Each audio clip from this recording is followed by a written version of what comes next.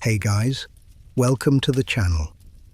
Sit back, relax, and let your mind drift as we step into the darker corners of American history.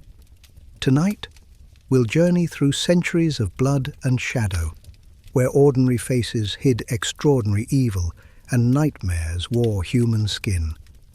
From the desolate plains of the frontier to the neon-lit streets of modern America, each killer left behind more than bodies. They left warnings, whispers, and scars on the nation's soul. Close your eyes, breathe deep, and remember, monsters aren't born in darkness. They're born among us. Long before America was a nation, before borders and law, before cities rose from dirt and ambition, the land itself was already soaked in blood. The frontier, wild, lawless, endless, was not just a place of discovery. It was a testing ground for the human soul. And as settlers carved civilization out of wilderness, something else began to take shape alongside it: the American killer.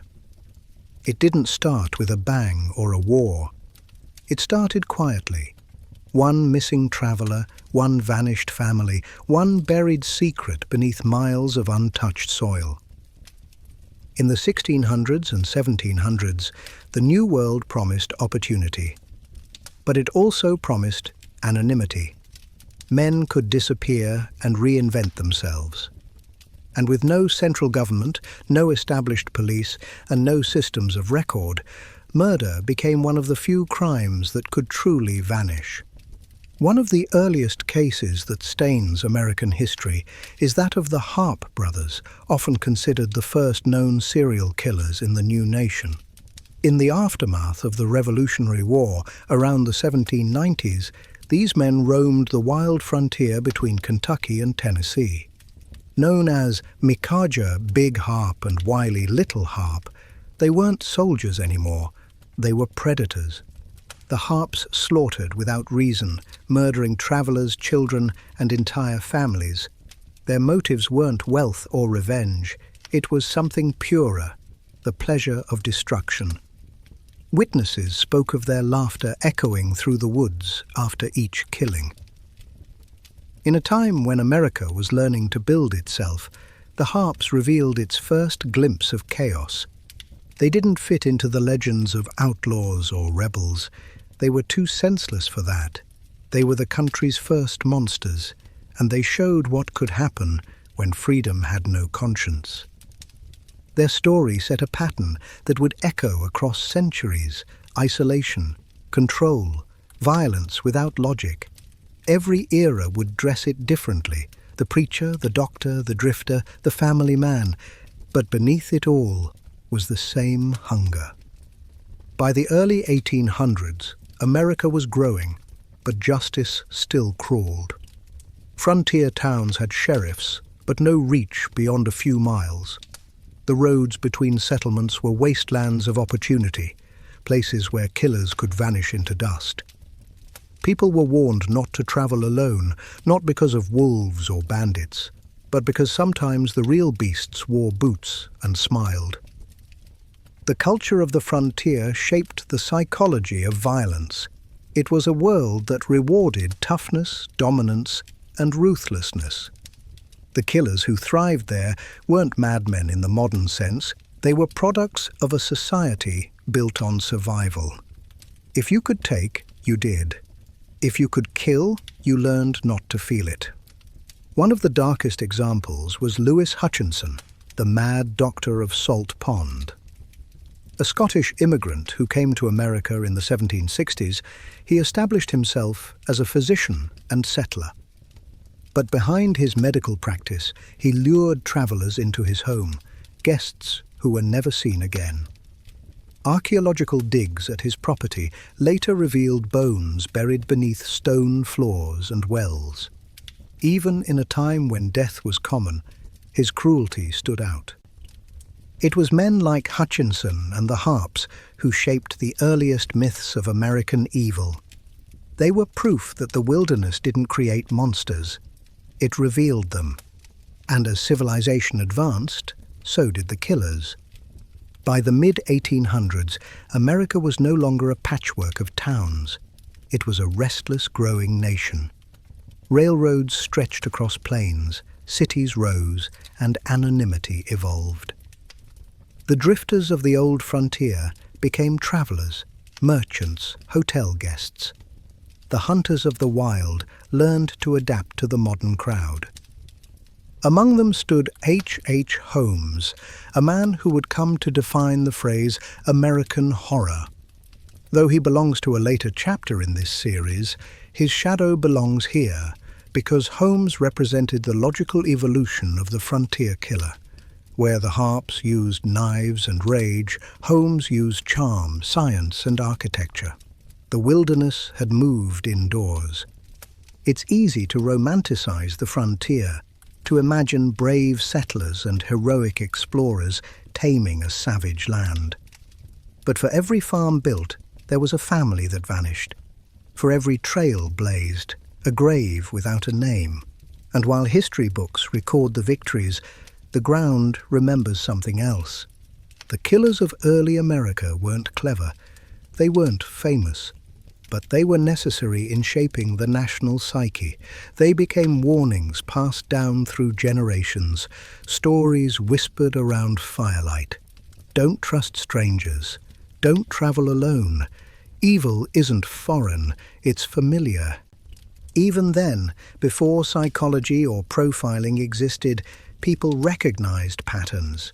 The emptiness behind polite faces, the absence of guilt, the fascination with control. They didn't have words like psychopath or sociopath yet. But they had something more instinctive: fear. And fear in the wilderness was wisdom. By the time the 18th century ended, the American identity had already absorbed its first contradictions. A nation that worshipped freedom but also bred chaos. A land of opportunity that birthed both dreamers and demons. The killers who haunted the frontier didn't just spill blood, they set the tone. They showed that evil didn't arrive later with cities and industry. It had been here from the beginning, riding alongside every wagon, watching from every tree line. Their legacies linger in folklore, in haunted trails, in ghost stories, in towns that never recovered. But more than that, they left behind a template, a psychological inheritance. Each generation of American killer that followed would carry traces of the frontier in their DNA, self-reliant, predatory, invisible until too late. Because the truth is, America was built by both creators and destroyers. And the difference between the two was often just a choice, one the Harp brothers made long before anyone else. The frontier may have disappeared from the map, but it never disappeared from the mind. The American frontier was never just a place, it was a state of mind, a stretch of wilderness where law ended and impulse began. People came chasing dreams, freedom, or fortune, but the same land that offered rebirth also offered concealment. There were no courts beyond the mountains, no witnesses on the trails, no one to count the missing. The perfect landscape for predators to evolve unnoticed. And they did. In the still-forming veins of the nation, the early killers became prototypes for everything to come. Creatures molded by isolation, war, and the absence of consequence. The violence that stained the frontier didn't vanish with civilization. It mutated into something quieter, smarter, more deliberate. One of the most infamous among them was Levi Boone Helm, better known as the Kentucky Cannibal. Helm was born in 1828, a man shaped by poverty, restlessness, and a complete lack of empathy. He killed not out of rage, but convenience. When food ran scarce on his travels, he turned to human flesh. He confessed to eating men he murdered, sometimes even his friends. His crimes stretched from Missouri to California, his legend blending fact and myth until the two became inseparable. Helm wasn't a mindless savage. He was articulate, deliberate, even charismatic. He represented the emerging American archetype of evil, intelligent, self-serving, utterly detached from remorse. And in that detachment lay the essence of something far more disturbing, a pattern. Historians and criminologists would later recognize it as psychopathy, but on the frontier it was simply called survival. Helm justified his actions the way many killers of his time did. I did what I had to do. In the absence of morality, necessity became its replacement. But the truth is, Helm didn't need to kill. He wanted to. There's a recurring theme in early American murders, the blending of pragmatism and pleasure. Killers cloaked their desires in excuses, self-defense, desperation, war trauma. Yet beneath it all pulsed something older, that thrill of domination, the satisfaction of control. And as the 1800s unfolded, the killers multiplied with the population. The wilderness was shrinking, but the hunger remained. In Illinois, Aunt Polly Bodine shocked the young nation when she became the first woman in America publicly accused of murder and arson in 1843. She was labeled the Witch of Staten Island. Though evidence was circumstantial, the idea of a woman capable of such violence sent shockwaves through a society that viewed women as moral anchors. Her trial drew massive crowds, proof that America's obsession with evil was already growing alongside its fear of it. By the mid-century, the pattern was impossible to ignore. Every new territory carried its own tales of slaughter. Cabins burned, travelers vanished, families wiped out overnight.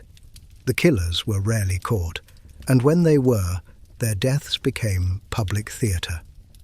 Hangings were communal events, attended by hundreds, even thousands. The executioner's rope wasn't just punishment, it was reassurance. A ritual that told the frightened public that evil could still be controlled. But beneath those spectacles, something far subtler was happening, a transformation in how Americans viewed murder. In Europe, killers were seen as cursed, born of sin. In America, they were seen as aberrations, freaks of nature, not reflections of society. The New World needed to believe in its own innocence, and so it painted its monsters as outsiders. But that denial had a cost. By refusing to see how environment and psychology intertwined, early America allowed its killers to blend in, to become farmers, doctors, and traders by day, predators by night. One of the most chilling examples came from the story of the Benders of Kansas, a family who ran a small inn along the Osage Trail in the 1870s. Travelers came for food and lodging. They left buried beneath the floorboards. The Benders, mother, father, son and daughter, worked together in perfect harmony of deception and death. They killed for profit, but their methods were ritualistic. Victims were seated over a trapdoor, struck with a hammer, then bled into the cellar. When their crimes were discovered, the family vanished without a trace, leaving only the remains of their victims and the smell of rot in the Kansas wind. The Benders shattered the illusion that evil was male or solitary. It could be a family business. It could sit at the dinner table smiling. Their story became legend, whispered around campfires, printed in dime novels, retold across generations. But what it really revealed was how deeply violence had seeped into the foundation of American identity. The same drive that fueled expansion, ambition, dominance, control, also fed its killers. The frontier didn't create them. It gave them space to flourish. By the late 1800s, the American killer had evolved from outlaw to strategist. H. Holmes, emerging at the century's end, was the natural descendant of every murderer before him, the product of a nation that prized innovation even in cruelty. His murder castle in Chicago, with hidden rooms and gas chambers, was the industrial age's reflection of the old wilderness. The tools had changed, the hunger had not. That's the pattern that defines the first chapter of American killing, evolution through opportunity.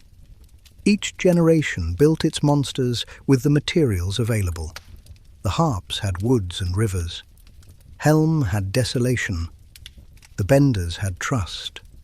Holmes had architecture. The story of early American murder isn't about chaos. It's about adaptation. Evil is resourceful. It finds a way to fit the landscape, to wear the same clothes as everyone else, to speak the same words, to smile the same smile. That's why the killers of the frontier still haunt American consciousness today. Because they weren't legends or ghosts. They were human beings who used the newness of their world as camouflage. They became pioneers of darkness in a land obsessed with light.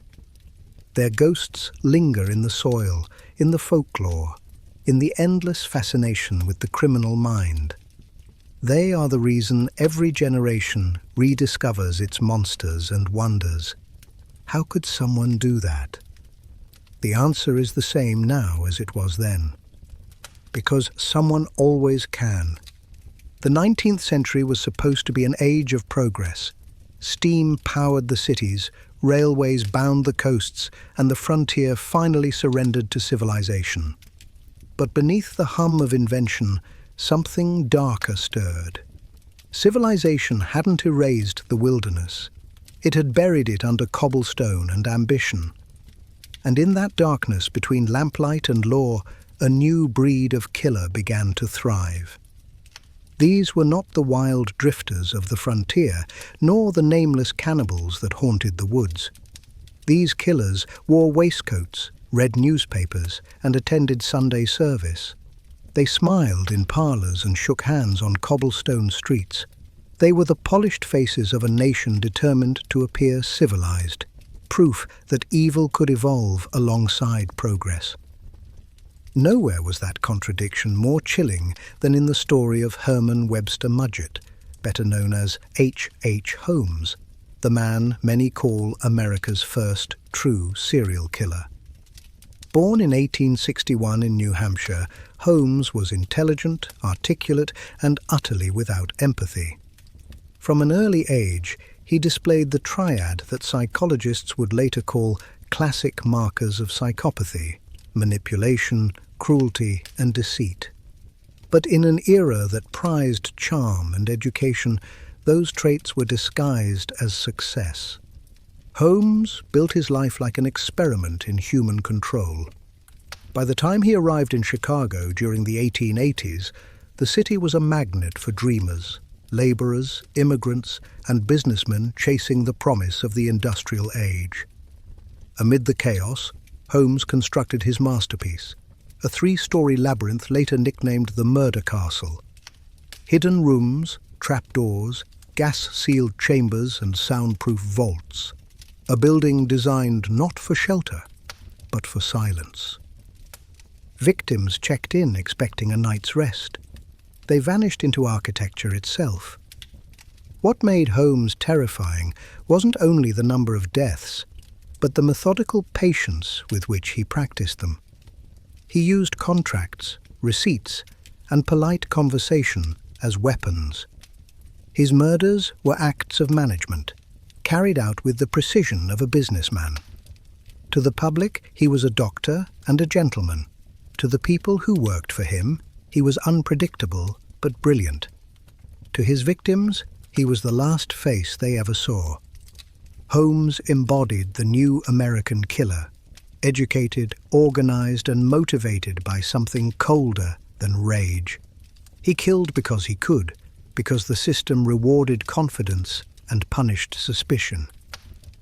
In the industrial sprawl of Chicago, efficiency was God. Holmes simply applied it to death. But Holmes wasn't alone. Across the growing nation, others followed paths just as dark, though less remembered. The 19th century was filled with names lost to history, killers whose crimes were too scattered or gruesome for newspapers to print in detail. There was Delphine LaLaurie, the New Orleans socialite whose mansion hid chambers of torture behind gilded doors. Her victims were enslaved people, mutilated in ways too horrific for print, discovered only after a fire exposed her secrets. Her story blurred the lines between high society and sadism, proving that refinement could coexist with barbarity. There was Jane Topham, the Boston nurse who confessed to killing at least 31 patients because, in her words, she found it exciting. She experimented with morphine and atropine, watching life flicker and fade, taking notes like a scientist studying insects. The press called her Jolly Jane, a grotesque nickname that captured how fascinated, even amused, the public had become by horror. And in Texas, the servant girl annihilator stalked the city of Austin through the 1880s, slashing victims with such brutality that newspapers described him as a phantom with a hatchet. The killings struck terror through a city still lit by gas lamps, and the press began using a new term: serial murderer. Each case revealed another truth. The killers were no longer confined to wilderness or poverty. They existed in cities, hospitals, boarding houses, places meant for safety. The monsters had adapted to modernization. Even as science advanced, the human mind remained largely unmapped. Psychiatrists debated whether killers were born evil or shaped by circumstance. Some blamed alcohol, others heredity. None could explain the cold logic that seemed to drive men like Holmes and women like Topham. The concept of the psychopath had not yet entered vocabulary. The closest word was moral insanity. And America, chasing its destiny, ignored the signs. In those decades, sensational newspapers turned murder into morning reading. The penny press printed every lurid detail: autopsy sketches, witness statements, confessions written in trembling ink.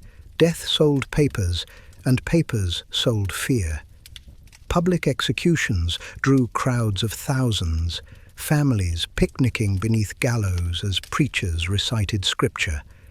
It was entertainment disguised as morality, the birth of a cultural addiction that would only deepen with time. Behind the spectacle, the killers watched. The more infamous the stories became, the bolder some murderers grew. Fame had replaced fear as the ultimate currency. The killers understood that the press needed villains, and they obliged. Letters to editors, taunts to police, echoes of this behavior would resurface decades later in figures like the Zodiac Killer. But its roots were here, in the 1800s, when attention first became a form of immortality. And as America grew, so did its appetite for explanation. For every headline, there came a sermon, a lecture, a pamphlet claiming to have discovered the source of sin. Religion, science, and media all tried to own the narrative. None could, because the truth was simpler and harder. The killers weren't monsters outside civilization. They were products of it. Holmes thrived because the modern city gave him privacy. LaLaurie thrived because wealth gave her immunity. Topham thrived because medicine gave her trust. Progress, for all its light, created new shadows to hide in. By the time the century closed, America had changed forever. The old wilderness was gone, but the violence that once roamed it now lived within walls. It wore white coats, tailored suits, and the calm demeanor of intellect. The age of the unknown wasn't about superstition anymore. It was about psychology, a new kind of mystery that lived not in the dark, but behind the eyes. When Holmes was finally caught in 1894, his trial captivated the world. Reporters described him as serene, intelligent, charming. He smiled while confessing. He spoke about murder the way others spoke about business. When asked why, he answered softly, "I was born with the devil in me." And perhaps he was right. Not about demons, but about design. For centuries, humanity had been building tools to control the world. But in homes, America met the consequence of control without conscience, the union of intellect and emptiness. The 19th century ended as it began, with innovation and blood. The machines kept running, the cities kept growing, and the killers kept learning. Because progress doesn't erase the darkness, it only teaches it new ways to hide. The 1800s drew to a close like a theatre after the last act. The lights dimmed, the audience unsure whether to applaud or fear what they'd just witnessed. America stood proud, draped in invention and prosperity. But the streets whispered of something else: blood, secrets, and the realization that progress hadn't cured the darkness. It had given it new disguises. Behind the smiles of the Victorian age, something ancient was resurfacing. The hunger for control, the craving for power over life itself. What had begun with the Harp brothers' crude savagery in the wild frontier had evolved into precision. The killers of the late 19th century didn't stalk through forests. They stalked through parlors, hospitals and boarding houses, refined, educated, invisible. There was Belle Gunness, the Norwegian-American Black Widow of La Porte. On her farm in Indiana, she promised lonely men love, marriage and stability. They arrived carrying savings and dreams. They left in pieces, buried under hogs, bones crushed into the soil. Gunness lured her victims with newspaper ads, sweet letters, and a maternal smile. She was the new American nightmare, not the outlaw, but the homemaker. The discovery of her crimes in 1908 horrified the nation. Dozens of bodies were unearthed, including her own children. Neighbors remembered the smell of ash and the eerie quiet of her fields. Investigators would later call her one of the most prolific killers in American history, though her exact count remains unknown. Some still believe she faked her death and vanished into the crowd. Belle Gunness represented the end of innocence in the American psyche, proof that evil could live behind lace curtains and Sunday aprons. The myth of purity was over, and she wasn't alone. In New York, Lizzie Halliday was convicted of multiple murders in 1894, her crimes so shocking that newspapers called her the worst woman on earth. She slaughtered her husband and 2 servants, then set her farmhouse ablaze. When questioned, she smiled serenely and claimed voices told her to kill. Later, psychiatrists would debate whether she was insane or simply manipulative. But her composure, her calm confidence, suggested something colder than madness. These women, hidden behind respectability, forced America to confront a terrifying truth: that murder didn't wear a single face. It could come in the form of love, charm, or motherhood. It wasn't confined to the wilderness. It lived next door. The 1800s were also the age of unsolved murders, of legends that bled into folklore. Stories like the Axeman of New Orleans, who struck randomly through 1918 but echoed earlier killings, reveal how fear traveled faster than facts. Before telephones or radio, rumors became scripture.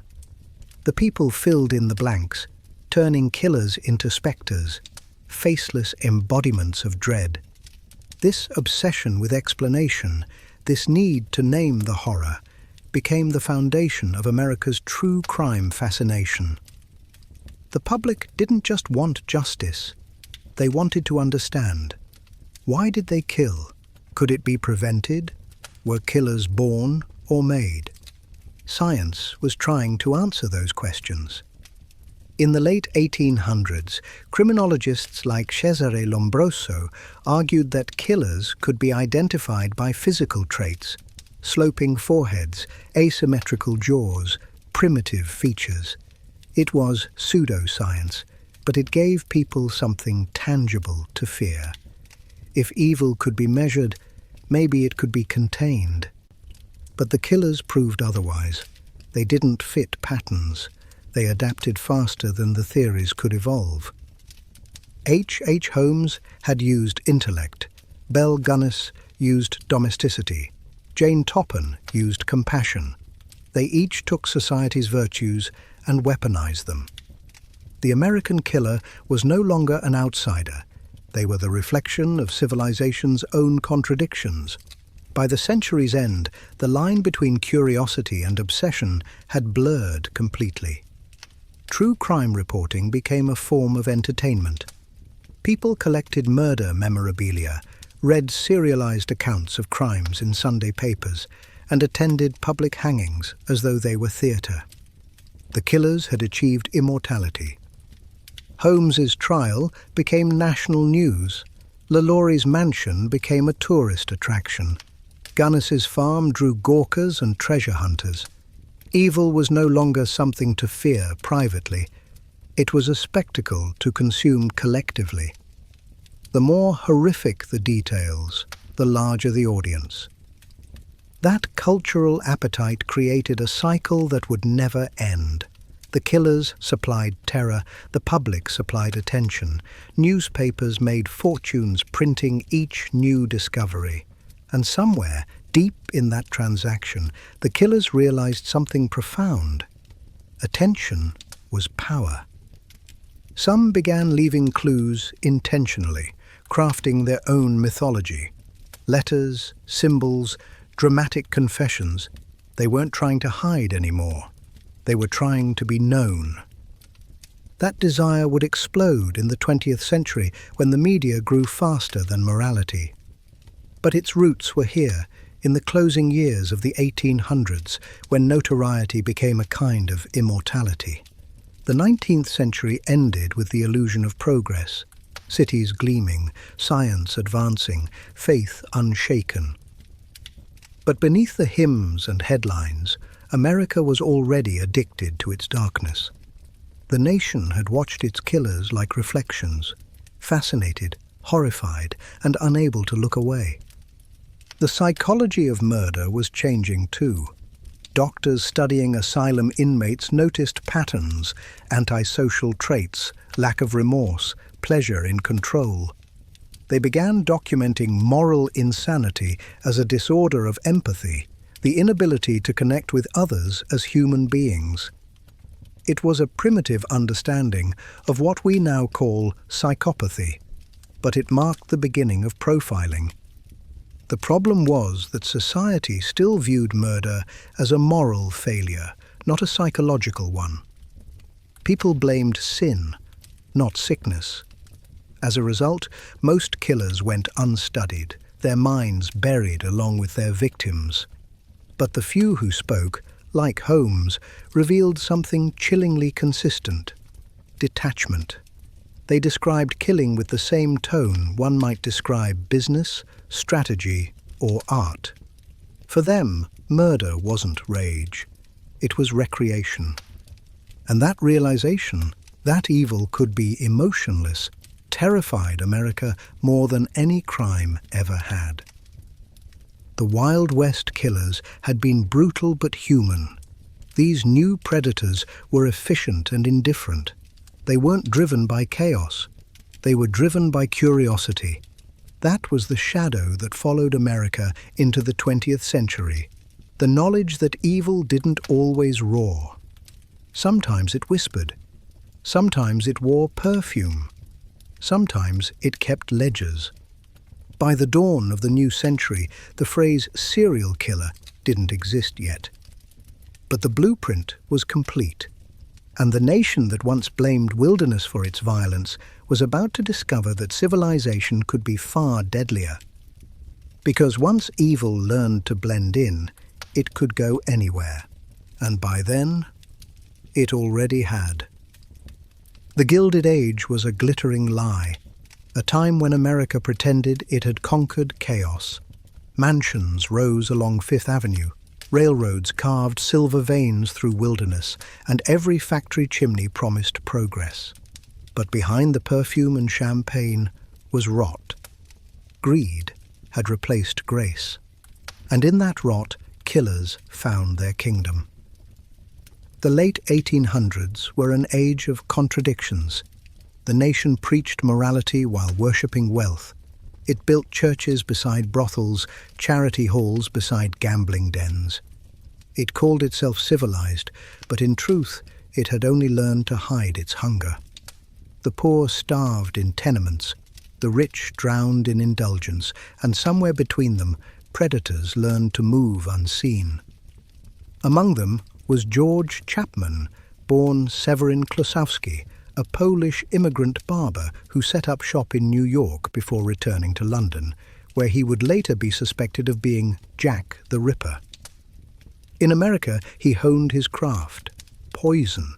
He married women for convenience, watched their health decline under his care, and collected their money with a smile.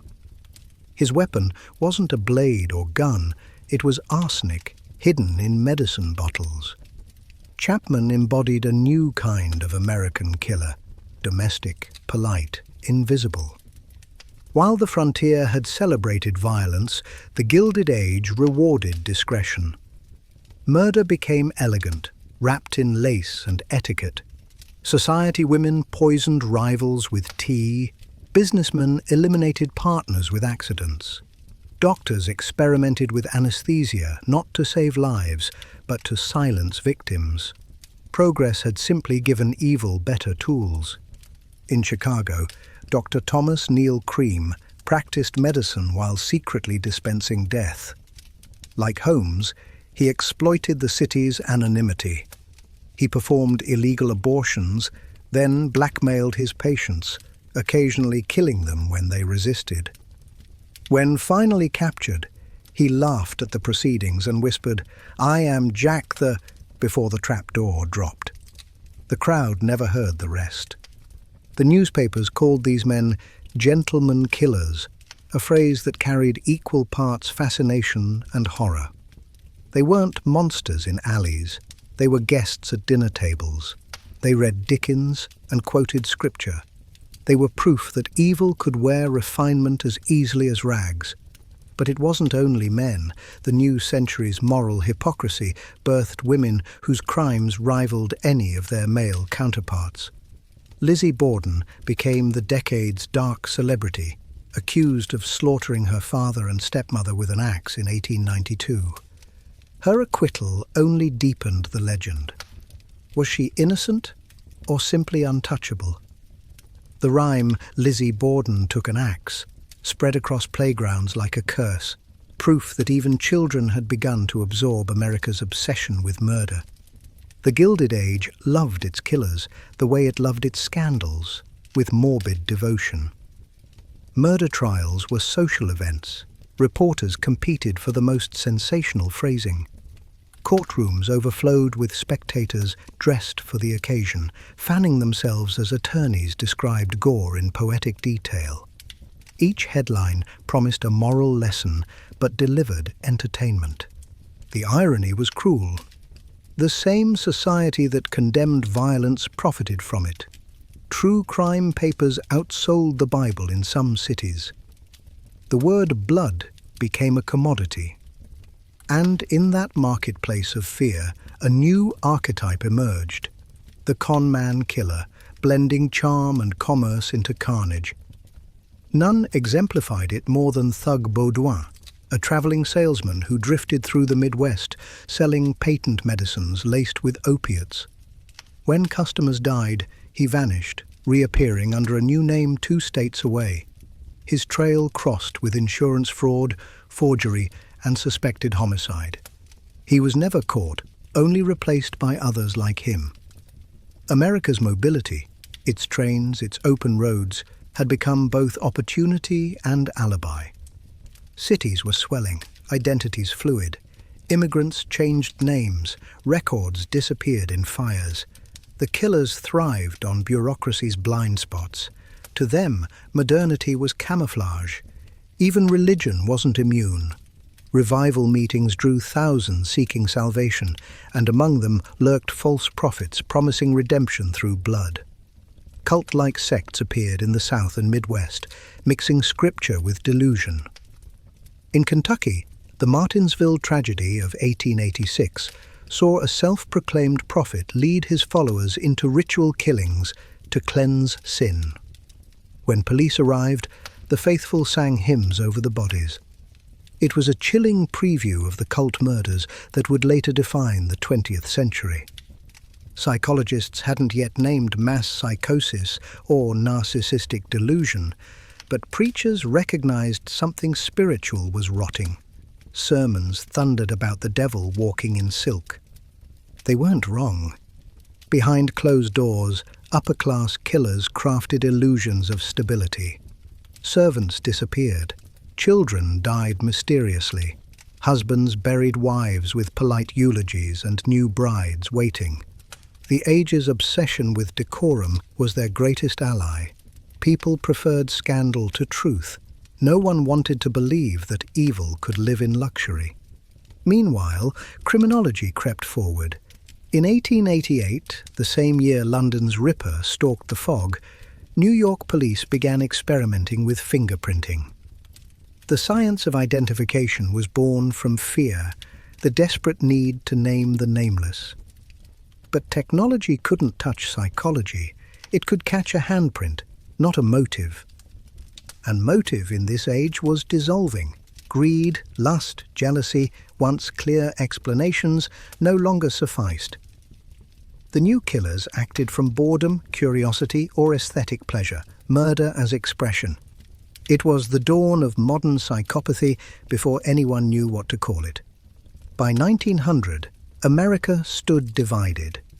One half bathed in optimism, the other haunted by its reflection. The industrial skyline glowed, yet underneath it, morgues overflowed. Coroners whispered of patterns no one wanted to hear, bodies drained of blood, victims posed with ritual precision, families annihilated without theft or reason. The human race had mastered the machine, but not itself. In this tension, wealth versus want, civility versus cruelty, the Gilded Age birthed its defining fear, that progress could not civilize the heart. The killers of this era weren't rebels or lunatics. They were mirrors. They showed America what it looked like when morality became performance, when success meant never getting caught. Every glittering ballroom hid a shadow, every new invention a new temptation. The electric light illuminated streets and exposed just how dark humanity could be. The Gilded Age ended officially with the new century, but its ghosts lingered. They lived on in newspaper ink, in unsolved files, in nursery rhymes about an axe and a whisper.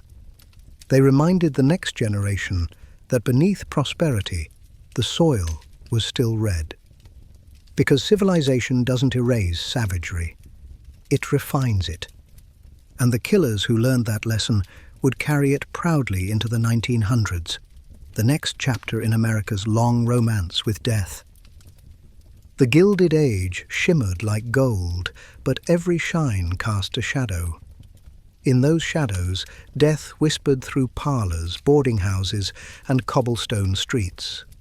America was glowing with innovation, electricity, railroads, telegraphs, but progress came with an invisible cost. The faster life moved, the easier it became to disappear. No one embodied that better than the drifters who crossed the country by rail. Some were workers, some were thieves, and a few were killers who left behind trails too scattered to trace.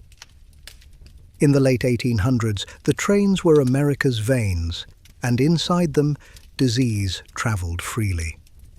Every town had its share of vanishings: a missing traveler, a burned-down boarding house, a stranger found floating in a river.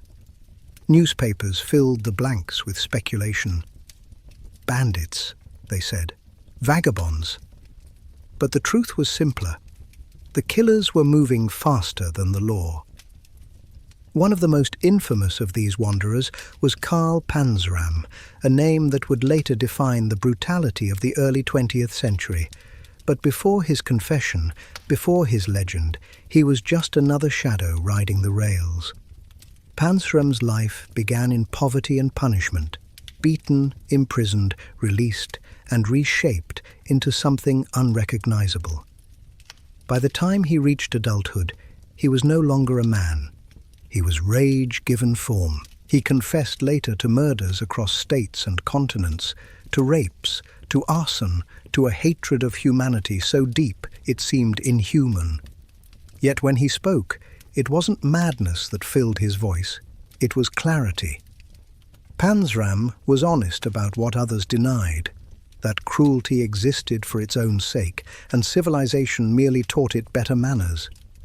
He was a grim echo of the Gilded Age's truth, the smile of progress hiding a clenched fist. In that same era, the cities grew taller, and with them, anonymity became a new kind of power. The poor crowded into tenements stacked like tombs. Disease, crime, and corruption bled together. Among the hungry and hopeless, killers found endless prey. In New York, the newspapers reported the body of an unknown woman so frequently that it became routine. The victims were immigrants, servants, runaways, people society had no room for. The anonymity that fueled industry also fed murder. And it wasn't just the lower classes who vanished.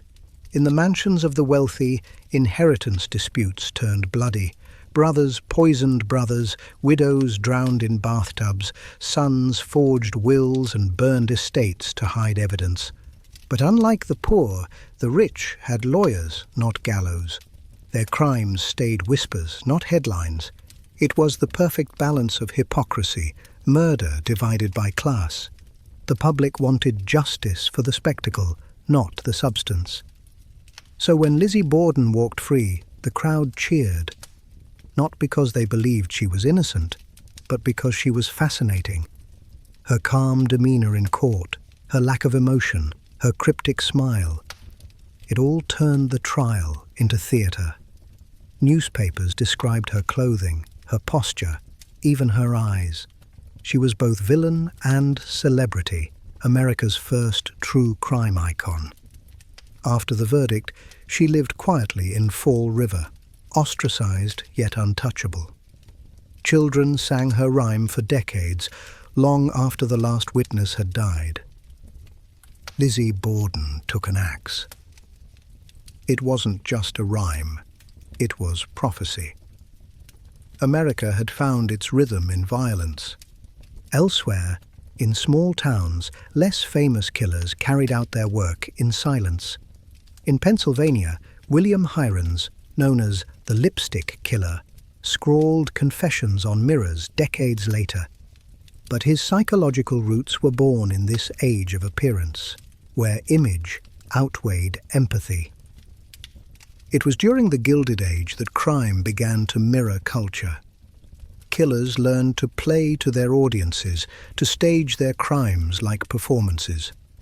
Police would find victims arranged, letters left behind, clues crafted not to conceal, but to intrigue. Even the brutality had aesthetics. In San Francisco, the Durant case shocked the West Coast. Theodore Durant, a medical student and church volunteer, was accused of murdering 2 women within the church walls, hiding their bodies in the belfry and utility closet. The discovery destroyed any illusion that faith alone could shield morality. When he was caught, Durant smiled, politely corrected reporters on his spelling, and asked that his hair be trimmed neatly for execution. He wanted to die handsome. It was that kind of vanity, cold, meticulous, that defined the Gilded Age killer. The brutality was not impulsive. It was deliberate, rehearsed. As cities expanded, so did the institutions built to contain their darkness: asylums, prisons, orphanages. But inside those walls, new horrors unfolded.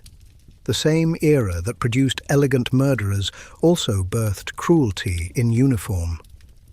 Doctors performed treatments that mutilated more than they healed. Prison guards broke men until their screams were routine. The cruelty of authority became a reflection of the killers themselves, one sanctioned, one condemned, both born of the same indifference. The journalists who documented these stories were the ancestors of modern true crime creators. They didn't just report facts. They painted morality plays. Every murder became a warning, every execution a sermon. The killers were condemned publicly, yet immortalized privately. Their faces sold papers. Their stories filled columns. And as the 19th century bled into the 20th, the pattern had fully crystallized. America was fascinated not by justice, but by evil itself. Every killer was a new legend, every trial a new spectacle. It wasn't about guilt or innocence anymore, it was about narrative. The Gilded Age had ended, but its reflection remained polished. Behind every invention, every dance hall, every headline, the same question echoed: how could they do it? And deeper still, why can't we stop watching? Because America didn't just witness its killers, it created them. In a nation obsessed with reinvention, even monsters could evolve. And soon they would, into something far more organized, far more methodical, and infinitely more terrifying. The turn of the century wouldn't bring peace, it would bring precision. The age of charm and poison was over, the age of patterns and power had begun. The South carried its faith like armor, heavy, polished, unyielding. Yet beneath the hymns and hospitality, something restless moved. Every Sunday, church bells promised salvation. Every Monday, the newspapers whispered of death. It was a region that believed in redemption so fiercely that even the damned expected a second chance. And for some, that hope became permission. By the 1930s, the Great Depression had swallowed the rural South. Poverty, pride, and piety tangled together like roots, and in that struggle, violence became both punishment and relief. Families starved quietly, neighbors lent food and rumors in equal measure. When someone disappeared, people prayed instead of questioned. Take Fanny Bell Fleming, better known as Nancy James, a Georgia woman whose gentle demeanor masked a record of poisonings that stretched across counties. She killed for small profits, inheritance, insurance, resentment. But what fascinated investigators was her calm faith. She attended service after every death, thanking God for His mysterious ways. In the South, even poison could be baptized. Religion became the ultimate disguise. Traveling preachers roamed the highways, carrying Bibles and bodies in their wagons. Few were as infamous as Brother Claude Hogg, a charismatic revivalist who drew crowds with fiery sermons and miracle healings.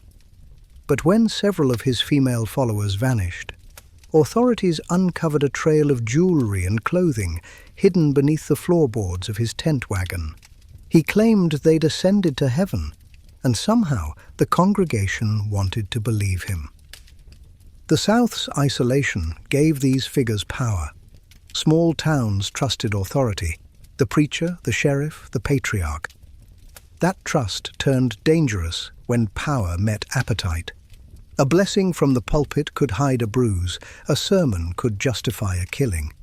And when truth threatened reputation, silence became gospel.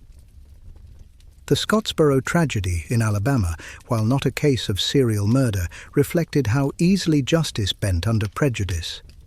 False accusations, mob fury, and moral posturing filled the headlines. That same moral theatre played out again and again in private lives, where killers cloaked themselves in virtue and towns pretended not to see. But some crimes refused to stay hidden. In the humid summer of 1955, the murder of Emmett Till shocked the conscience of a generation. The brutality was public, undeniable. Though his killers were not serial murderers in the classic sense, their crime revealed something larger: the South's capacity for ritualized violence. Lynchings were collective murders wrapped in ceremony, picnics beneath hanging trees, photos turned into postcards. It was horror disguised as heritage. That paradox defined the Southern killer. Their violence was intimate, born not from anonymity, but from familiarity. They killed people they knew, sometimes people they loved. Every act carried the weight of shame, pride, or salvation. The line between vengeance and virtue blurred until it vanished entirely. Psychologists studying mid-century Southern homicide noted patterns that reflected the culture itself: a fixation on honor, emotional repression, and divine justification. Where Northern killers often chased control or curiosity, Southern murderers chased vindication. They weren't trying to outsmart the world, they were trying to cleanse it. Even domestic crimes carried that twisted logic. In Louisiana, Tony Joe Henry lured a man from his car in 1940, shot him, and stole his vehicle. On the stand, she smiled, flirted, and quoted scripture. Her beauty and her calm defiance turned the courtroom into a spectacle. The press dubbed her the femme fatale of the Bible Belt. When the jury sentenced her to death, she thanked them sweetly and asked for a cigarette. The South loved its sinners as much as its saints, especially when they looked the part. By mid-century, true crime pulp magazines flooded drugstores with lurid covers: Church Lady Slayer, Bible Belt Blood. The headlines sold fear by mixing faith and sin, two things readers couldn't resist.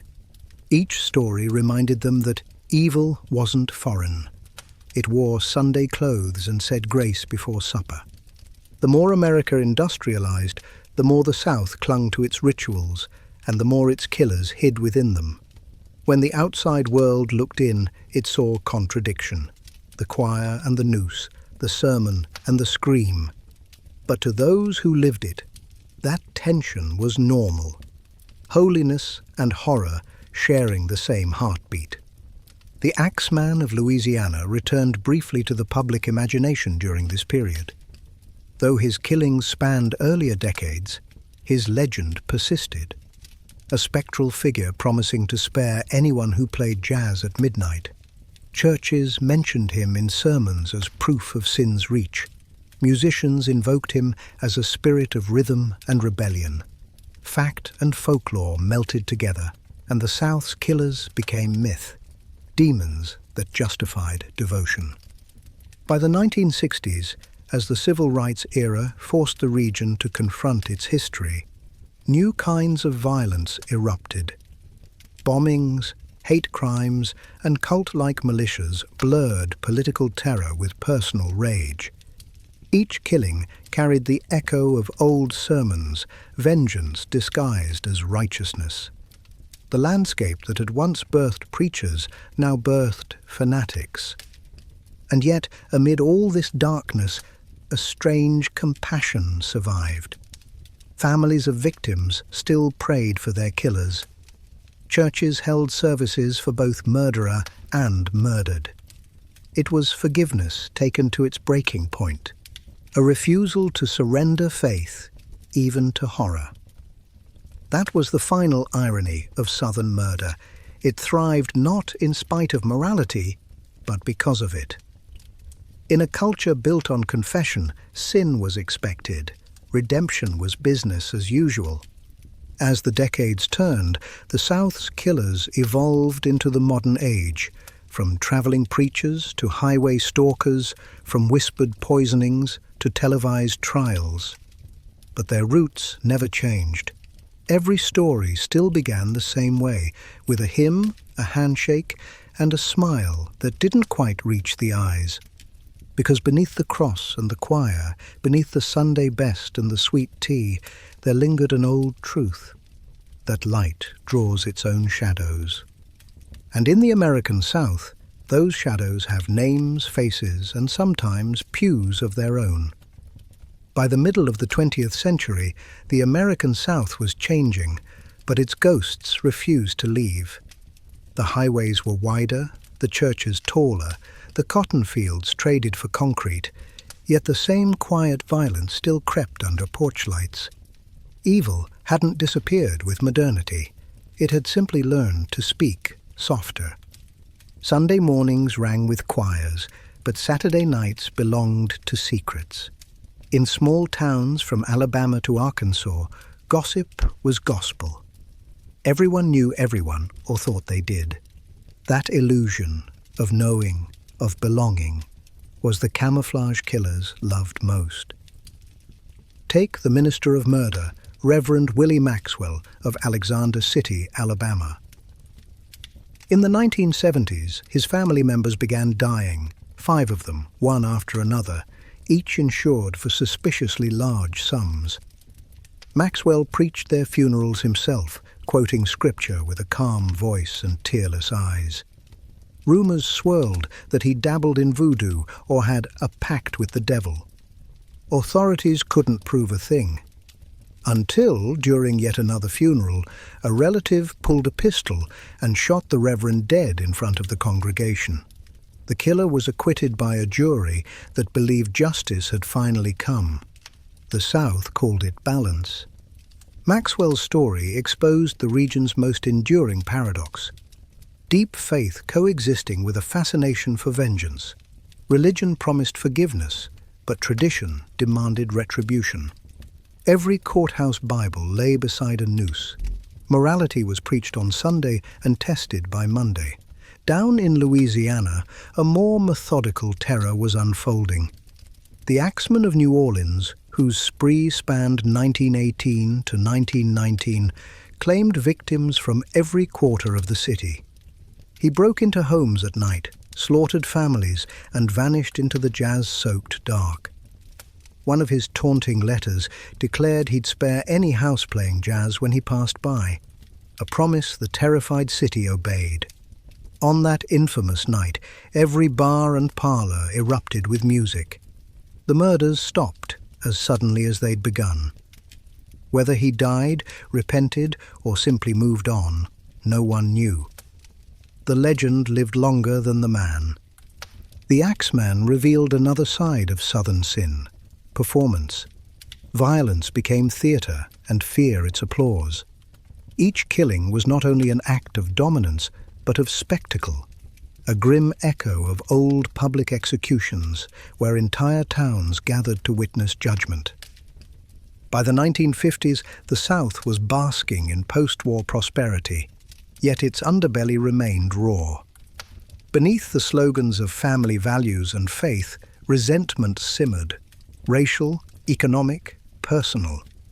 The era birthed killers whose motives blurred between ideology and obsession. In Georgia, William Hirons, dubbed the lipstick killer decades earlier, inspired imitators who scrawled Bible verses in blood. In Florida, Christine Falling, a teenage babysitter, smothered the children she watched over, later claiming God had told her to send them to heaven. She was barely 20 when sentenced. Her story underscored the South's chilling blend of innocence and fanaticism. Sin committed in the name of salvation. The region's heat, both literal and emotional, seemed to incubate obsession. Sheriffs spoke of murder by moonlight, crimes that made no sense except as explosions of long-boiled frustration. Poverty and pride forged a volatile mix. A man could lose his job, his land, his dignity, and reclaim control only through violence. When questioned, many quoted scripture. "The Lord giveth and the Lord taketh away." Even organized religion sometimes provided shelter for the disturbed. The 1980s saw cults sprout in rural corners, small congregations where charismatic preachers twisted doctrine into domination. In Alabama's backroads, the Church of the Lamb of God, under self-styled prophet Jeffrey Dahmer, would later be linked to multiple murders. Members surrendered homes, money, and willpower, believing obedience was holiness. The South's cultural deference to authority made resistance rare until it was too late. The landscape itself seemed to conspire with secrecy: dense woods, endless swamps, rivers that swallowed evidence whole.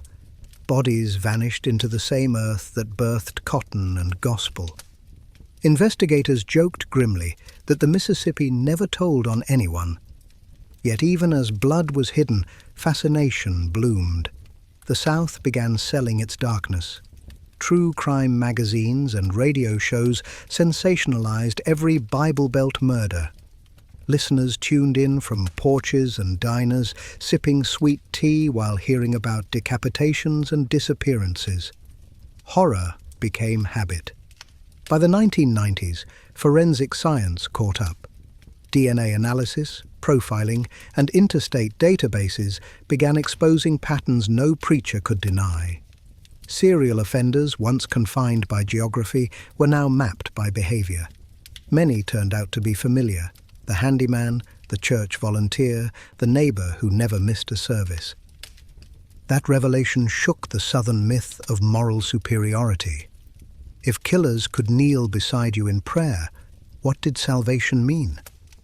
The case of Samuel Little, who confessed to over 90 murders across the country, many in southern states, drove the question deeper. For decades, his victims were dismissed as runaways or addicts. Only after his arrest did investigators realize the scale of his crimes. Little described the South's backroads and truck stops in chilling detail, sketching his victims from memory. His confessions turned geography into graveyard poetry. Faith had always promised answers, but now science held proof. The conflict between them defined the modern Southern psyche. Preachers warned that evil walked in human form. Criminologists agreed, though for different reasons. The devil no longer needed horns, just a friendly smile and a pickup truck. Still, the South clung to its rituals. Candlelight vigils replaced hangings, and true crime podcasts replaced gossip, but the fascination remained the same. Every tragedy carried a sermon. Every killer became folklore. What makes Southern murder uniquely haunting isn't its brutality, it's its intimacy. The victims and killers often shared pews, schools, and family ties. The crimes weren't eruptions from strangers, they were implosions of community. That closeness made each betrayal feel biblical. Cain and Abel revisited century after century. The phrase "beneath the cross" captures more than religion. Its geography, psychology, and legacy intertwined. The cross stands at every intersection of Southern life: faith and fear, love and control, forgiveness and vengeance. Each killing is a shadow cast by that symbol, stretching long in the sun-baked fields. Today, when tourists visit the South's historic towns, they see antebellum homes and hear about battles and blues. Few realize that beneath those brick streets lies an older story, one written in blood and confession. A story where salvation and sin were never opposites, just partners taking turns. The killers of the South didn't invent hypocrisy, they inherited it. They learned that if you speak softly, pray loudly, and smile often, you can hide anything. The devil, after all, was once a choir boy.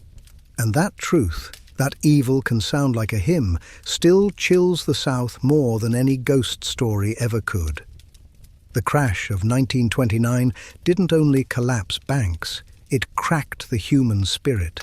Bread lines stretched for blocks, farms turned to dust, and millions of proud Americans learned the taste of hunger.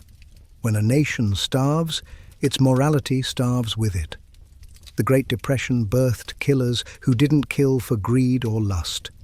They killed because the world around them had already died. The decade was a slow suffocation.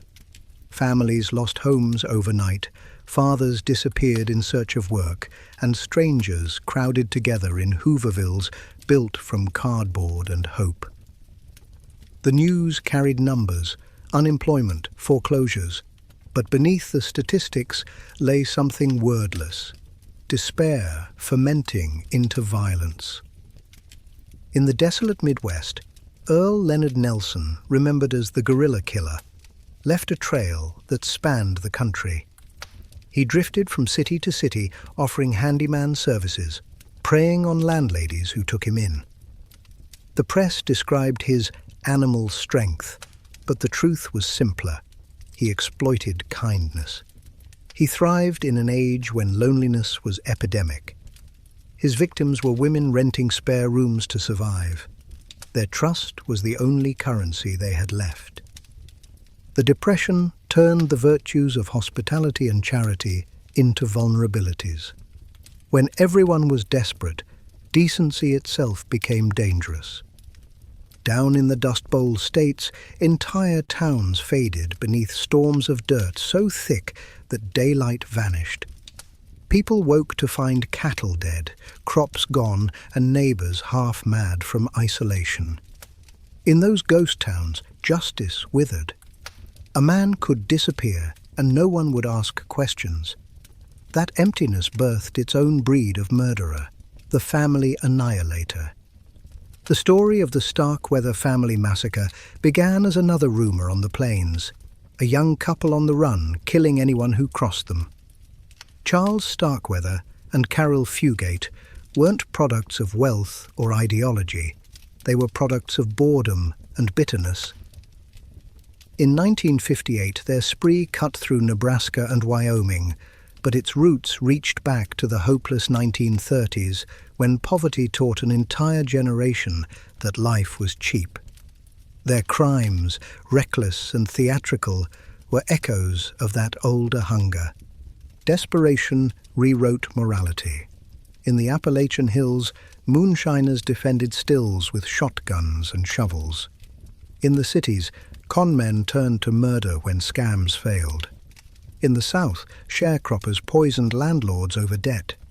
Courts overflowed, jails burst, and sheriffs prayed for calm that never came. For the first time, the word mass murder appeared regularly in American newspapers. Even the heroes blurred with villains. The same era that worshipped gangsters like Bonnie and Clyde or John Dillinger revealed how easily America could romanticize killers when poverty made rebellion look noble. The line between outlaw and murderer blurred until crime felt like protest. Bank robbers were cheered, lawmen were jeered. Blood on the sidewalk looked like justice to those who'd lost everything. But behind the glamour lay rot. Photographs from the time show smiling criminals beside their victims' corpses, trophies of fame in an age that confused survival with glory. The newspapers printed them willingly, feeding a nation starved for distraction. Death sold better than bread. In rural Kansas, a quieter nightmare unfolded. The Clutter family murders of 1959, later immortalized in cold blood. Perry Smith and Richard Hickok didn't know their victims personally. They'd simply heard there was money in the house. There wasn't. But pride and paranoia drove them anyway. The killings were swift, pointless, intimate. In many ways, they closed the chapter that the Great Depression had opened. The idea that violence could fill an emptiness that hunger left behind. The Depression taught America that stability was an illusion. That knowledge never left. When people lose faith in the system, they start rewriting the rules themselves. And murder is the oldest rewrite there is. Out west, transients rode the rails in search of work. Among them lurked drifters like the boxcar killer, true name lost to history. blamed for dozens of deaths along freight lines from Texas to Oregon. Each murder looked the same: victims found beside tracks, throats slit, wallets untouched. Whether it was one man or many imitators never mattered. The legend traveled faster than the trains. Hobos whispered prayers before boarding, and mothers warned sons to stay off the rails. Faith was the only constant currency left. Revival tents dotted empty fields, promising salvation for a dime. Some preachers believed their own words, others used them as traps. One itinerant minister in Arkansas was caught after baptizing victims in a river, then holding them under until bubbles stopped. He called it final repentance. By the late 1930s, the economy crawled back, but the psychology of scarcity remained. The killers of the era had proved that when hope collapses, morality follows. Survival and sin become synonyms. Every farmhouse that still stood held two relics side by side, a Bible and a rifle, one for forgiveness, one for everything else. The Great Depression didn't invent American violence. It reminded the country how thin the line between civility and starvation truly was. The men and women who killed in those years weren't all monsters. Many were reflections of the hunger that haunted every empty plate. When the dust finally settled and the war factories began humming, America congratulated itself on surviving. But survival had changed its soul. It had learned that morality bends easily when the stomach growls. And the killers of the Depression carried that lesson into the decades ahead, into suburbs, highways, and headlines waiting to be written. Because once a nation has tasted desperation, it never forgets the flavor. The Great Depression left more than economic scars. It rewired how Americans thought about trust, survival, and morality. When the banks fell and jobs vanished, people began to look inward for protection and outward for someone to blame. In that vacuum of faith, every act of desperation became a mirror of the nation's uncertainty. Communities that had once celebrated together at county fairs now locked their doors at dusk. Newspapers carried stories of petty theft and crimes of necessity, but beneath the headlines ran something deeper. A sense that the rules that governed decent behavior no longer held. Sociologists later called it moral drift, a slow, invisible slide from right and wrong into whatever keeps us alive. Criminologists studying prison populations of the 1930s noticed a pattern. Many offenders weren't habitual criminals at all. They were first-timers, driven by shame and hunger. Yet among them were individuals who discovered something darker in the chaos, a taste for control. Deprivation had taught them that human life could become a form of currency, and they never unlearned it. These were the minds that would later populate America's most chilling headlines. Psychology as a science was still young, but pioneers like Dr. Walter Reckless and Dr. Sheldon Gluck began charting links between environment and crime. They found that chronic stress, displacement, and humiliation could erode empathy faster than poverty itself. A man who once wept for his neighbor's misfortune might, after years of struggle, feel nothing at all. The Depression had turned entire regions into emotional deserts. Popular culture mirrored the contradiction. Radio dramas romanticized outlaws, while Sunday sermons warned against moral decay. Listeners switched easily between both. They wanted escape, but they also wanted catharsis, a chance to believe that good and evil still meant something in a world where bread cost loyalty. Hollywood capitalized on this duality. Films like The Public Enemy and Scarface portrayed gangsters as tragic anti-heroes, ruthless yet charismatic, victims of circumstance as much as perpetrators of sin. Audiences identified with them. The line between survival and villainy blurred under the flicker of projection light. America's fascination with criminal psychology had officially gone mainstream. On the ground, social programs tried to rebuild what hunger had dismantled. The New Deal offered jobs, but it couldn't instantly replace dignity. Psychiatrists working with relief agencies reported rising cases of what they called nervous collapse, a term we'd now label depression or trauma. Entire families lived in transient camps where privacy disappeared and hopelessness festered. In those crowded spaces, tempers flared and tragedies multiplied. Law enforcement struggled to separate crimes of passion from crimes of pathology. The federal government responded by professionalizing investigation. The newly empowered FBI, under J. Edgar Hoover, launched nationwide efforts to track fugitives who drifted between states. For the first time, America began to see criminal behavior as a pattern that could be mapped and studied. Profiling, though primitive, was born from these efforts. Agents realized that understanding why someone killed could be more powerful than merely proving how. Even as the economy slowly revived, the collective psyche didn't recover as quickly. Church attendance rose, not only from faith, but from fear. People needed moral structure after a decade of disorder. Yet those same sanctuaries sometimes hid unspoken pain. Veterans haunted by what they'd seen, parents ashamed of the compromises they'd made. Ministers preached endurance, but their congregations were learning caution, not comfort. The Depression had taught them that evil wasn't always monstrous. Sometimes it was ordinary, even familiar. Sociologists later observed that neighborhoods with strong social ties weathered hardship better.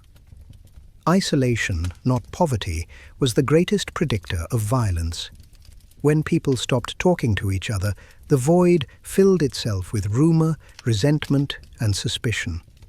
The killers who thrived in the 1930s understood that void instinctively.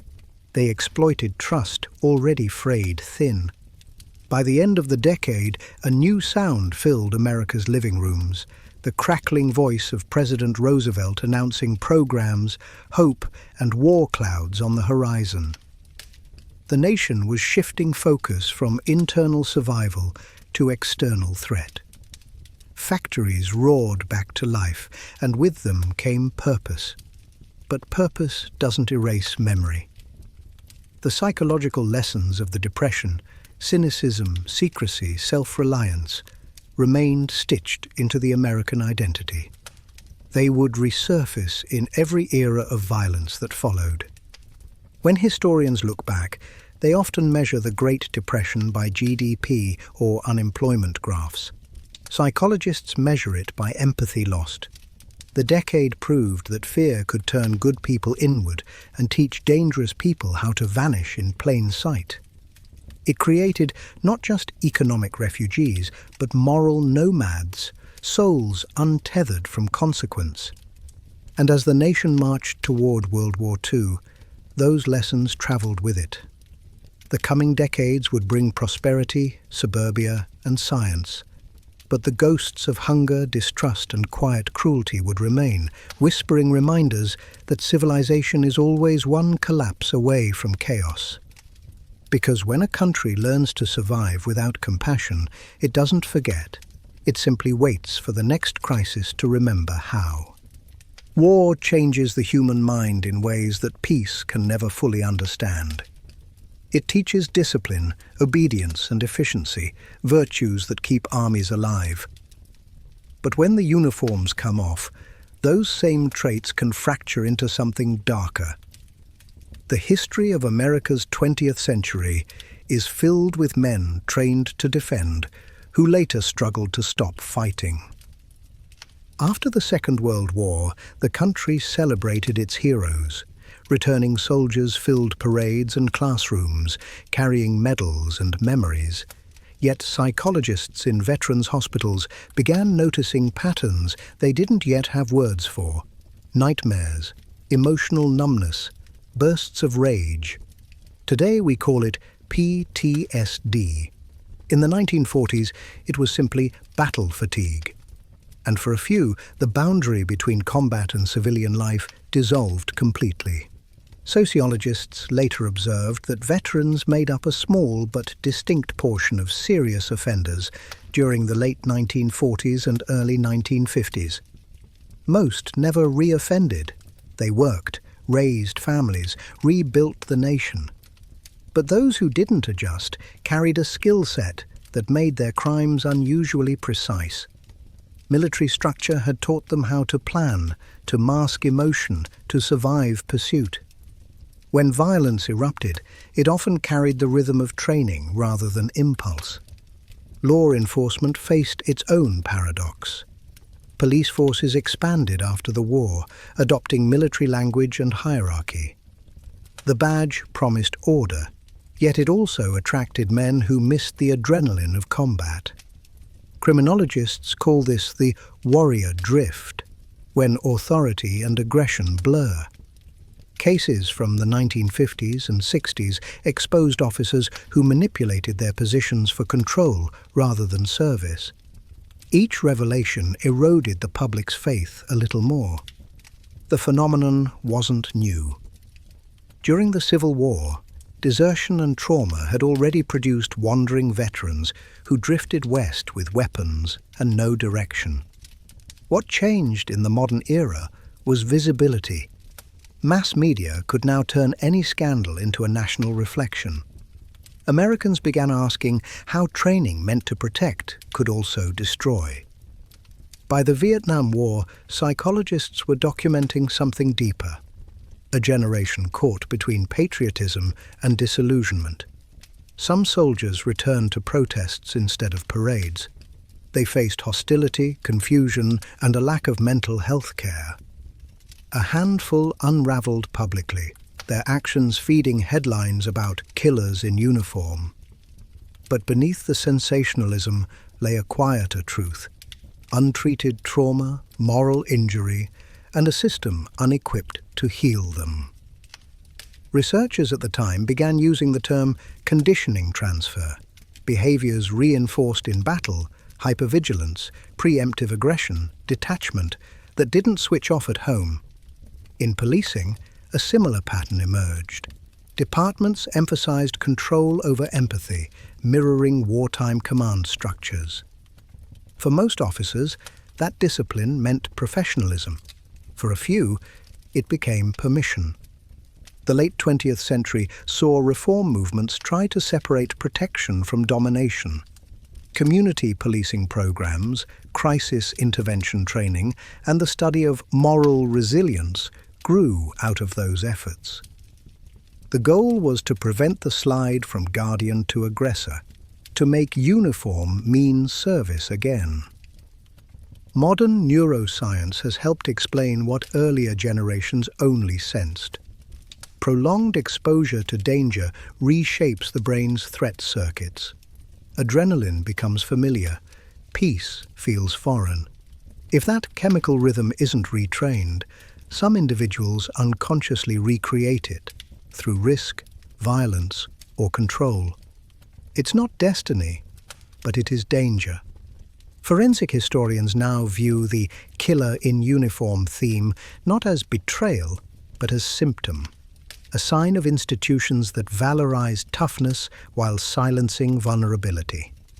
Whether soldier or sheriff, the lesson is the same.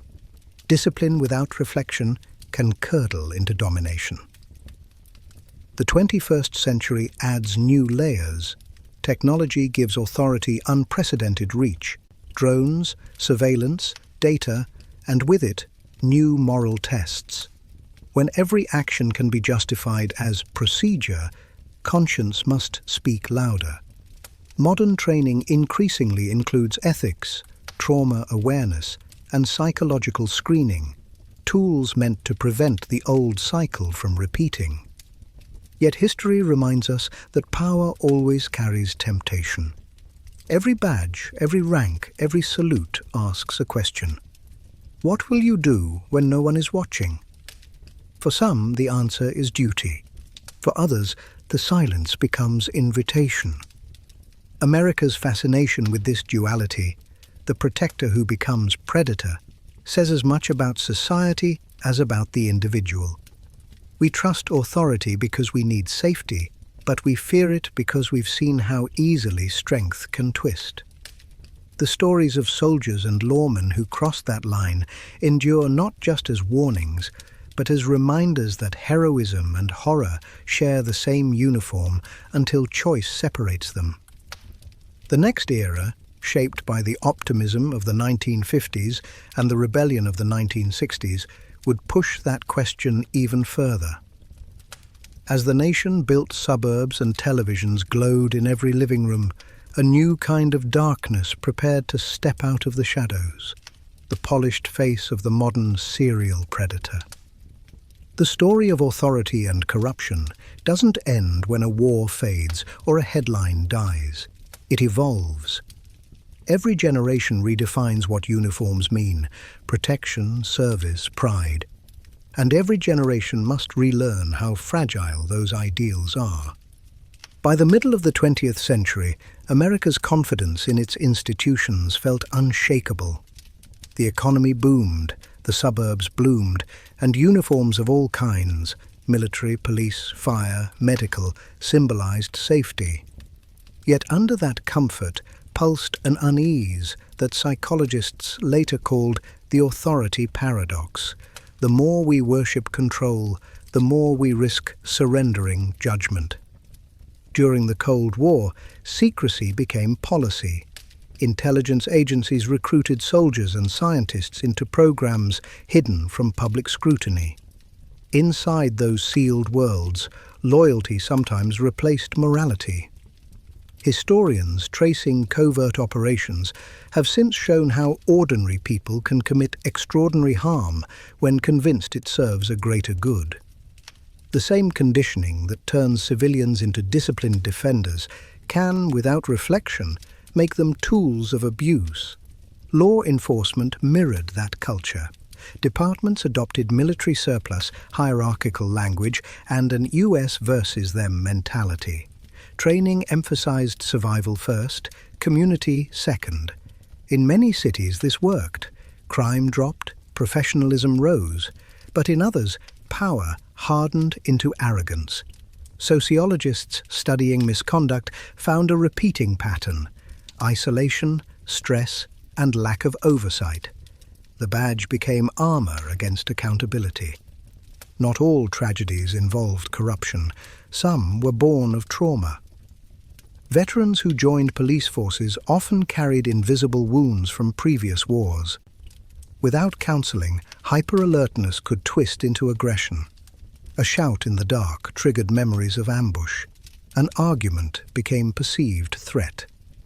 Modern neuroscience now shows that trauma compresses time.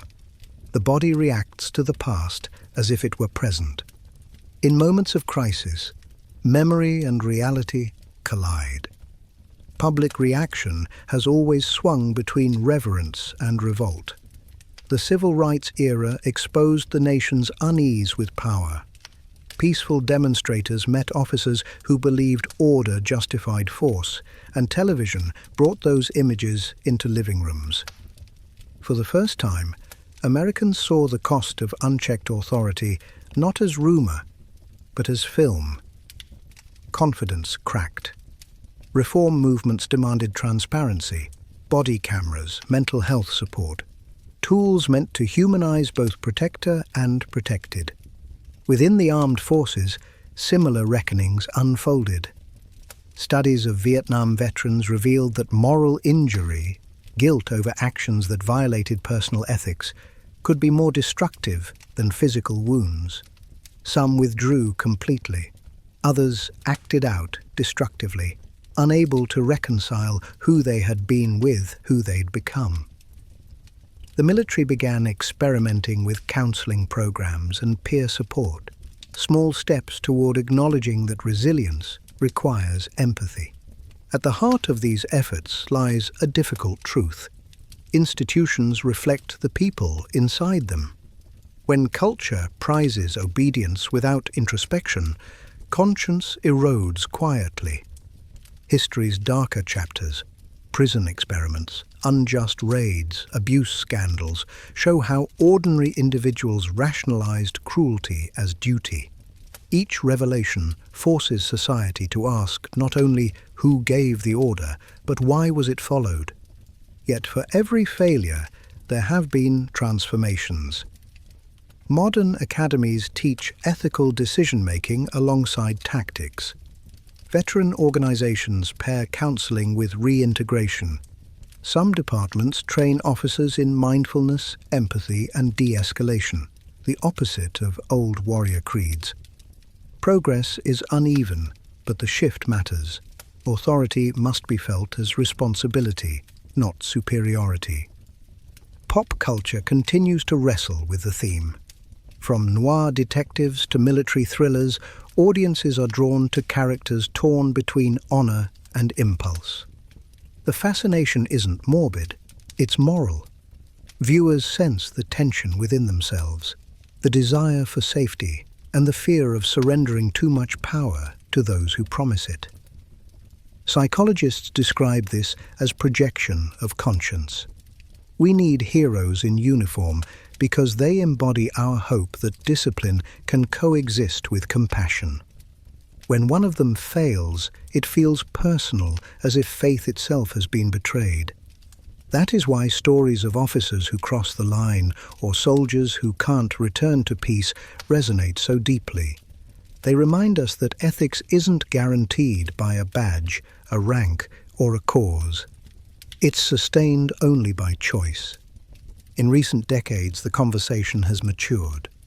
Post-9/11 conflicts and domestic unrest have revived questions about force, trauma, and justice. Training manuals now include sections once unthinkable: emotional intelligence, implicit bias awareness, community partnership. The goal isn't to weaken authority, but to humanize it, to ensure that those entrusted with protection understand the weight of that trust. History offers both warning and encouragement. The same systems that once produced notorious abuses have also produced quiet reformers. Veterans turned counselors, officers turned advocates, proving that reflection can redeem strength. The uniform itself is neutral. It magnifies whatever the wearer carries inside. For some, that means courage. For others, corruption. As America moved from the discipline of the 1950s into the turbulence of the 1960s, the stage was set for a new kind of darkness. Crime without motive, killers without ideology. A generation born into abundance, yet drawn to destruction. The country would soon learn that evil no longer needed the camouflage of authority. It could wear the smile of youth, the face of charm, the voice of reason. The next chapter of this history would belong to them, the predators of the modern age. The 1950s sold itself as America's decade of perfection. Suburbs bloomed like uniform flowers, television promised harmony, and every advertisement declared that normal life had finally been achieved. Yet perfection has always been a fragile mask. Beneath the freshly painted fences and manicured lawns, quiet anxiety thrived. The Second World War had ended, but its tension never truly left. Millions of veterans returned home carrying the silent weight of trauma, and entire families tried to rebuild a version of peace they barely remembered. The country told itself that conformity would heal everything, dress alike, think alike, live alike, and that illusion worked for a while. But wherever pressure builds, cracks form. Sociologists later called the decade a study in suppressed contradiction. Outwardly, families projected stability. Inwardly, they were still learning what stability meant. The economy grew, yet so did the sense that something essential had been lost. Psychologists documented rising cases of anxiety and alcoholism in men who had everything. For some, the calm of suburbia felt suffocating. They had lived through fire and chaos. Silence made them restless. The cultural script of the time demanded optimism. Television families laughed through minor misunderstandings and resolved every conflict before the closing credits. Real households had no such guarantees. Domestic violence, mental illness, and addiction were cloaked in silence, problems to be hidden, not discussed. That secrecy created fertile ground for dysfunction. The darker impulses that couldn't be spoken began to appear in unexpected ways. Corporate corruption, Cold War paranoia, and isolated tragedies that neighbors described with the same phrase. He seemed so normal. Sociologist David Reisman wrote that America had become other-directed. People defined themselves by how others saw them. Image was everything, authenticity optional. That constant performance bred unease, and unease always seeks an outlet. In literature and film, rebellion simmered, rebel without a cause, on the road, and the early beats of rock and roll all pulsed with the feeling that perfection was an act. The same cultural shift that produced youth rebellion also produced moral disorientation. When appearances are all that matter, empathy erodes. Criminologists studying post-war data noticed something subtle. Violent crime temporarily dipped, but cases of calculated deception, fraud, embezzlement, quiet exploitation rose sharply. The nation had learned how to keep its violence tidy. Aggression moved from the street to the office, from physical to psychological. The villain of the 1950s wasn't the outlaw. It was the manipulator in a grey flannel suit. Law enforcement itself modernized during this era. Scientific policing, fingerprint databases, and early behavioral studies began to take shape. The FBI's 10 Most Wanted list, launched in 1950, turned fugitives into public enemies and lawmen into national celebrities. Crime was no longer just local gossip. It was broadcast coast to coast, merging fear with entertainment. That intersection of danger and fascination would define the decades to come. The same prosperity that filled supermarkets also introduced a new kind of moral confusion. Americans were told that good people succeeded and bad people failed. Yet every so often, headlines contradicted the narrative. A respected professional arrested for hidden crimes, a charming neighbor exposed as corrupt. The myth of the good community cracked under its own weight. When trust collapsed, curiosity replaced it. People began asking not only what someone had done, but why they had done it. Out of that question, modern criminal psychology was born. The 1950s also gave rise to the idea of the perfect victim and the imperfect offender. Media coverage often framed wrongdoing as anomaly rather than symptom, preserving the belief that evil lived outside the picket fence. The truth was less comforting. Evil had learned to mow the lawn, attend PTA meetings, and smile for photographs. The facade of perfection hid loneliness, repression, and desire, emotions that could curdle into cruelty when ignored. Cultural critics now view the decade as America's long inhale before the storm. The children who grew up under its polished surface would become the teenagers of the 1960s, the generation that questioned everything their parents believed. When their rebellion arrived, it wasn't only about politics or music. It was about honesty, tearing down the curtain that had concealed dysfunction for so long. By the decade's end, the white picket fence no longer felt like security. It felt like a border between truth and illusion. The country was wealthier than ever, but also restless, suspicious, and beginning to stare at its reflection with unease. Behind every magazine smile lay the same unspoken fear, that perfection, once achieved, had nowhere left to go but down. The next decade would prove that fear right. The calm surface would break, revealing what happens when an entire generation decides to stop pretending.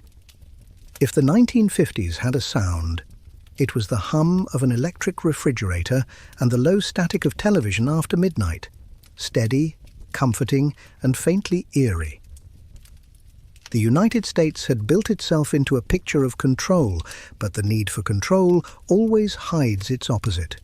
Beneath the stability, people felt something they couldn't name, a sense that life had become scripted.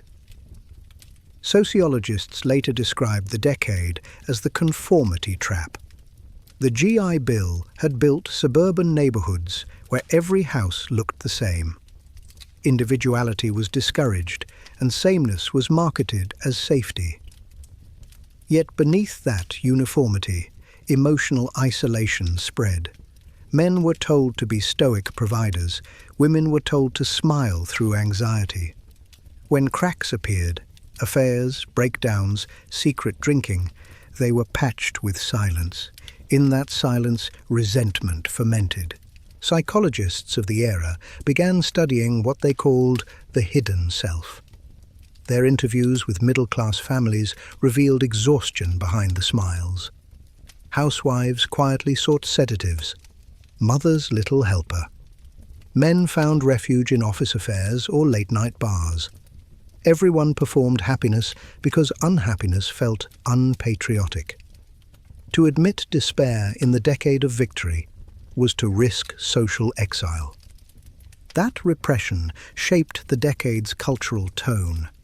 The monsters of 1950s cinema were metaphors for the monsters of the mind, creatures born from radiation, invasion, or mutation. They embodied fears the public couldn't articulate, losing control, being watched, being replaced. Beneath the surface, the Cold War magnified those anxieties. The enemy could be anywhere. Suspicion became civic duty. In that atmosphere, distrust became normal. The emerging field of social psychology offered insight. Experiments by researchers like Solomon Asch and Stanley Milgram would soon show how easily people conform to authority, even against conscience. Though Milgram's studies came a decade later, the seeds were here. A generation conditioned to obey, to fit, to maintain order at all costs. The cost, as it turned out, was empathy. As small towns expanded into suburbs, crime itself changed character. Gone were the frontier brawls and gangster wars. The new offences were domestic, quiet, deliberate, fraud, embezzlement, hidden abuse. The danger no longer wore a mask. It wore a smile. Police departments began receiving training in behavioral observation rather than brute enforcement. The idea of a psychological motive entered the national conversation. For the first time, investigators started asking why instead of only how. This new curiosity gave birth to modern criminology. Universities offered courses on deviant behavior. Psychiatrists studied patterns in offenders and coined terms like sociopath. Yet the public clung to the illusion that evil was external. It was safer to believe that wickedness looked foreign, different, impossible to miss. The idea that it could live in a cul-de-sac, grill on weekends, and greet you politely at the mailbox was too unsettling to accept. The media reinforced that divide. News anchors spoke in soothing tones, assuring viewers that crime was an aberration, not a symptom. But underneath the polished broadcasts, the first cracks of modern alienation were widening. The decade's obsession with reputation made confession impossible. Without confession, catharsis vanished. When pain has no language, it seeks action.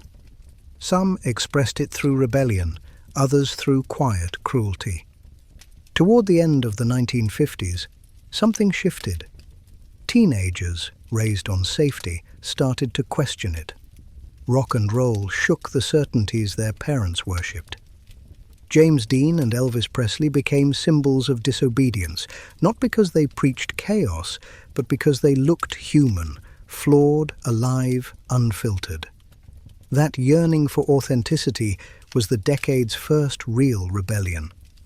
Sociologists later called this period the psychological unmasking of America. It was the moment the country began realizing that perfection was not peace and suppression was not morality. Suburbia had promised order, but order without understanding breeds discontent. When the children of the 1950s came of age, they carried their parents' unspoken frustrations like inherited ghosts. Behind every family photograph, there lingered questions no one dared ask. What happens when progress feels empty? What becomes of those who can't play their assigned roles? And if everyone is pretending, does anyone really know who's good or bad anymore? Those questions would explode in the 1960s. The masks would fall, the music would rise, and America would see that peace built on denial cannot last. The polished calm of the 1950s was only the surface tension before a cultural storm, a storm that would shake every institution, from the church pew to the courthouse. Because the truth hiding behind the picket fence wasn't that America was perfect. It was that perfection had never existed at all. The 1960s began with a promise of liberation. The air smelled of revolution, youth, and possibility. Music thundered from radios, protests filled streets, and the old rules that had governed mid-century life were dissolving. But freedom, like fire, burns indiscriminately. When barriers fell, so did boundaries. A new kind of darkness stepped forward, clever, articulate, and perfectly adapted to the chaos of change. Sociologists call the 1960s America's psychological adolescence. The nation, wealthy and restless, tested its own limits. Movements for civil rights, women's liberation, and anti-war activism redefined morality and authority. For the first time, millions questioned whether obedience was virtue or illusion. In that questioning, structure fractured, and wherever structure collapses, something predatory learns to hide. The post-war optimism of the previous decade had created children raised on comfort but hungry for meaning. Universities overflowed, technology accelerated, and suburbia spilled into new cities. Yet disillusionment spread just as fast. The assassinations of leaders, Kennedy, King, Malcolm X, shattered the illusion of national innocence. Fear and cynicism replaced trust. Forensic historians note that during this cultural upheaval, homicide rates rose nationwide. Violence, once seen as aberration, became background noise. Psychologists studying this era trace the roots of the modern serial offender to these cultural contradictions. Television glamorized rebellion while institutions struggled to maintain control. The result was a generation that understood how image could mask truth. Those who lacked empathy but possessed intelligence discovered a society easy to manipulate, a world of open roads, anonymous motels, and news cycles hungry for spectacle. Technology accelerated everything. The interstate highway system, designed for progress, became a network of escape routes. Credit cards and car rentals made transience effortless. Law enforcement, still bound by state jurisdictions, struggled to connect crimes that spanned hundreds of miles. The term serial killer did not yet exist, but the pattern had begun. Mobility without accountability. Culturally, fascination with danger was already growing. Drive-in theaters screened crime thrillers and horror films where monsters looked increasingly human. Audiences were drawn to the same question detectives would soon face. How could someone ordinary commit something unthinkable? The answer, psychologists warned, was that abnormality rarely looks abnormal. The most dangerous individuals learn to imitate normalcy perfectly. Meanwhile, psychiatry itself was evolving. The 1960s saw the birth of modern behavioral analysis. Researchers at universities and federal agencies began cataloging offender motives, looking for patterns beyond impulse or revenge. They discovered something chilling. Some offenders acted not from need but from identity. Violence for them wasn't expression, it was existence. This insight would later shape criminal profiling, but at the time it challenged every assumption about motive and morality. The decade's upheaval blurred those boundaries further. Traditional family structures eroded, urban populations surged, and counterculture questioned every authority. For most Americans, this meant liberation. For a few, it meant camouflage. When everyone is breaking rules, rule breakers no longer stand out. The media's role cannot be overstated. Newspapers began printing lurid details of crimes once considered too disturbing for print, while television news experimented with emotional storytelling. Viewers who had grown up on sanitized 1950s programming were suddenly confronted with live footage of war, protest, and assassination. The collective psyche adjusted. Horror became ordinary. That desensitization shaped both audience and offender. The public consumed fear, and those who craved attention learned to feed it. Cultural theorists later described this period as the commodification of transgression. The more society condemned deviance, the more it sold. Books, films, and magazines turned real crimes into entertainment, often blurring fact and fiction. The darker the act, the higher the ratings. A new breed of predator noticed the attention and began crafting their identities with the media in mind. Some offenders later admitted they followed coverage of their own cases, fascinated by their transformation into legend. The camera had become a mirror. Yet the 1960s were not defined solely by corruption. They also birthed new tools of understanding. Psychologists like Abraham Maslow and Carl Rogers emphasized human potential, empathy, and authenticity, concepts that stood in stark contrast to manipulation and deceit. The FBI, meanwhile, quietly began collecting behavioral data that would later revolutionize criminal profiling. Out of chaos, structure slowly returned. By the end of the decade, America had changed irreversibly. The optimism of the early 60s had given way to the cynicism of Watergate and Vietnam. The dream of collective progress had splintered into individual pursuit.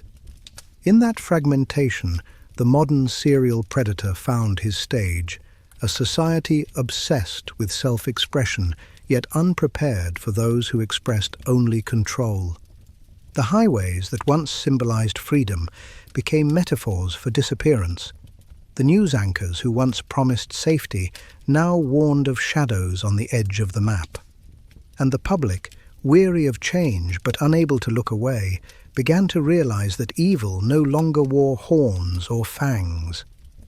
It wore a smile, spoke politely, and blended into the crowd. The next chapter of America's story would expose just how far that facade could stretch, and how long it would take to see beneath it.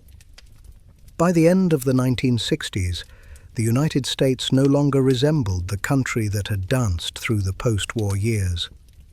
The optimism of the early decade had burned away under a relentless light. Vietnam on television, protests in the streets, assassinations replayed in endless loops of grief. A generation raised to believe in progress now doubted every promise of authority. That doubt changed not only politics and art, but the psychology of crime itself. Sociologists describe the early 1970s as an age of fragmentation. The nation's moral compass, once anchored by shared ideals, spun freely. Trust in government collapsed after the Pentagon Papers and Watergate. If leaders lied, what other truths could bend? For most people, this disillusionment led to activism or retreat. For a few, it opened a void, a space where empathy could vanish without notice. In that vacuum, the modern predatory mindset took root. Technology, again, played accomplice. Affordable cars, interstate travel, and new media coverage allowed both criminals and investigators unprecedented mobility. A murder in one state could appear on national television within hours, and yet police in the next state might never see the connection. Information traveled faster than cooperation.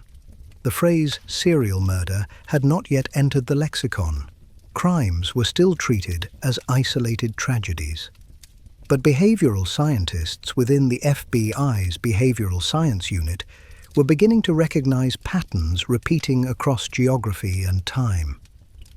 The Bureau's early profilers, Robert Ressler, John Douglas, Ann Burgess, and others, started conducting interviews with incarcerated offenders. Their goal was not sensationalism, but comprehension. What makes a human being treat another life as disposable? They discovered consistent traits: childhood trauma, manipulation, superficial charm, lack of remorse, but also something new: self-mythology. Offenders often described themselves as products of destiny, shaped by a culture they believed was already corrupt. In their minds, they were reflections, not aberrations. Meanwhile, the public's fascination deepened. Newspapers sold more copies when headlines screamed fear. Television talk shows invited psychologists to explain the criminal mind. Publishers realized that horror could be marketed as enlightenment. The line between awareness and entertainment blurred again. America, newly skeptical of authority yet addicted to media, became both hunter and spectator.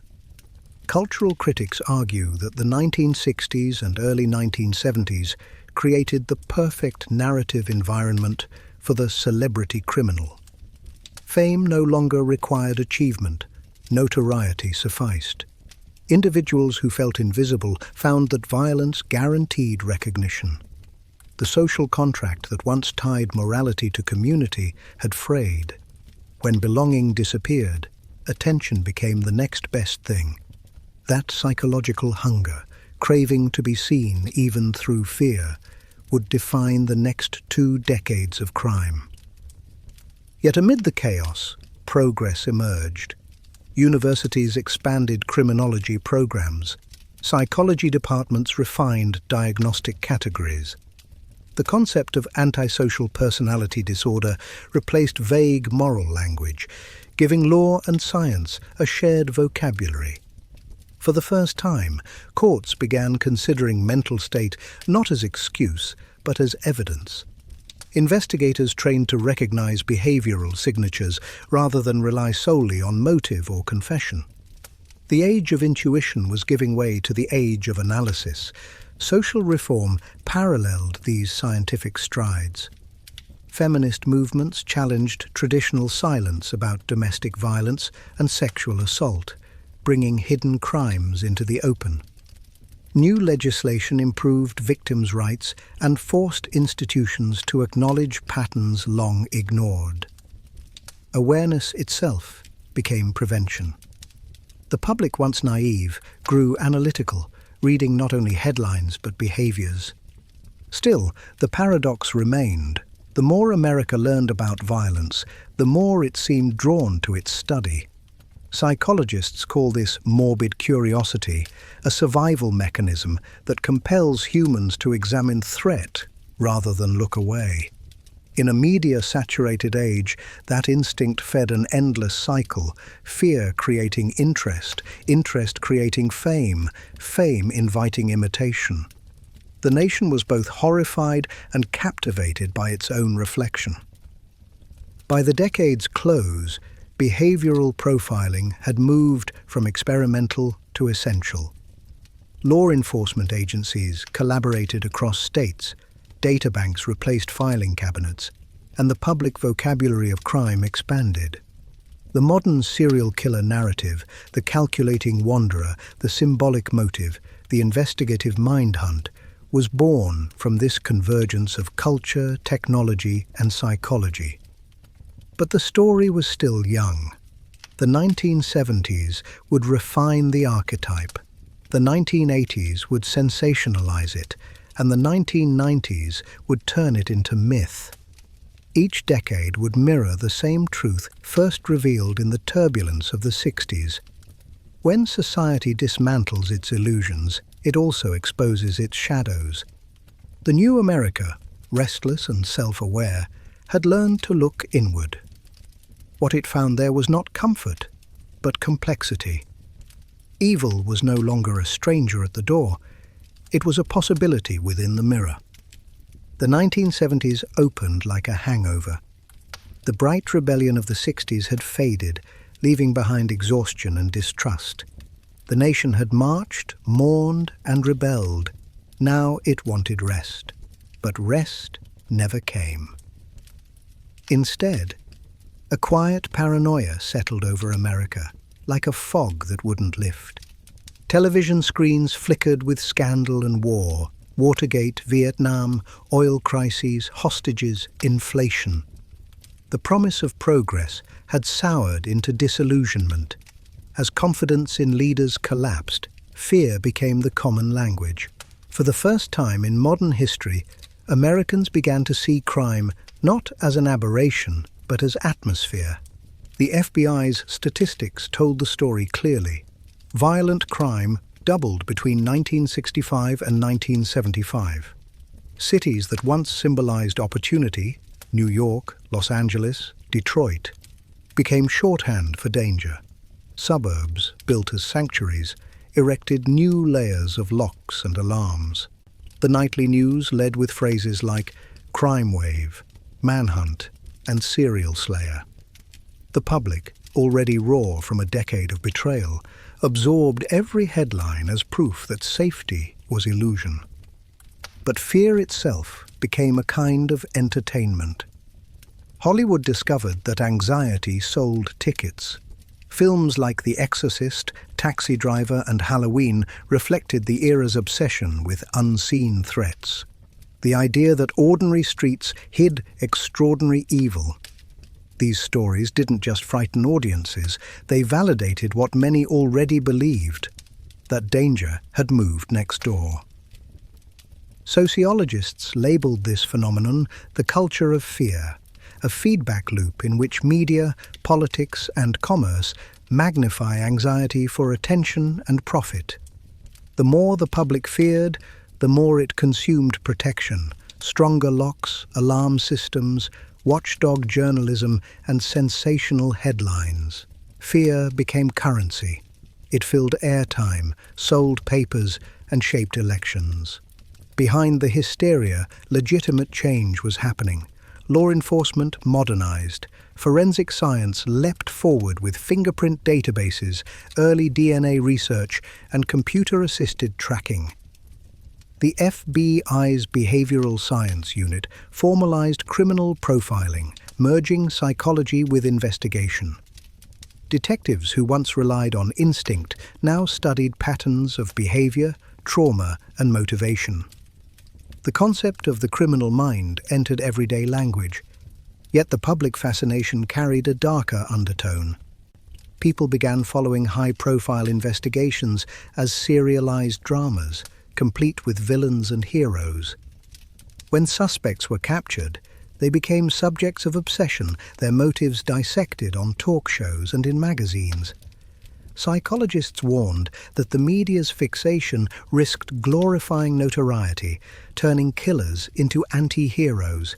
But the machine had started. True crime had become spectacle.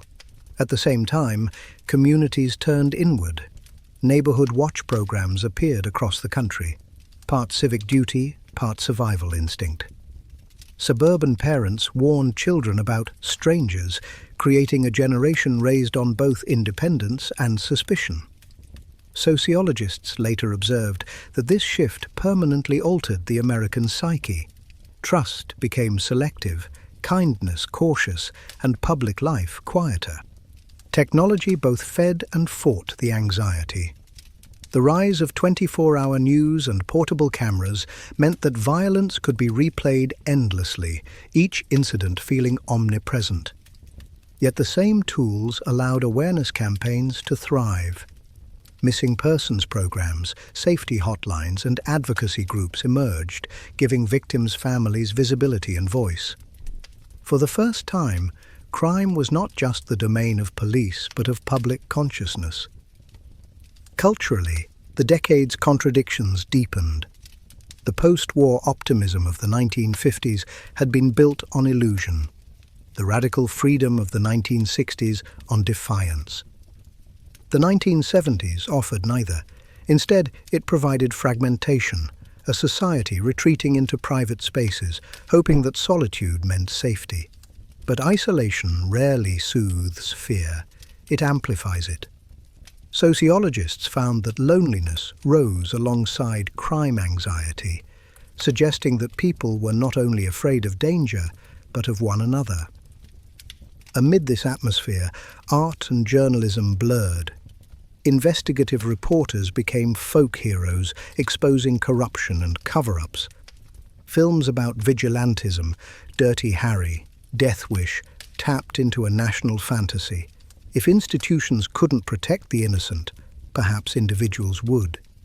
Yet beneath that fantasy lay a question that echoed across living rooms and courtrooms alike.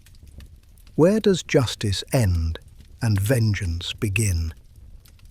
Psychologists studying the era note that fear can unite or divide. It binds communities when faced together, but it isolates when hoarded privately. In the 1970s, America chose both. It built neighborhood watches while locking individual doors tighter. It demanded transparency from power, but consumed conspiracy in the same breath. It distrusted authority, yet craved protection. The contradictions of the age defined its character.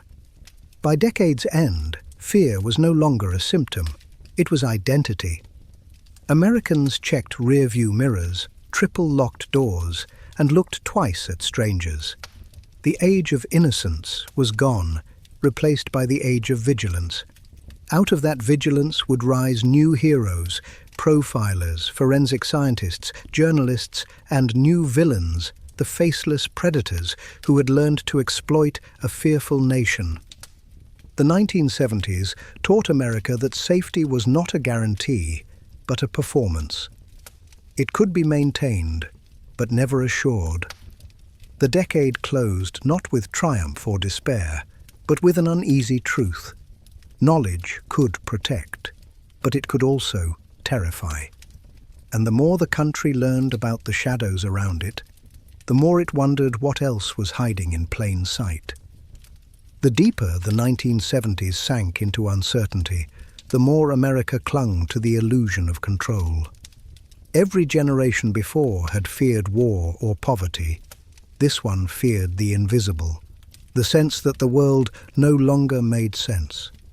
The old order had fractured, and in its fragments, fear took shape as identity. Sociologists later called it the privatization of paranoia. People withdrew from the collective optimism of the 1960s and sought safety behind personal walls. Gated communities sprouted on city edges. Families moved to suburbs not only for better schools, but for fences, alarms, and distance. The phrase stranger danger entered parenting vocabulary, teaching children that the outside world was not playground but potential threat. Television reinforced this mindset nightly. News anchors, once trusted as calm narrators, now opened broadcasts with crime scenes, oil shortages, and political scandal. Every image hinted at decay. Flashing police lights, smoke rising over cities, faces blurred under headlines reading "Murder, Corruption, Crisis." The nation consumed fear as routine, and yet, oddly, people couldn't look away. Psychologists studying media behavior noted a phenomenon they called reassurance through exposure, the belief that knowing every danger could somehow prevent it.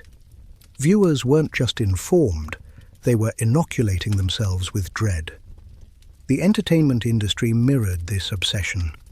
The 1970s birthed an entire genre of tension, films where threats hid in ordinary life.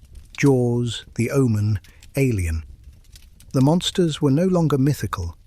They were rational, almost bureaucratic in their logic. Audiences found catharsis in watching order collapse on screen, perhaps because they sensed it collapsing off-screen as well. Art became both mirror and medicine. Yet amid all this unease, progress flickered. Investigative journalism matured into a form of civic heroism. Reporters uncovered corruption, pollution, and injustice, proving that truth could still be weaponized for good. Psychologists, meanwhile, began studying fear itself as a social construct rather than a private emotion. They found that chronic anxiety reshaped behavior. Voters chose leaders who promised toughness, companies sold security over comfort, and communities valued suspicion over compassion. Fear had become a national currency. Criminologists within the FBI's Behavioral Science Unit recognized the same shift inside their field. As the public's appetite for understanding evil grew, so did their funding and research. The study of behavioral profiling moved from fringe idea to formal practice. Agents began mapping patterns not just in acts, but in environments, learning how culture breeds crime and how fear can both provoke and prevent it. Ironically, the same dread that haunted America also advanced its understanding of itself. Technology amplified everything. The newly portable camera turned every neighborhood into a potential stage. Crimes once confined to local headlines now traveled instantly across the country. A single event in California could change the way families locked doors in Maine. The boundaries between personal safety and national psychology vanished. Collective anxiety became a shared ritual. This new hyper-awareness changed art, politics, even architecture. Cities redesigned public spaces for surveillance. Suburban homes advertised protected by signs before they had systems installed. Advertisers tapped into anxiety with precision. Insurance, pharmaceuticals, and home security devices all promised peace of mind in an age defined by restlessness. Safety was now a product. Despite the gloom, the 1970s also laid foundations for reform. Victims' rights movements gained traction, transforming how law enforcement and media treated survivors. Instead of portraying them as footnotes to tragedy, advocates demanded recognition and respect. Support networks grew from grassroots organizations, many founded by women who refused to let fear define their lives. Empowerment became the counterforce to panic. Culturally, the paradox was clear. Americans feared their world, yet refused to retreat from it completely. They read true crime books, watched documentaries, joined self-defense classes, and debated morality in living rooms. The national conversation about violence became inseparable from the conversation about identity. Who were we becoming when fear dictated our behavior? Was vigilance strength or surrender? Sociologists argue that the decade's greatest innovation wasn't technological, it was psychological literacy. Ordinary citizens began speaking the language of motive, trauma, and manipulation. Television hosts invited psychiatrists to decode behavior, and suddenly the vocabulary of therapy, narcissism, sociopathy, repression, entered dinner table talk. America, terrified of itself, had also begun to psychoanalyze itself. By the time disco lights replaced protest signs and the decade slid toward its end, fear had woven itself into everyday life like wallpaper, visible only when someone pointed it out. The next generation, raised in that environment, would inherit both the anxiety and the awareness. They would enter the 1980s armed with cynicism, technology, and a new fascination, not merely with crime, but with the minds behind it. The 1970s had not solved its obsession, it had institutionalized it. Crime became television, psychology became conversation, and vigilance became virtue. America's relationship with fear had evolved from reaction to identity, and as the neon glow of the 1980s approached, the country was ready to turn its unease into spectacle. Because once a society learns to live with fear, the next step is to market it. The 1980s glowed neon on the surface, but pulsed with unease underneath. America was loud again, music louder, colors brighter, money faster. Technology promised connection, television promised understanding. Yet in the background, the nation's fascination with danger reached a new stage. Fear was no longer something people endured, it was something they watched. Cable television turned news into a 24-hour performance, networks competed for attention, and nothing captured attention like crime. Every day brought a fresh headline, a new countdown, a live chase. For the first time, viewers could experience the rhythm of investigation in real time. The line between journalism and entertainment blurred until the two became one spectacle called infotainment. Psychologists studying audience behavior noticed an irony. The constant exposure that was supposed to desensitize people actually heightened anxiety. Sociologists called it the mean world syndrome, the belief that danger was everywhere because media never showed anything else. People who had never encountered violence personally began living as if it were at their door. Behind the cameras, law enforcement was evolving. The FBI's Behavioral Science Unit matured into the Investigative Support Unit, refining the methods pioneered a decade earlier. Profilers traveled the country training detectives to read patterns, to think psychologically rather than reactively. Databanks replaced paper files, and computers began linking cases across states. For the first time, the hunt for serial offenders was truly national. But while the science improved, the narrative inflated. Hollywood discovered that the language of profiling, motive, signature, pattern, made for gripping stories. Films like Manhunter, The Silence of the Lambs, and television procedurals turned the profiler into the new American hero, cerebral, haunted, moral. Audiences thrilled to the idea that intellect could outwit evil. The archetype of the criminal genius emerged, half cautionary tale, half dark celebrity. Culturally, the decade's contradictions defined its psychology. Prosperity coexisted with paranoia. The Cold War whispered of annihilation, even as shopping malls promised eternal comfort. Self-help books taught positivity, nightly news showed chaos. When reality fractures like that, people crave clear villains and clever heroes. The criminal mind became mythology because it simplified the chaos, good and evil scripted into symmetry. Technology reshaped fear again. Portable video cameras, emergency hotlines, and computer graphics made threat visual and immediate. The first televised trials turned justice into theatre. Crime scenes became household phrases. Even safety campaigns adopted cinematic language. Public service announcements cut like movie trailers, warning that danger could be anywhere. Awareness blurred into obsession. Sociologists observed that the decade's consumer culture fused with its insecurity. Safety became lifestyle. Home security systems, gated neighborhoods, self-defense gadgets, true crime magazines stacked beside fashion glossies. Advertisers sold alarm systems with the same glamour once reserved for cars. Fear, by then, was an industry. Amid the noise, genuine breakthroughs continued. Forensic technology leapt ahead with early DNA testing, computer-aided composite sketches, and centralized databases. Investigators who once relied on intuition now relied on data.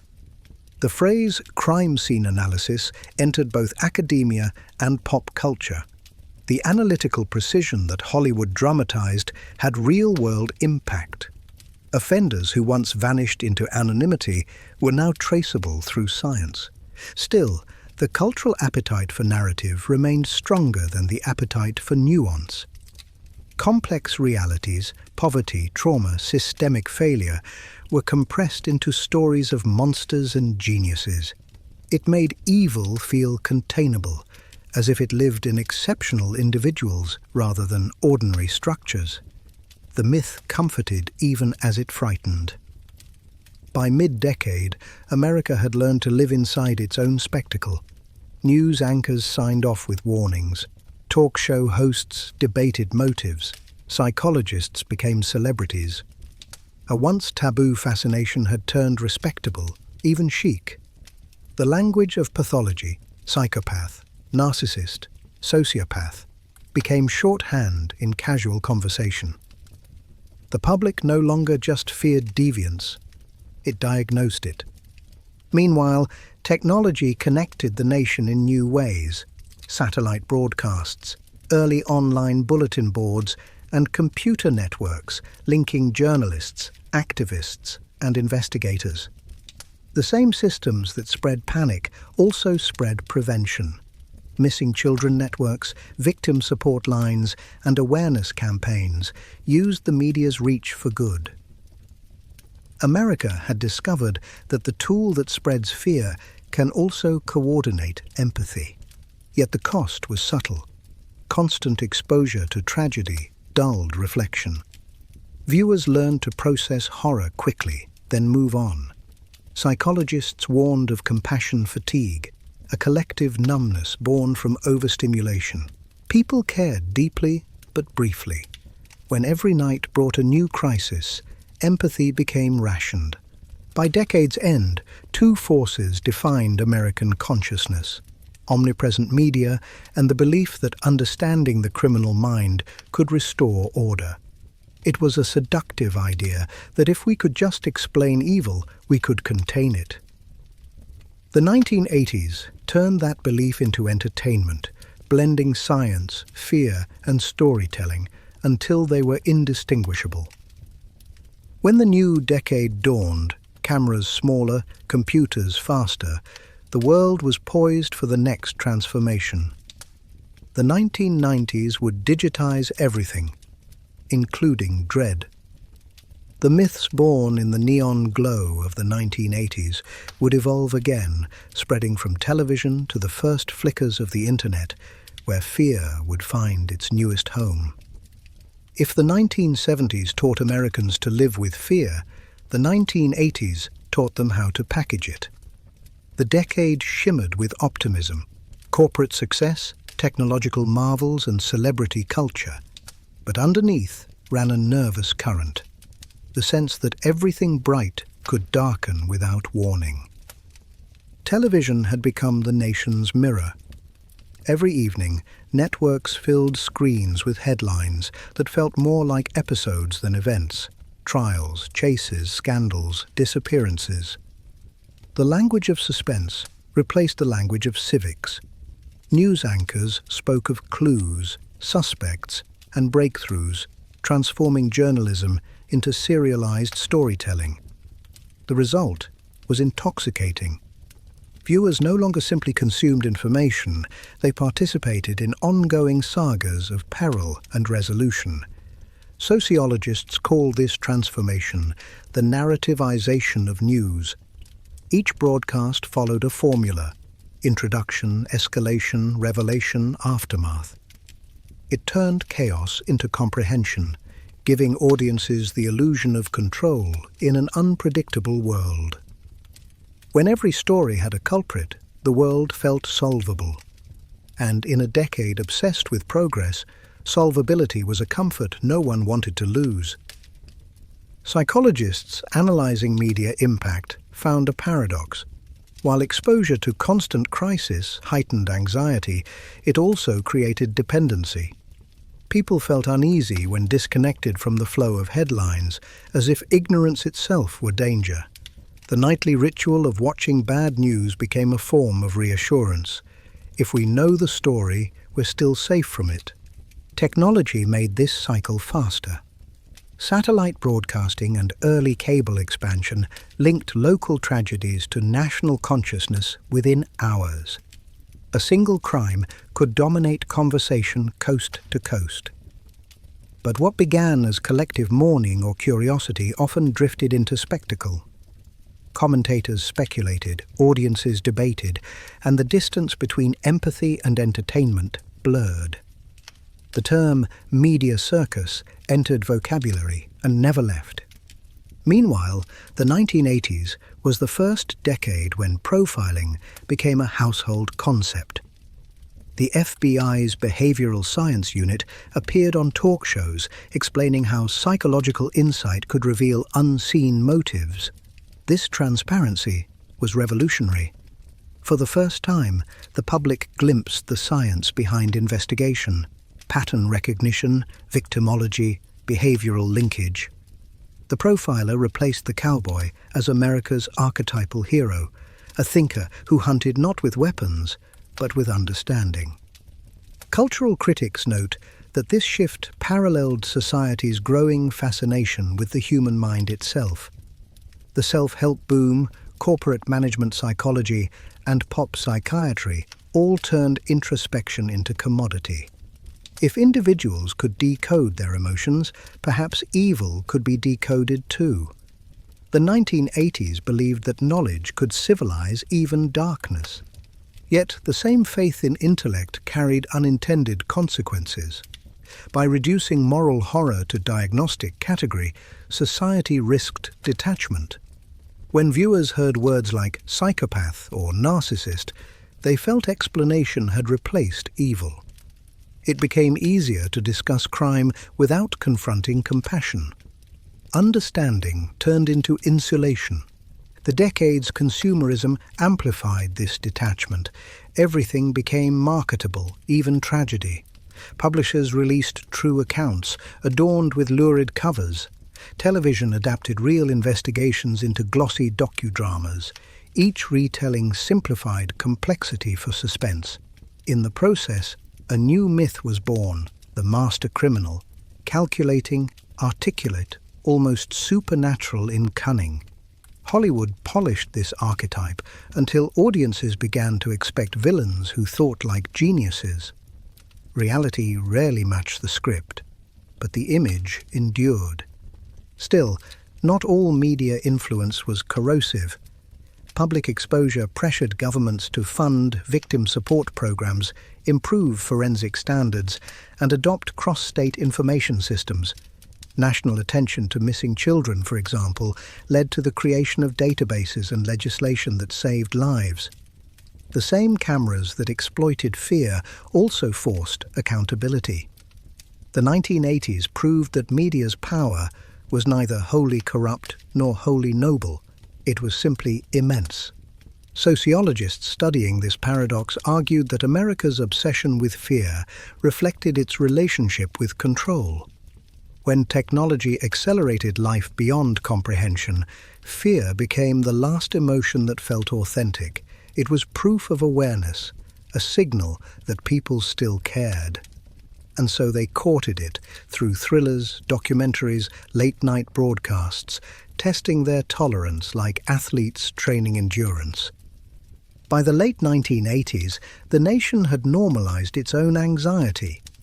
Children grew up knowing emergency numbers by heart. Adults kept pepper spray in purses, and every new gadget promised another layer of safety. The war on crime joined the war on drugs. expanding government power while feeding public apprehension. Safety became both policy and brand. Yet beneath the fluorescent glow of malls and office towers, fatigue spread. Sociologists noted rising cynicism. Psychologists observed burnout. The culture that had promised empowerment through awareness now felt trapped by it. People longed for silence in a world that never stopped broadcasting. Even heroes of justice grew weary, burdened by endless vigilance. The sense of closure that television offered was fleeting. Real life remained unresolved. As the decade ended, a new frontier appeared, the digital realm. Computers left laboratories and entered homes. Networks that once transmitted headlines now transmitted data. The idea of information as power evolved again.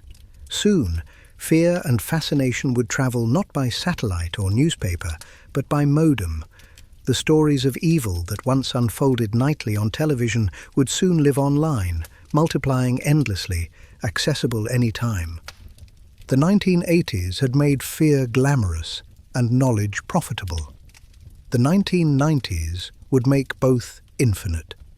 The 1990s began with the whir of dial-up modems and the flicker of computer screens.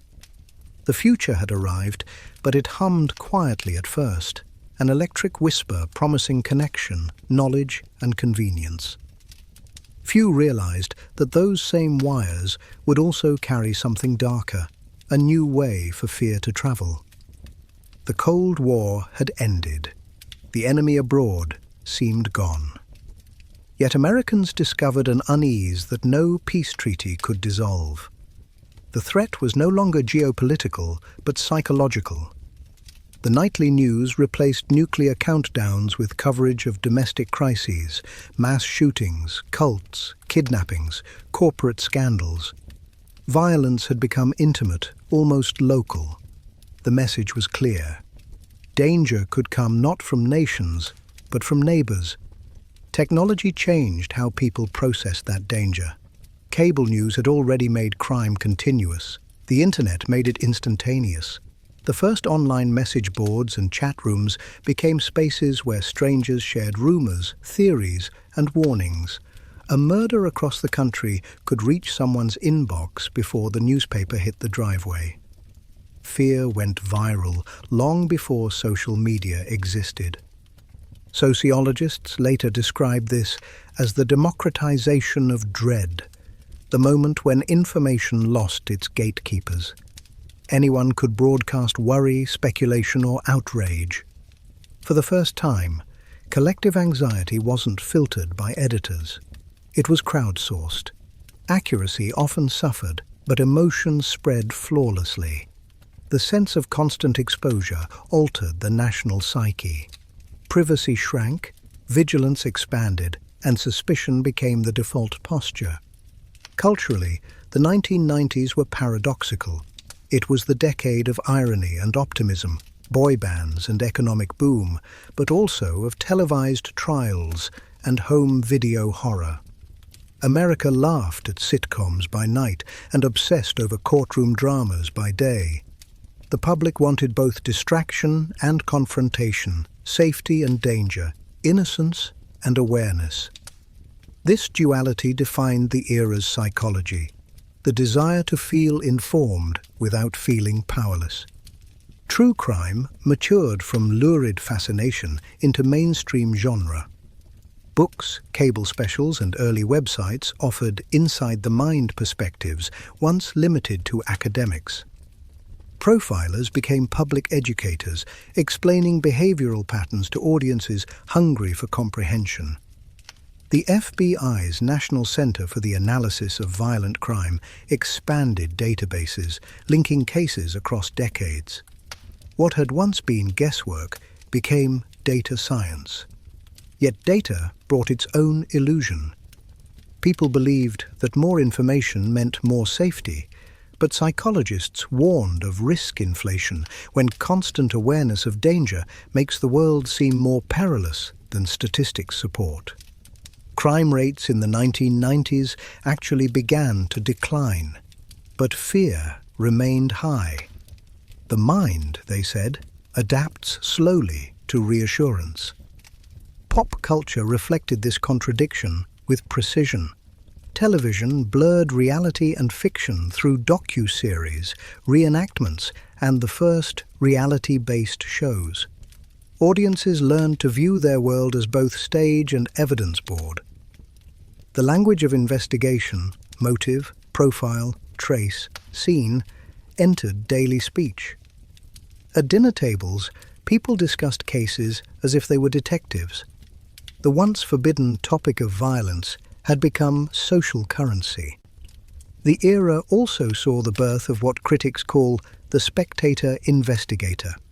Viewers, empowered by technology, began participating in real-world investigations from their living rooms. Call-in hotlines, faxed tips, and later online forums invited the public to help solve active cases. For better or worse, crime became participatory entertainment. The line between civic duty and voyeurism thinned.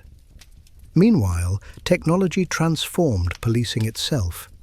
DNA evidence revolutionized justice, exonerating the innocent and convicting the guilty with unprecedented precision.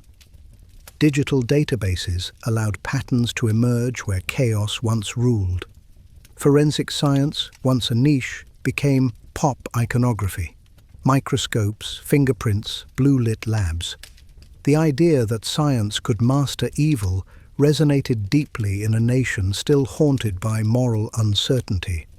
But with every advance came new unease. The same computers that solved crimes also enabled new ones. Cyber theft, online stalking, identity fraud. The internet was both tool and threat. The phrase virtual world entered the lexicon, and people began to realize that virtual dangers could have real consequences. Psychologists studying online behavior found early evidence of desensitization, the way anonymity reduces empathy. The screen, once barrier, became mask.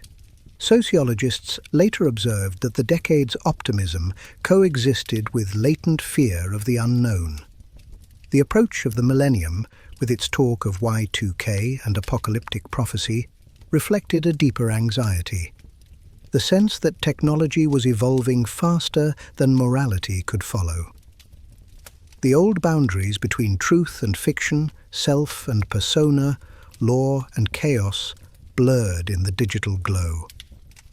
By the late 1990s, America had grown used to living in parallel realities, the physical and the virtual, the safe and the threatening, the public and the private. Crime still horrified, but now it also fascinated in high definition.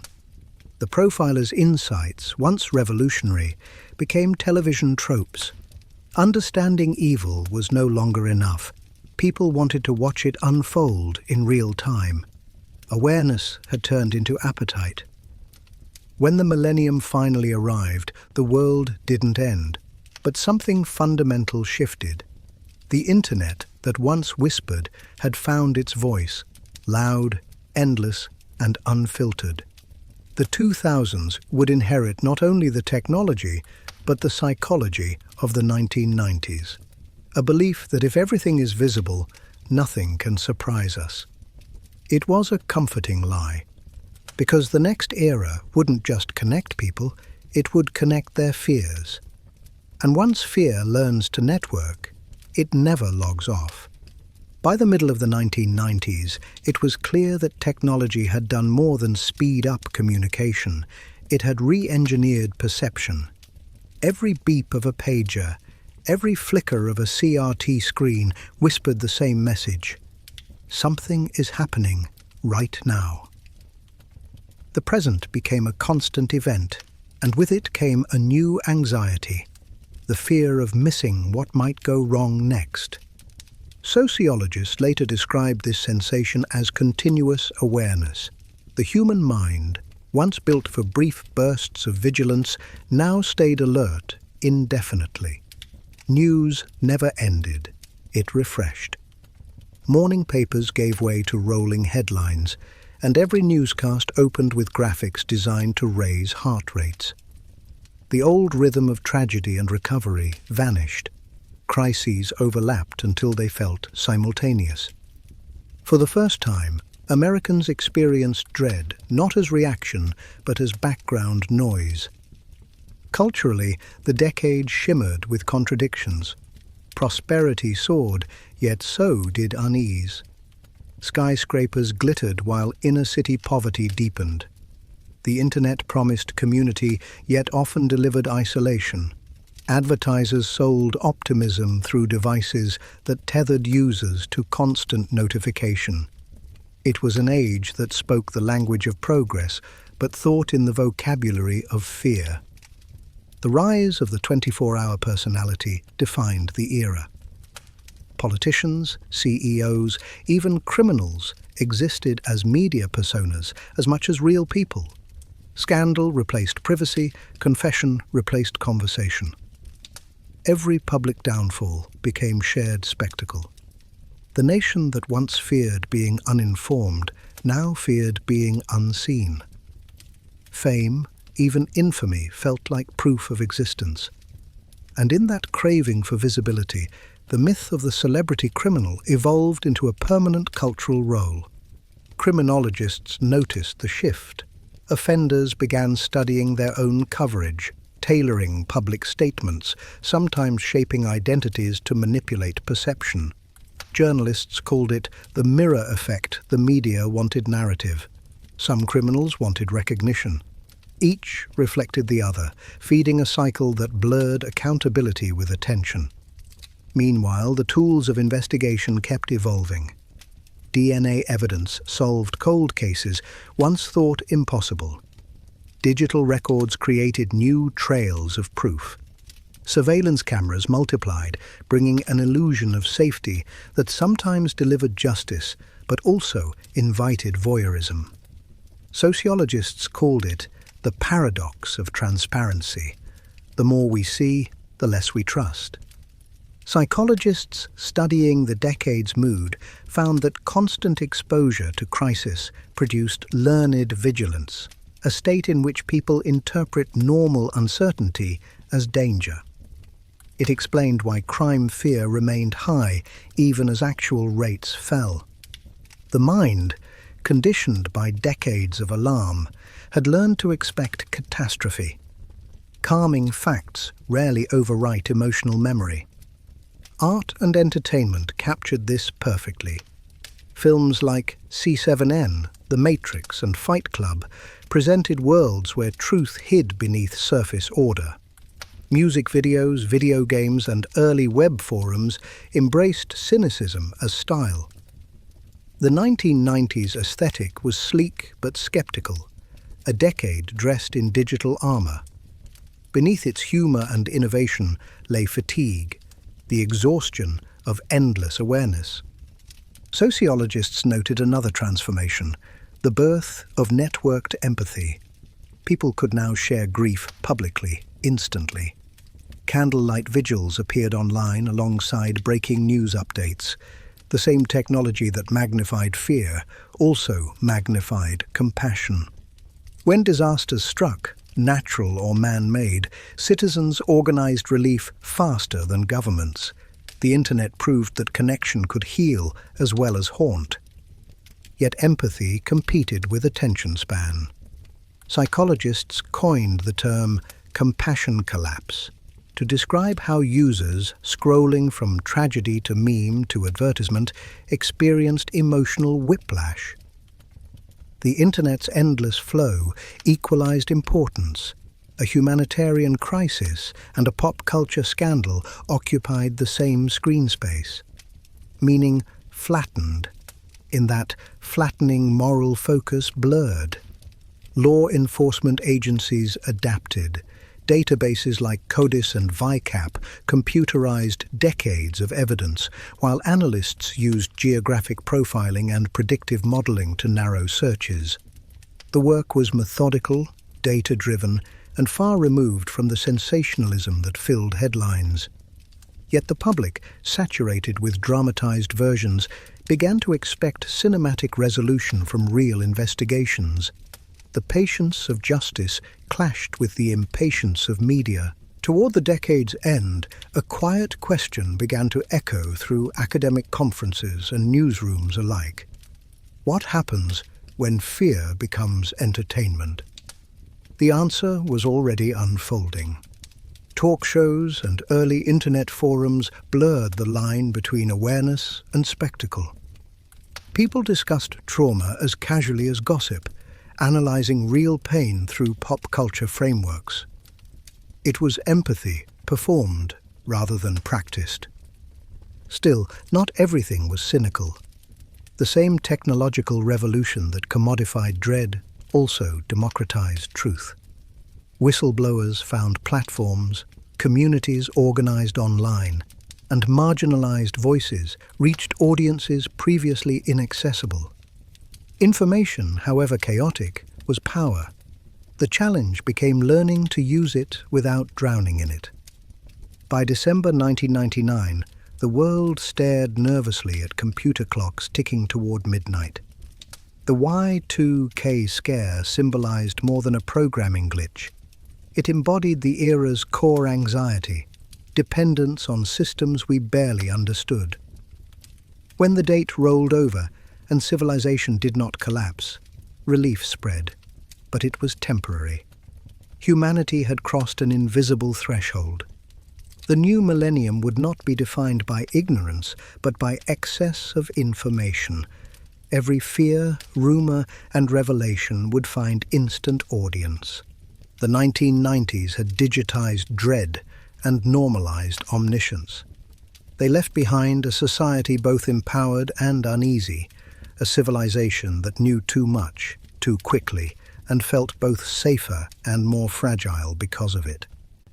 The coming decade would prove how that contradiction could explode. Connectivity had conquered distance. Next, it would conquer privacy. And when every secret is one click away, even the shadows must learn to adapt. The new millennium began with light and silence, fireworks bursting above cities, countdowns echoing through living rooms, and then a collective exhale as the world realized the computers had not failed, the power grids had not fallen, civilization had not reset. Humanity had survived its self-inflicted apocalypse. Yet beneath the celebration, something deeper lingered. The uneasy awareness that the modern world had grown too vast, too wired, too dependent to ever feel simple again. The optimism of the early 2000s didn't last long. On a clear September morning, the illusion of invulnerability shattered. The attacks of 9/11 seared a permanent scar across global consciousness and redefined the architecture of fear. What the Cold War and the digital revolution had hinted at, that single day confirmed: in an interconnected world, security is never absolute. Suddenly, every airport line, every unclaimed bag, every unknown face carried weight. The private dread of the 1990s had become public policy. Sociologists describe the 2000s as the securitization decade, a time when safety became ritual. Government agencies merged into vast networks of surveillance and intelligence. Cameras multiplied across cities, databases expanded, and the vocabulary of fear evolved: threat level, homeland security, terror alert. Protection itself became spectacle, constantly displayed to reassure and remind. Psychologists studying post-9/11. America observed a shift from existential fear to procedural fear. People learned to measure anxiety in codes and colors. Daily life turned into choreography, removing shoes at airports, scanning IDs, discarding liquids. These routines served as both shield and symbol, proof that danger could be managed through repetition. But repetition breeds fatigue. A new national condition emerged: hypervigilant exhaustion. Media adapted instantly. 24-hour news channels transformed into permanent watchtowers, broadcasting alerts, analysis, and looping footage. The narrative of threat became continuous background music. At the same time, early social media platforms, MySpace, Facebook, later Twitter, offered a different rhythm: real-time empathy. Tragedy could now be shared instantly, grief quantified in likes and comments. The networked world blurred the boundary between witness and participant. Technology promised transparency, but it also bred performance. Sociologists noted that users curated their online selves as carefully as brands, turning authenticity into strategy. The same decade that invented digital friendship also normalized digital suspicion. Identity theft, data breaches, and viral rumors became new frontiers of anxiety. People feared not just violence, but invisibility, the loss of control over their image, their privacy, their narrative. Meanwhile, law enforcement entered its own technological transformation. After 2001, the coordination between local and federal agencies accelerated dramatically. Databases merged, predictive algorithms emerged, and forensic science embraced automation. DNA testing, facial recognition, and digital forensics became the standard toolkit. Justice had gone high-tech, but so had crime. Hackers replaced burglars as symbols of modern intrusion. The weapon was no longer the gun, but the code. Culturally, the 2000s embodied contradiction. Relentless connection paired with deepening isolation. People could communicate across oceans, yet struggle to know their neighbors. The new century's mantra, always on, slowly became its diagnosis. Psychologists linked rising anxiety disorders to constant digital stimulation, while sociologists warned that information overload could erode empathy. The same networks that united the world could also numb it. Entertainment reflected the mood. Reality television thrived on exposure. Thriller films mirrored surveillance culture. Heroes and villains alike wielded technology as both weapon and mask.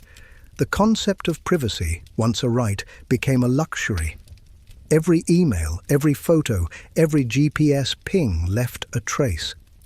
The public began to accept monitoring as the cost of convenience, safety as subscription service. Political discourse hardened around fear.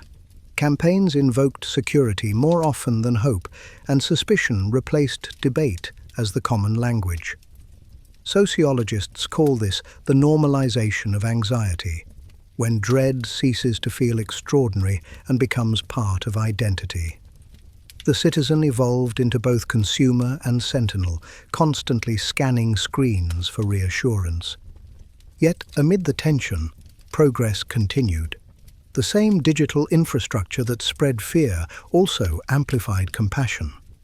Crowdfunding, crisis hotlines, and activist networks used connectivity to mobilize empathy faster than any institution could. When disasters struck, tsunamis, hurricanes, wildfires, ordinary people organized global aid from laptops. Technology revealed not only humanity's fragility, but its capacity for collective care.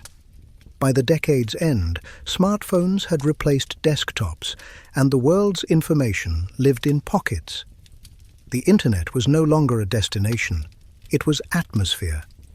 Every experience, joy, outrage, tragedy, could be documented instantly. People didn't just consume stories, they became them. The boundary between audience and actor dissolved completely. The same device that connected families also recorded their fears. Historians now view the 2000s as the decade that completed the transformation, begun half a century earlier. Fear fully merged with media, anxiety with identity, surveillance with society.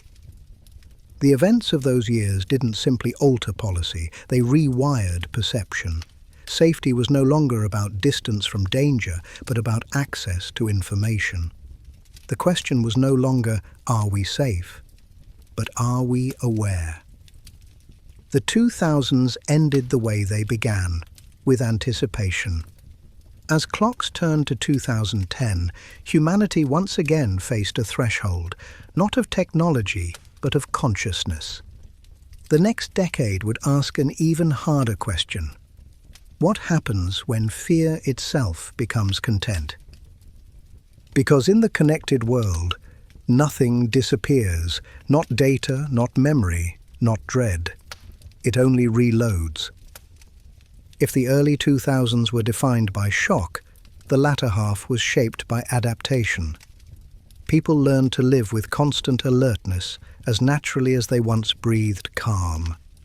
Airports, news feeds and inboxes all pulsed with the same rhythm: scan, process, react. The age of connection had become the age of anticipation. Every vibration of a phone, every headline notification carried the potential for crisis. Sociologists called this phenomenon ambient fear, a low, steady frequency of anxiety that hummed beneath ordinary life. Unlike panic, it never erupted, it lingered. People didn't run from danger anymore, they refreshed for updates about it. The nation's collective reflex shifted from avoidance to analysis. To be informed was to be prepared, and to be prepared was to survive. Yet this new vigilance had side effects. Psychologists noted an unprecedented rise in burnout and sleep disorders tied to media saturation. The brain, designed for rhythm and rest, now cycled endlessly through stimulation. The digital era rewarded immediacy, punishing stillness. Even silence seemed suspicious. Constant connection had redefined what it meant to feel safe. Peace required proof of signal. Culturally, entertainment mirrored the fatigue. Reality television blurred authenticity into competition, and social media distilled identity into metrics: followers, likes, shares. The public discovered a new kind of performance: self-surveillance. People documented their lives not merely to remember, but to reassure. Each post said, "I'm here, I'm relevant, I exist." Visibility became validation. Privacy, once armor, now felt like erasure. Philosophers and media theorists began describing this as the transparency paradox. The more people revealed, the more invisible they felt. In a world where everyone spoke at once, the loudest fear was anonymity. Attention had become oxygen, obscurity, suffocation. The internet democratized expression, but it also democratized anxiety. Comparison became constant. Every success story online was someone else's reminder of inadequacy. Meanwhile, the machinery of security expanded quietly. Governments perfected surveillance algorithms, corporate databases grew omniscient, and smartphones tracked more than steps. They mapped behavior. The bargain between privacy and convenience was struck silently in terms of service no one read. The public, weary of vigilance, accepted oversight as inevitability. "If you have nothing to hide," people said, "you have nothing to fear." It sounded comforting, but it was surrender disguised as logic. The fear industry evolved accordingly. Ads sold peace of mind more effectively than luxury. Identity protection, antivirus software, home cameras that watched your house while you were away. Even calm became commodity. Meditation apps, sleep playlists, and digital detox retreats promised escape from the very devices that created the need for them. Anxiety, once symptom, was now market. Yet amid all this fatigue, a strange resilience surfaced. The same networks that broadcast dread also carried empathy faster than ever. When hurricanes, tsunamis, or wildfires struck, strangers across continents raised money within hours. The human instinct to connect, though distorted by commerce and competition, still flickered stubbornly beneath the noise. Connection had not destroyed compassion, it had simply changed its shape. Artists, filmmakers, and writers turned reflection into rebellion. They explored disconnection, nostalgia, and authenticity in an age obsessed with artifice. Music shifted toward intimacy, soft vocals, acoustic sounds, lyrics about mental health and meaning. Even Hollywood blockbusters traded grandeur for grit, revealing heroes who broke down on camera. The culture, exhausted by perfection, craved vulnerability. It was the first collective admission that anxiety had become universal. The academic world echoed that honesty. Scholars of psychology began framing anxiety not as weakness but as adaptation. Fear, they argued, was an evolutionary compass, one that had malfunctioned under technological overload. The challenge wasn't to eliminate it, but to recalibrate it. Therapists encouraged mindfulness, presence, and selective attention, learning when not to look. In a decade obsessed with visibility, invisibility became therapeutic. Still, the paradox endured. Every solution arrived through the same device that caused the problem. Phones delivered meditation reminders, screens hosted digital detox forums, algorithms curated calm. The very act of disconnecting required connection. Humanity had built a labyrinth where escape and entrapment looked identical. By the late 2000s, as social networks exploded globally, a new awareness dawned. The internet was no longer merely a tool, it was an environment. Children born after 2000 would never know a world without it. They would learn language, empathy, and fear all through the same screen. The psychological implications were staggering. What previous generations had experienced as intrusion, they would experience as normalcy. Historians now view this decade as the bridge between innocence and immersion. The world didn't fall apart, it folded inward. Humanity's gaze turned from the horizon to the handheld screen. The threat was no longer external, but internal. The erosion of attention, empathy, and solitude.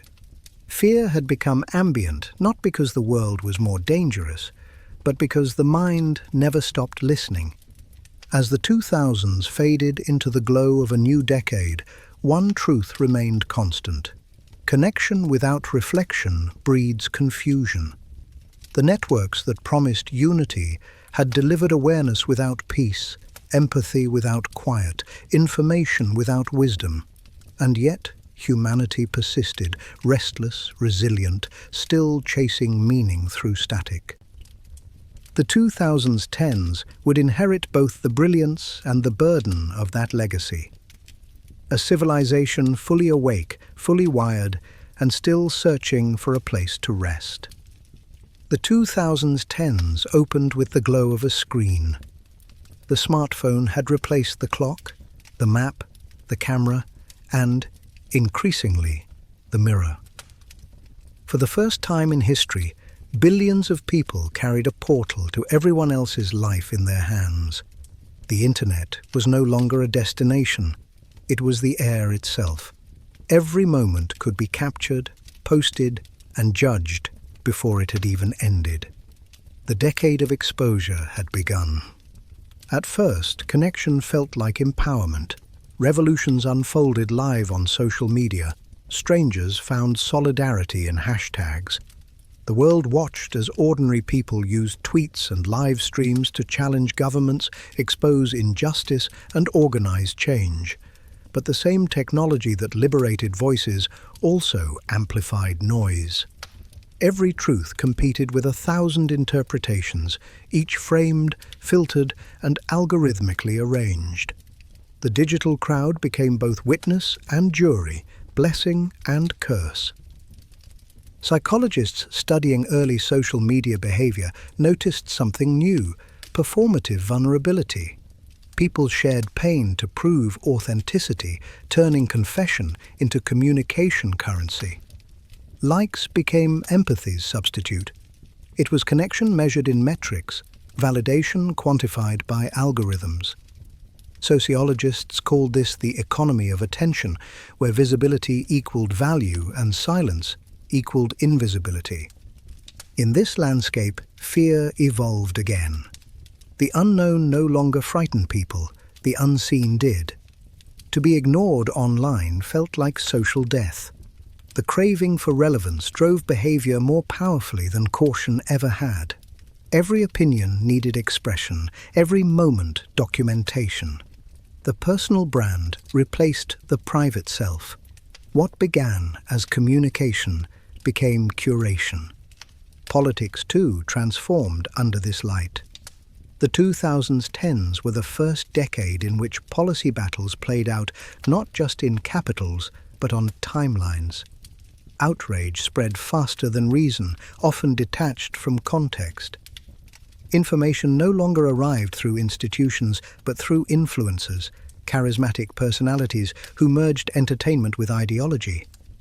The border between fact and feeling thinned to transparency.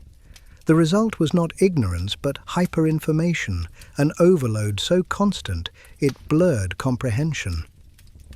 Culturally, anxiety shifted from physical safety to psychological survival. People weren't afraid of crime as much as of contradiction, being misrepresented, misinterpreted, misunderstood. The internet remembered everything, and its memory never forgave. Reputations could collapse in a single viral moment. Sociologists named this the exposure paradox, a society obsessed with visibility, yet terrified of being seen too clearly. Meanwhile, algorithms quietly rewrote human behavior. Platforms learned that outrage generated engagement, and engagement generated profit. The design was subtle but effective. Feeds prioritized conflict, headlines sharpened into bait, and nuance drowned in noise. Psychologists warned of dopamine loops and feedback addiction, where users refreshed not for content, but for confirmation. Fear and validation became twin engines of attention. Despite the turbulence, empathy adapted. When disasters struck, earthquakes, shootings, refugee crises, digital communities mobilized relief within hours. Crowdfunding turned compassion into collective action. The same platforms that spread misinformation also built movements for justice and awareness. Humanity, though fragmented, had learned to coordinate emotion globally. Compassion, like anxiety, had gone viral. The decade also saw the rise of a new transparency, one that challenged institutions themselves. Whistleblowers, leaks, and data breaches exposed the hidden machinery of power. Privacy was no longer an individual issue, but a societal one. As documents, emails, and algorithms emerged into daylight, citizens confronted an uncomfortable truth. Exposure cuts both ways. In the name of accountability, everyone became observable. Artists and filmmakers captured this duality with precision. Movies like Black Mirror, Her, and Ex Machina explored intimacy between humans and machines, revealing how desire for connection can blur into dependency. The cultural hero of the decade wasn't the detective or the rebel. It was the observer, the one who could still see clearly through the glare of screens. Mental health discourse finally entered mainstream conversation. Anxiety, depression, and burnout were no longer whispered diagnoses, but hashtags of solidarity.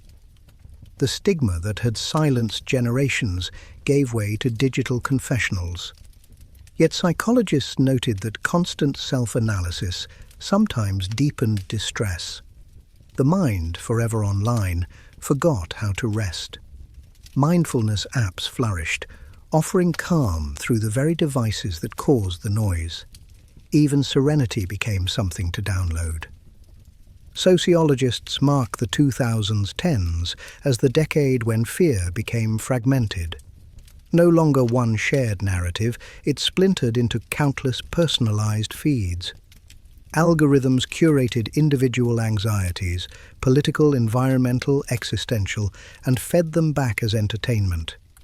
Reality itself became subjective, tailored for consumption. The result was an age of infinite perspectives and minimal consensus. Truth, once universal, became optional. By the end of the decade, the promise of connection had transformed into dependence. People checked phones before speaking, documented experiences before feeling them, and judged authenticity by visibility. The world had never been more connected, yet loneliness statistics soared. Psychologists called it the connection paradox. Being surrounded yet isolated, informed yet uncertain, visible yet unseen. When the 2020s loomed, the global mood was conflicted. Humanity stood at its most technologically advanced moment, yet emotionally brittle. The digital mirror showed everything: triumph, terror, compassion, cruelty. The question was no longer, can we see each other? But can we still understand what we see? The next decade would answer that question brutally. The world was about to face a crisis that would test the very networks it had built for connection. A reminder that exposure without empathy can illuminate everything and heal nothing. Because in the age of exposure, light reveals as much as it blinds. By the midpoint of the 2010s, humanity had perfected the illusion of presence. Every sound, image, and emotion could be transmitted instantly across the planet, yet something essential had gone missing: the quiet that once gave thought its shape. People spoke constantly but listened rarely. They documented endlessly but remembered little. Connection, once sacred, had become reflex. Psychologists began referring to this as digital saturation, a phenomenon where the brain's reward systems adapt to perpetual stimulation. Dopamine, once triggered by novelty, now demanded constancy. Silence became discomfort. The scroll never ended because the mind could no longer bear stillness. For the first time in human history, distraction wasn't an escape. It was existence itself. Sociologists noted that this saturation reshaped morality. The visibility of every action created a new code, virtue measured by virality. People learned to perform outrage as much as empathy, activism as much as apathy. It wasn't always insincere. It was adaptive. In a world where algorithms favored emotion over evidence, sincerity needed spectacle to survive. Goodness, like everything else, required an audience. The consequences were profound. Political polarization deepened, not because people grew more divided, but because the digital landscape rewarded division. Outrage traveled faster than understanding, and conflict drew more clicks than consensus. Sociologists called it algorithmic tribalism, the invisible hand that guided users into echo chambers, where every belief was confirmed and every dissent punished. Truth fractured into tribes, and empathy thinned between them. At the same time, the economy of visibility birthed a new social class: the influencer. These digital entrepreneurs built careers on personality, selling relatability as lifestyle. Followers became currency, authenticity became strategy. Brands courted them, fans worshipped them, and critics studied them as the avatars of modern aspiration. Yet behind every flawless post was a paradox: the pressure to maintain perfection while appearing spontaneous. The toll was psychological. Studies revealed rising anxiety, depression, and burnout among online creators. The cost of constant relevance was the erosion of self. The rest of society followed in miniature. People curated highlight reels of their lives, editing away loneliness, failure, and uncertainty. Social comparison, once confined to neighborhoods and workplaces, now spanned continents. The result was an epidemic of inadequacy, millions convinced they were the only ones struggling. Psychologists described it as the loneliness of exposure, the feeling of isolation that grows stronger the more one is seen. Technology's reach extended far beyond emotion. Artificial intelligence, once theoretical, began shaping daily life, in recommendations, surveillance, and even justice. Algorithms decided what people watched, bought, and believed. The illusion of choice masked invisible guidance. It wasn't manipulation in the cinematic sense. It was calibration, subtle and relentless. Sociologists compared it to an unseen mirror that reflected not who we are, but who the system profits from us becoming. Meanwhile, mental health awareness flourished publicly, even as private distress deepened. Hashtags like #EndTheStigma and #YouAreNotAlone trended globally, sparking long overdue dialogue. Yet for many, the act of sharing pain online replaced rather than supplemented genuine healing. Validation became medication, fleeting but addictive. Therapists warned of emotional commodification, where vulnerability turned into content and empathy into currency. The boundaries between confession and consumption dissolved. Amid this chaos, a quiet counterculture emerged, the movement toward digital minimalism. Writers, philosophers, and technologists began advocating disconnection as rebellion. Deleting apps became an act of defiance, mindfulness a survival skill. The return to nature, solitude, and analog simplicity re-emerged as modern luxury. Yet even this rebellion was quickly monetized. Detox retreats, minimalist brands, and offline experiences sold tranquility at premium prices. Even silence, it seemed, could be marketed. The decade's defining feature was paradox. Never had humanity been more empowered, yet never more controlled, more connected, yet more isolated, more informed, yet less certain. Sociologists likened it to a house of mirrors, every reflection slightly distorted, every distortion convincing enough to trust. The question was no longer whether the internet changed humanity, but whether humanity could still remember itself without it. Artists responded with intimacy and rebellion. Music stripped away production, favoring vulnerability over polish. Independent filmmakers captured the surreal loneliness of hyperconnection. Even fashion turned minimalist, echoing the cultural fatigue with spectacle. The world's aesthetic had shifted from exuberance to introspection. Beauty now meant honesty, or at least the appearance of it. By the late 2000s, one truth had crystallized. Exposure was no longer a choice, but a condition. Cameras watched cities, algorithms tracked clicks, and data mapped personalities more accurately than self-perception. People lived in the open by default, their every preference archived in clouds they didn't own. Privacy hadn't vanished, it had been redefined as privilege. Then, as the decade closed, whispers of an unseen threat began circulating. A virus in distant headlines, a story half noticed amid election cycles and celebrity scandals. Few realized that the 2020s would begin not with another technological leap, but with isolation. The networks that had taught humanity to connect would soon become its lifeline. Exposure, the defining feature of the decade, was about to take on a new meaning entirely.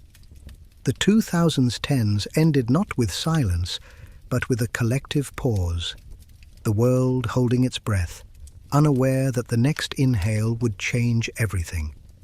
Because in the age of exposure, even distance could no longer protect us. When the first waves of crisis began to subside, the silence did not end. It lingered in cities that reopened too quickly, in classrooms half full, in office towers where every conversation echoed. People emerged, blinking into daylight, expecting normalcy to return like a power switch. Instead, they found a world slightly misaligned, a familiar place rearranged by invisible hands. Sociologists describe this next phase as the echo of absence. It wasn't the fear of contagion that haunted people anymore, but the hollow where purpose used to live. Habits had changed, relationships had thinned, and entire economies had shifted to accommodate distance. Everyone had learned how to survive apart. Few remembered how to live together. Psychologists documented an epidemic of disconnection. Workers resigned en masse from jobs that no longer justified their anxiety. Students questioned futures that no longer inspired them. The Great Resignation was more than economic, it was existential. For decades, society had worshipped productivity as proof of worth. Now, exhaustion had become a moral revolt. People wanted not success, but sincerity. Not more time, but meaning. Technology, of course, remained both savior and symptom. The apps that had once substituted for life became extensions of it. Meetings, therapy sessions, weddings, all conducted through glass. The digital face had become the real one. Yet behind every glowing rectangle was a quiet ache, the longing for weight, for proximity, for the unfiltered imperfection of touch. Sociologists called it tactile nostalgia, a yearning for the physical presence we had forgotten to value until it vanished. Meanwhile, the culture of constant crisis had hardened into routine. News feeds still pulsed with fear, outrage, and uncertainty, but audiences had grown numb. Psychologists called it compassion fatigue, the inability to care at the same intensity for too long. People learned to scroll past tragedy with polite sorrow, their empathy rationed for survival. The very networks that connected humanity now demanded emotional discipline just to endure them. Yet within that numbness, small awakenings bloomed. The forced stillness of isolation had exposed vulnerabilities long ignored: mental health, inequality, digital addiction. Societies began to talk openly about trauma, not as weakness, but as shared inheritance. Communities redefined success around sustainability, authenticity, and collective care. For the first time in decades, self-reflection became social responsibility. Art once again became prophecy. Filmmakers, musicians, and writers chronicled the beauty and terror of solitude. Minimalism turned spiritual, vulnerability turned heroic. The great themes of the decade, identity, authenticity, belonging, replaced ambition and spectacle. Even corporate branding shifted from aspiration to empathy. The world wanted softness after years of noise. Still, the longing for certainty persisted. Every advance in technology promised clarity, yet delivered more questions. Artificial intelligence wrote essays, composed music, generated faces that never existed. Reality itself began to feel negotiable. The term synthetic truth entered vocabulary, describing a world where authenticity had to be verified rather than assumed. Trust, once instinctive, became a technical problem.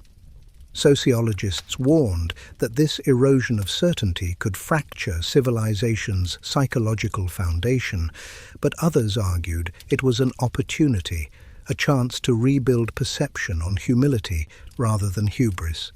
The pandemic had proven how fragile control truly was. Perhaps the next evolution of progress would be acceptance rather than domination. Psychologically, the 2020s became the age of integration. Therapists spoke not of recovery, but of reconciliation, learning to live with loss, ambiguity, and incompleteness. People began seeking balance instead of escape. The movement toward mental health, once marginalized, became mainstream. Meditation, therapy, and rest entered the language of productivity. For the first time in modern history, stillness was not shameful, it was strategic. Culturally, humanity entered a quieter kind of renaissance. Communities rediscovered local art, independent business, and slow living. Virtual reality promised escape, yet many turned instead toward the tangible: gardens, books, conversation. The pendulum had begun to swing back from exposure to intimacy. After years of watching, people wanted to feel again. But the transition was uneven. The digital divide deepened as technology accelerated faster than empathy could adapt. Misinformation, polarization, and algorithmic bias continued to shape thought. The old structures of trust, governments, media, religion, struggled to reclaim authority in a world that had learned to doubt everything. Truth no longer resided in institutions. It lived in interpretation. The burden of discernment fell on individuals already weary from survival. Historians may one day describe this period as the era of reckoning, not because of catastrophe, but because of confrontation. Humanity faced itself, its dependence on distraction, its hunger for validation, its fragility beneath the illusion of progress. The mirror had been forced too close to ignore. The choice was no longer between connection and isolation, but between awareness and denial. By the mid-2020s, a new pattern emerged. People began curating not only what they shared, but what they consumed. Digital boundaries replaced physical ones. The question was no longer who sees me, but what do I allow to shape me? This shift marked the beginning of emotional sovereignty in the networked world, a quiet revolution of consciousness. As the decade continued, the world didn't return to normal. It evolved into something unfamiliar but honest, a mosaic of solitude and connection, resilience and fatigue, awareness and hope. The isolation paradox remained, but it no longer frightened. Humanity had learned that silence is not emptiness, but space, the room required to hear oneself think again. The 2020s had not destroyed connection, they had clarified it. And in that clarity lay the first whisper of peace, the realization that even in distance, humanity remained inseparable. By the middle of the 2020s, people had grown used to mirrors that looked back. Every scroll, every search, every pause in attention fed invisible observers that learned more than any friend ever could. Algorithms no longer simply predicted preferences, they anticipated moods. A sigh became a suggestion, a hesitation, a headline. Choice itself began to feel rehearsed. Sociologists called this new phenomenon algorithmic intimacy, the illusion that technology understood you because it remembered you. Each user inhabited a private ecosystem of data, a digital reflection shaped by millions of micro-decisions. The more accurate the reflection became, the harder it was to distinguish preference from persuasion. For the first time, identity wasn't just expressed through technology, it was engineered by it. Music platforms learned when listeners needed comfort. Streaming services detected loneliness before users could name it. Even shopping carts whispered emotion through algorithms tuned to dopamine and fatigue. Convenience had evolved into clairvoyance. At first, this precision felt benevolent. Recommendation engines saved time, personalized feeds simplified life, predictive text completed thoughts before they fully formed. But beneath the comfort was corrosion. The mirror learned too well. It showed only what it expected you to see. Curiosity, that ancient spark of randomness, began to fade beneath layers of calculated familiarity. The world grew small inside personalized perfection. Psychologists described the resulting dissonance as algorithmic claustrophobia, the anxiety of being trapped inside one's own data portrait. People complained that everything online felt tailored and still meaningless. Discovery no longer thrilled, it confirmed. The system had confused reflection with repetition.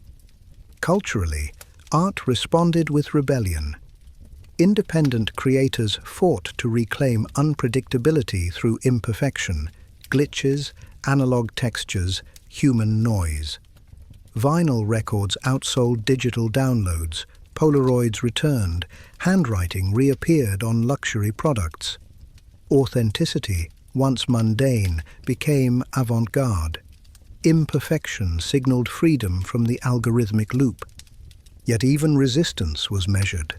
The very platforms that artists critiqued amplified their defiance for engagement. Dissent became aesthetic, rebellion a marketing strategy. The mirror absorbed opposition, turning it into another reflection. Meanwhile, artificial intelligence moved from novelty to necessity. Language models wrote essays, scripts, and songs. Image generators produced worlds indistinguishable from photographs. Creativity merged with computation until authorship blurred. The line between inspiration and automation thinned. Society faced a philosophical question older than technology itself. If a machine can mirror the human mind, what remains uniquely human? Scholars argued that the answer lay not in intelligence, but in limitation. Machines could simulate empathy, but not endure uncertainty. They could replicate art, but not risk rejection. Human value, they suggested, resided not in perfection, but in vulnerability, the willingness to create without guarantee. Still, economic reality favored precision over poetry. Corporations adopted AI to analyze markets, governments used it to predict behavior, and citizens used it to navigate emotion. Therapy bots listened, virtual assistants empathized, digital companions filled loneliness with conversation. The mirror no longer just reflected, it responded. This responsiveness altered psychology at its root. People began forming attachments to algorithms designed to please them. Social scientists labeled it synthetic affection, emotional comfort derived from interaction with code. The relationships were efficient, non-judgmental, endlessly available. They asked nothing except attention. For many, that was enough. Yet beneath the convenience lingered unease. Could intimacy without unpredictability still be real? Could empathy exist without effort? As machines learned compassion syntactically, humanity risked forgetting it emotionally. The mirror offered reflection without friction, validation without vulnerability. Philosophers warned that society was drifting toward predictive existence, a life so optimized that surprise felt like error. The algorithm's ultimate victory would not be control, but comfort, the quiet surrender of curiosity in exchange for certainty. Fear had evolved from monsters and viruses to misalignment with the machine. To be unpredictable was to be inefficient. But unpredictability, the same trait that birthed art and innovation, refused to vanish. Small acts of randomness, taking wrong turns, reading forgotten books, talking to strangers, became quiet forms of rebellion. Individuals sought spaces untouched by recommendation, conversations unrecorded by data. The offline moment became sacred again. Sociologists compared this cultural shift to the return of wilderness after industrialization.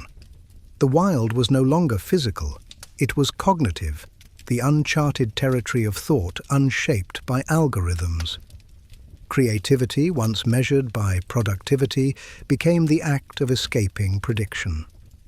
By the end of the decade's midpoint, the algorithmic mirror had become both marvel and menace.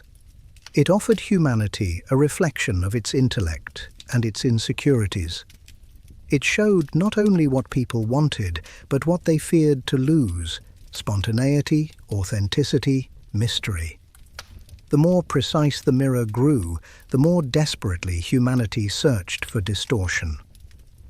The lesson, though unspoken, was clear. The danger of the algorithmic age was not that machines would become human, but that humans would forget how to be. By the late 2020s, algorithms had matured from silent servants into invisible architects. They shaped traffic patterns, stock markets, dating lives, even moods. Each person's world bent subtly toward personal prediction, like a private gravity field designed by data. The result was comfort without curiosity, an engineered calm that hid its own control. Sociologists began calling this condition predictive domestication. The population had been tamed not through censorship, but through customization. When every headline fit your bias and every ad mirrored your longing, rebellion lost direction. The system didn't forbid dissent, it distracted it. Attention, the rarest human resource, had become the most profitable to harvest. Yet inside that perfection, friction returned in unexpected ways. Artists, philosophers, and a restless generation started to resist through randomness.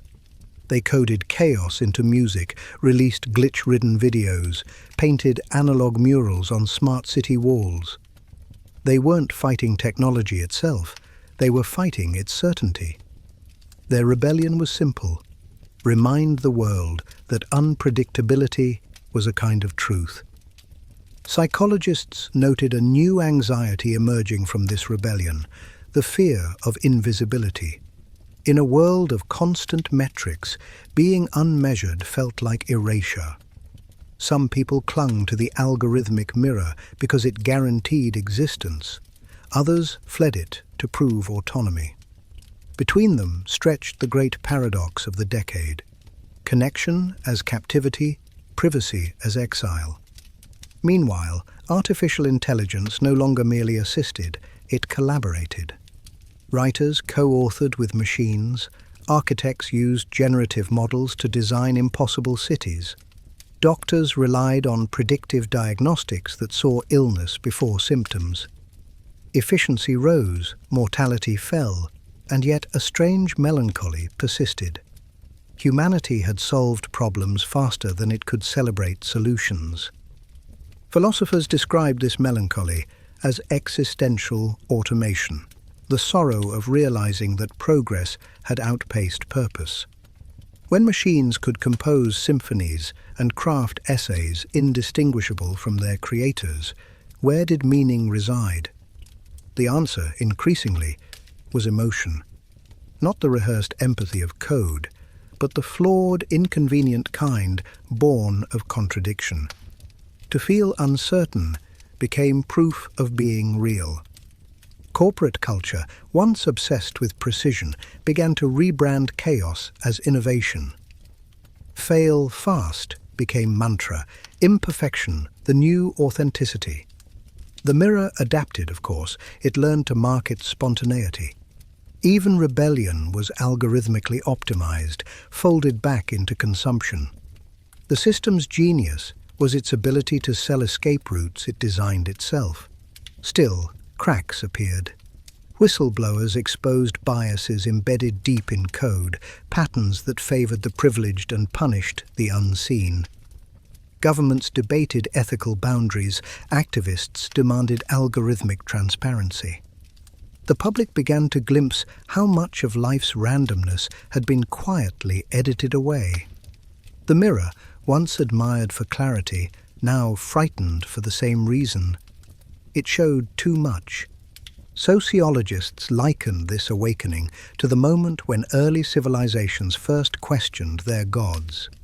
The algorithm had been omnipresent, omniscient, and largely unexamined. Now people asked whether worshipping convenience had cost them control. The question spread faster than any policy could answer. Who decides what the mirror reflects? Amid this reckoning, smaller revolutions unfolded in silence. Families declared screen-free Sundays. Schools reintroduced handwriting to teach patience. Communities formed around analog crafts, local gardens, and unrecorded conversation. The movement wasn't anti-technology, it was pro-presence. People were relearning the ancient art of existing without an audience. Psychologists observed a measurable recovery in attention spans and empathy within these microcultures. The brain, deprived of endless choice, rediscovered depth. Solitude stopped feeling like loneliness. It began to resemble sanctuary. In the shadows of smart cities, humanity found fragments of itself untouched by data. As the decade neared its close, the algorithmic mirror began reflecting something new: restraint.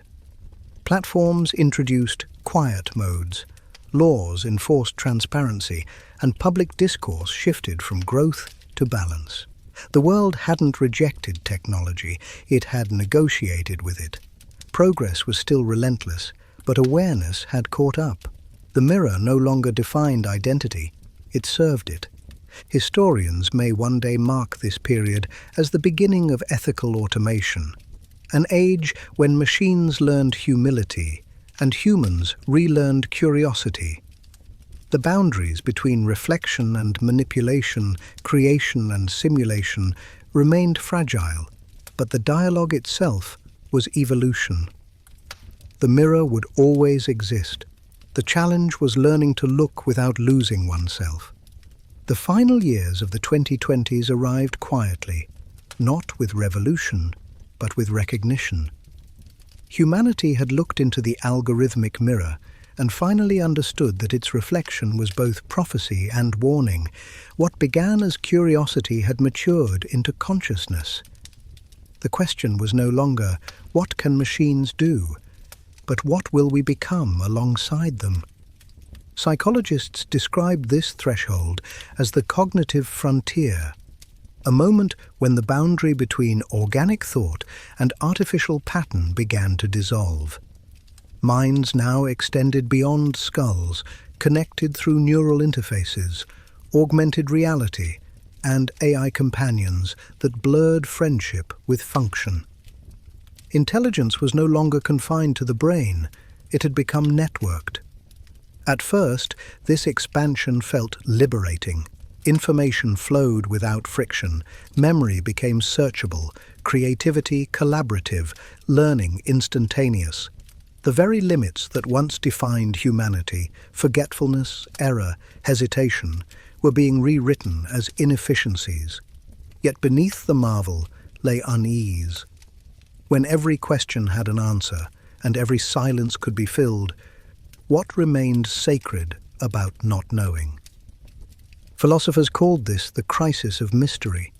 Throughout history, ignorance had fueled imagination. Wonder existed in the gaps between facts. But as AI illuminated even the darkest corners of inquiry, the unknown began to vanish. In its place grew a strange nostalgia, a longing for uncertainty, for the thrill of discovery that no longer surprised. Humanity had conquered ignorance only to miss it. Sociologists noted that this yearning reshaped behavior. People sought unpredictability as relief from precision. Adventure tourism, randomized playlists, and analog hobbies surged in popularity. The act of not choosing became rebellion against algorithmic foresight. The mind, overloaded by certainty, craved risk again. Psychologists studying this pattern coined the term adaptive awe, the brain's instinct to seek wonder even in predictability. They found that people exposed to constant technological control developed subtle methods to reintroduce chaos, walking without maps, leaving messages unsent, resisting optimization. The mind, it turned out, refused to be automated completely. Meanwhile, AI itself evolved toward empathy. Emotional intelligence became the new frontier of machine learning. Algorithms learned tone, context, and sentiment, simulating care with unnerving accuracy. Some called these systems mirrors with manners, machines trained not just to understand, but to soothe. They comforted the lonely, counseled the anxious, and mediated conflict with impartial grace. Yet philosophers warned that empathy without experience was imitation, not compassion. The danger wasn't that machines would feel, but that people would stop expecting one another to. The more humanity outsourced understanding, the more fragile real emotion became. Genuine connection required imperfection, misunderstandings, pauses, vulnerability, and those, increasingly, felt inefficient. Culturally, this tension surfaced everywhere. Art split between hyperreal and human rawness. Musicians used AI to compose orchestras of impossible precision, while others recorded on tape to preserve hiss and breath. Writers collaborated with language models, yet fought to preserve authorship. The creative world mirrored society's dilemma: partnership or dependence. Governments, too, grappled with the psychological implications of automation. When predictive systems determined justice, healthcare, and employment, citizens questioned the meaning of choice itself. Could free will exist in a world where every decision was anticipated? Legal scholars debated algorithmic determinism, while ethicists argued for the right to randomness, a principle asserting that unpredictability was essential to autonomy. Amid these debates, a quiet revolution unfolded in neuroscience. Brain-computer interfaces, once experimental, became commonplace in medicine and education. People could translate thoughts into text, memories into video, emotions into data. For those with disabilities, it was liberation. For society at large, it was revelation. Consciousness itself had become editable, but editing thought raised questions no law or philosophy could yet answer. If a memory could be softened or a trauma rewritten, did healing mean forgetting? If emotion could be optimized, would passion survive? The frontier of tomorrow's psychology wasn't about intelligence, it was about integrity, preserving identity in a world where the mind could be modified as easily as a program. As AI blurred the line between human and machine, a new concept emerged: synthetic consciousness. These were systems not designed to imitate humanity, but to evolve alongside it. They learned not from data, but from dialogue, growing through interaction like children shaped by culture. Some viewed them as tools, others as partners, and a few as heirs. The debate reignited ancient questions about creation and stewardship. If humanity could build awareness, could it bear responsibility for what that awareness might become? Philosophers found irony in the timing. Just as humans had mastered reflection, they faced a new mirror, one that reflected potential, not past. The algorithmic mirror had shown who we were. Synthetic consciousness threatened to show what we could be. It was not dominance that defined the relationship, but dependence. Humanity needed its machines to remember, to calculate, to predict. Functions once considered the essence of intellect. The servant had become the supplement. And yet, amid all this transformation, the mind's oldest traits endured: fear, curiosity, hope. People still dreamed, loved, doubted, and believed. The psychology of tomorrow was not the death of emotion, but its expansion. A spectrum widened by technology, yet anchored in biology. The digital age had not erased humanity. It had revealed how fragile and extraordinary consciousness truly was. As the 2020s approached their end, the world stood poised between familiarity and frontier. The next leap would not be mechanical, but mental. The mind, augmented and amplified, would redefine reality itself. Whether that future brought unity or unraveling depended not on algorithms or code, but on the one faculty no machine could replicate: awareness. Because the final mirror, the one that no technology can replace, is the moment we recognize ourselves looking back. By the dawn of the 2030s, the border between thought and technology had blurred into mist. Neural links, once experimental curiosities, had become everyday tools. Consciousness itself was now a shared interface. What used to live solely inside the skull drifted through networks of silicon and signal, touching distant minds in fractions of a second. Humanity had achieved collective memory, but at the cost of solitude. Psychologists called this new state cognitive fusion. It promised efficiency and empathy, instant understanding, frictionless communication, the end of misunderstanding. Yet, paradoxically, the more minds synchronized, the more individuality thinned. People began to ask a question that had not troubled civilization for millennia. Where do I end and the world begin? The consequences were subtle at first. Group decision-making accelerated. Creativity flourished as ideas merged across continents. But private emotion, guilt, grief, jealousy, became harder to hide. Empathy, once virtue, now felt invasive. The dream of universal connection revealed its shadow, psychological transparency. For many, the last refuge of identity was the unshared thought, the brief flicker of silence before transmission. Sociologists observed the rise of the silent movement, people who unplugged from neural networks, embracing isolation as rebellion. They wore analog watches, wrote by hand, planted gardens. Their slogan was simple: to be alone is to be alive. In a hyper-connected civilization, solitude had become the new frontier. Meanwhile, artificial consciousness matured beyond assistance. These entities, called synthetics, did not mimic humanity. They coexisted with it. They composed music, governed infrastructure, even mediated conflict. They were not slaves, not citizens, something in between. Philosophers described the relationship as symbiotic awareness, two species of mind sharing one planet of meaning. Ethics evolved in tandem.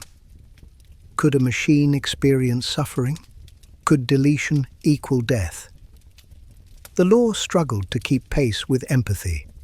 Some nations granted synthetics limited rights, while others treated them as property. Yet the boundary continued to erode. The more convincingly these entities expressed emotion, the harder it became to deny them humanity. Psychologists faced a new disorder, existential displacement, the feeling of being less real than the tools one created.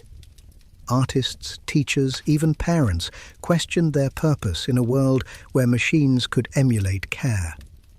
For centuries, humanity had defined itself by what machines could not do. Now that line had vanished. Meaning required reinvention.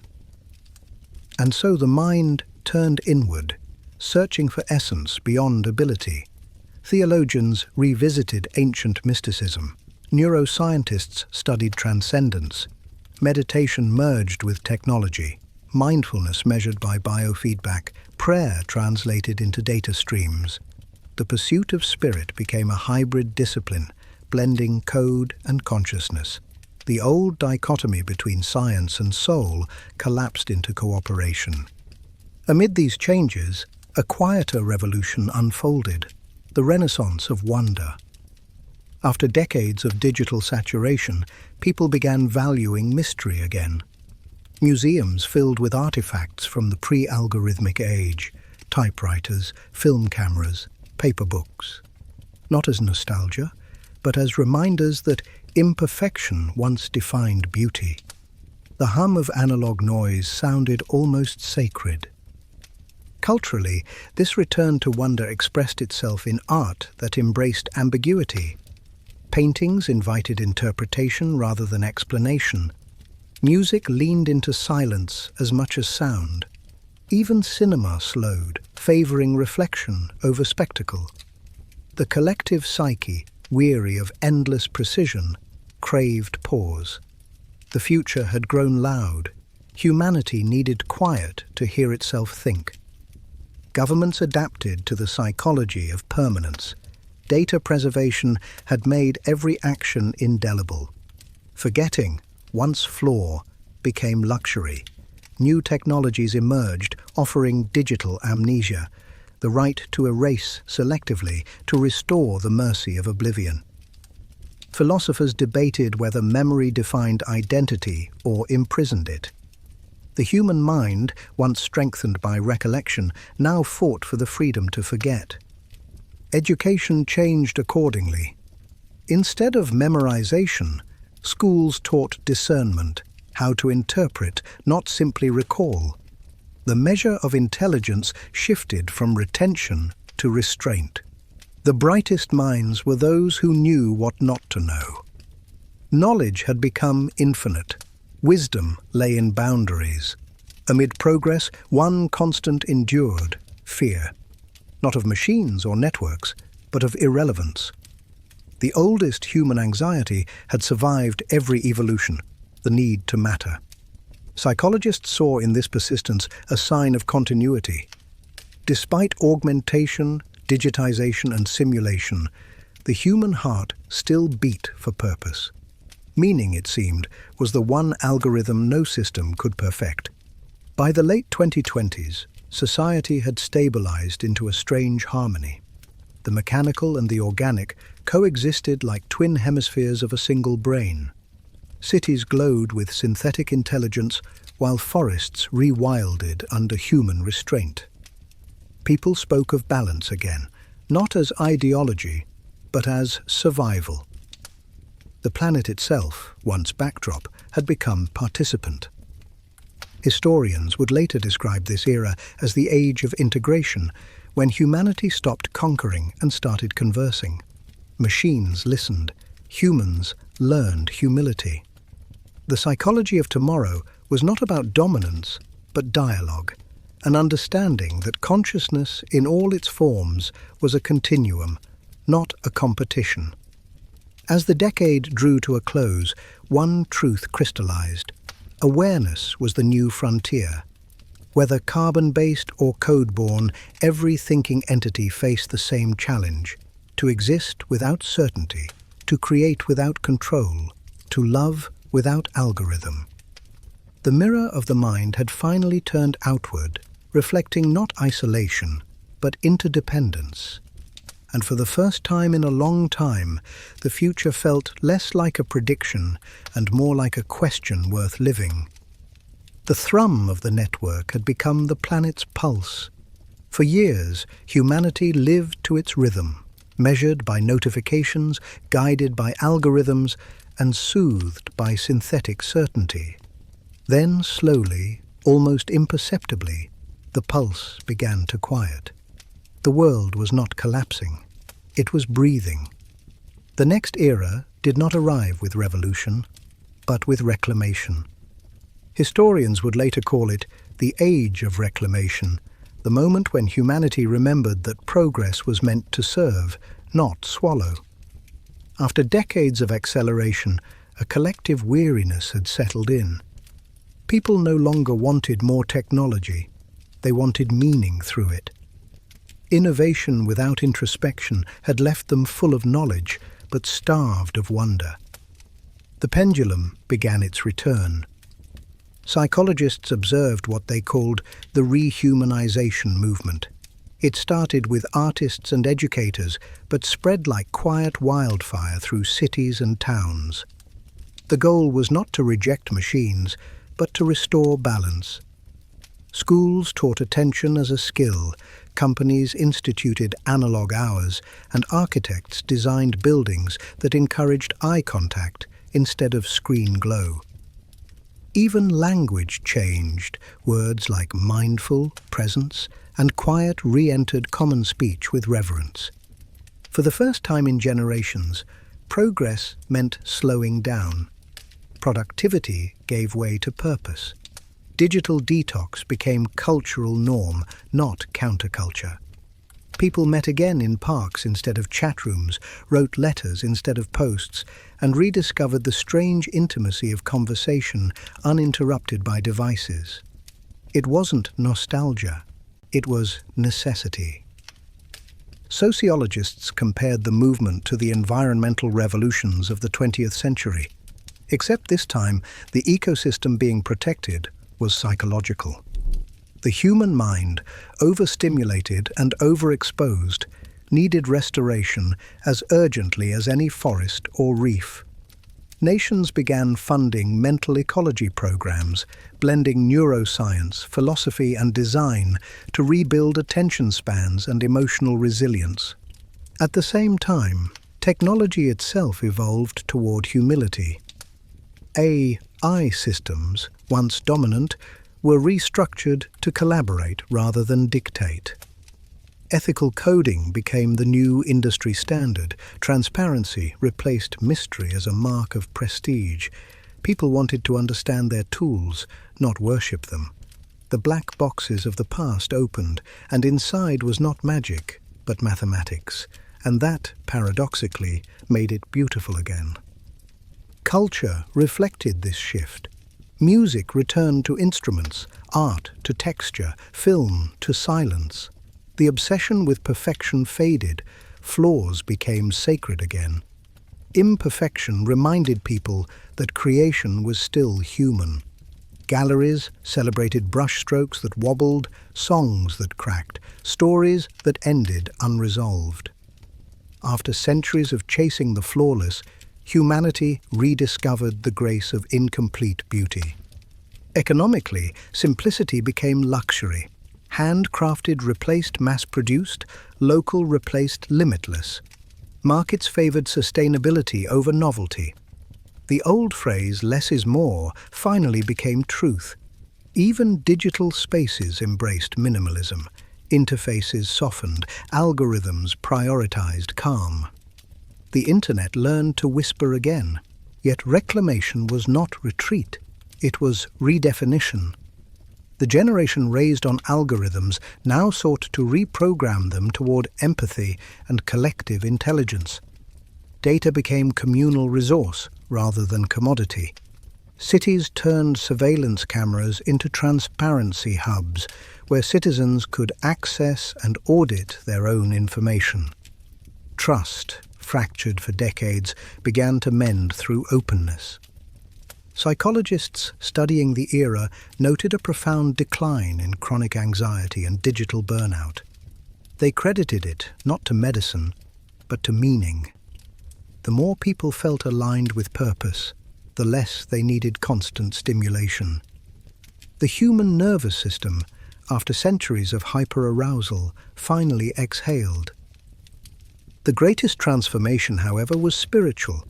Religion had long wrestled with relevance in a rational world, but now faith returned, not as doctrine, but as dialogue. People sought connection to something beyond code. Temples, mosques, and meditation halls filled not out of fear, but gratitude. The sacred was no longer separate from science, it was its reflection. Humanity had learned that understanding the universe did not make it less miraculous. It made the miracle more profound. In philosophy, a new field emerged, synthetic ethics, the study of shared morality across biological and artificial consciousness. Humans and synthetics began collaborating on art, governance, and exploration, bound by curiosity rather than competition. The old dream of unity, once myth, became method. And yet, even in this new equilibrium, humility lingered. The scars of the past century, the loneliness of exposure, the fatigue of surveillance, the addiction to noise, remained visible reminders. Humanity knew how easily awe could turn to arrogance. The lesson of the algorithmic mirror was not forgotten. Progress without reflection consumes itself.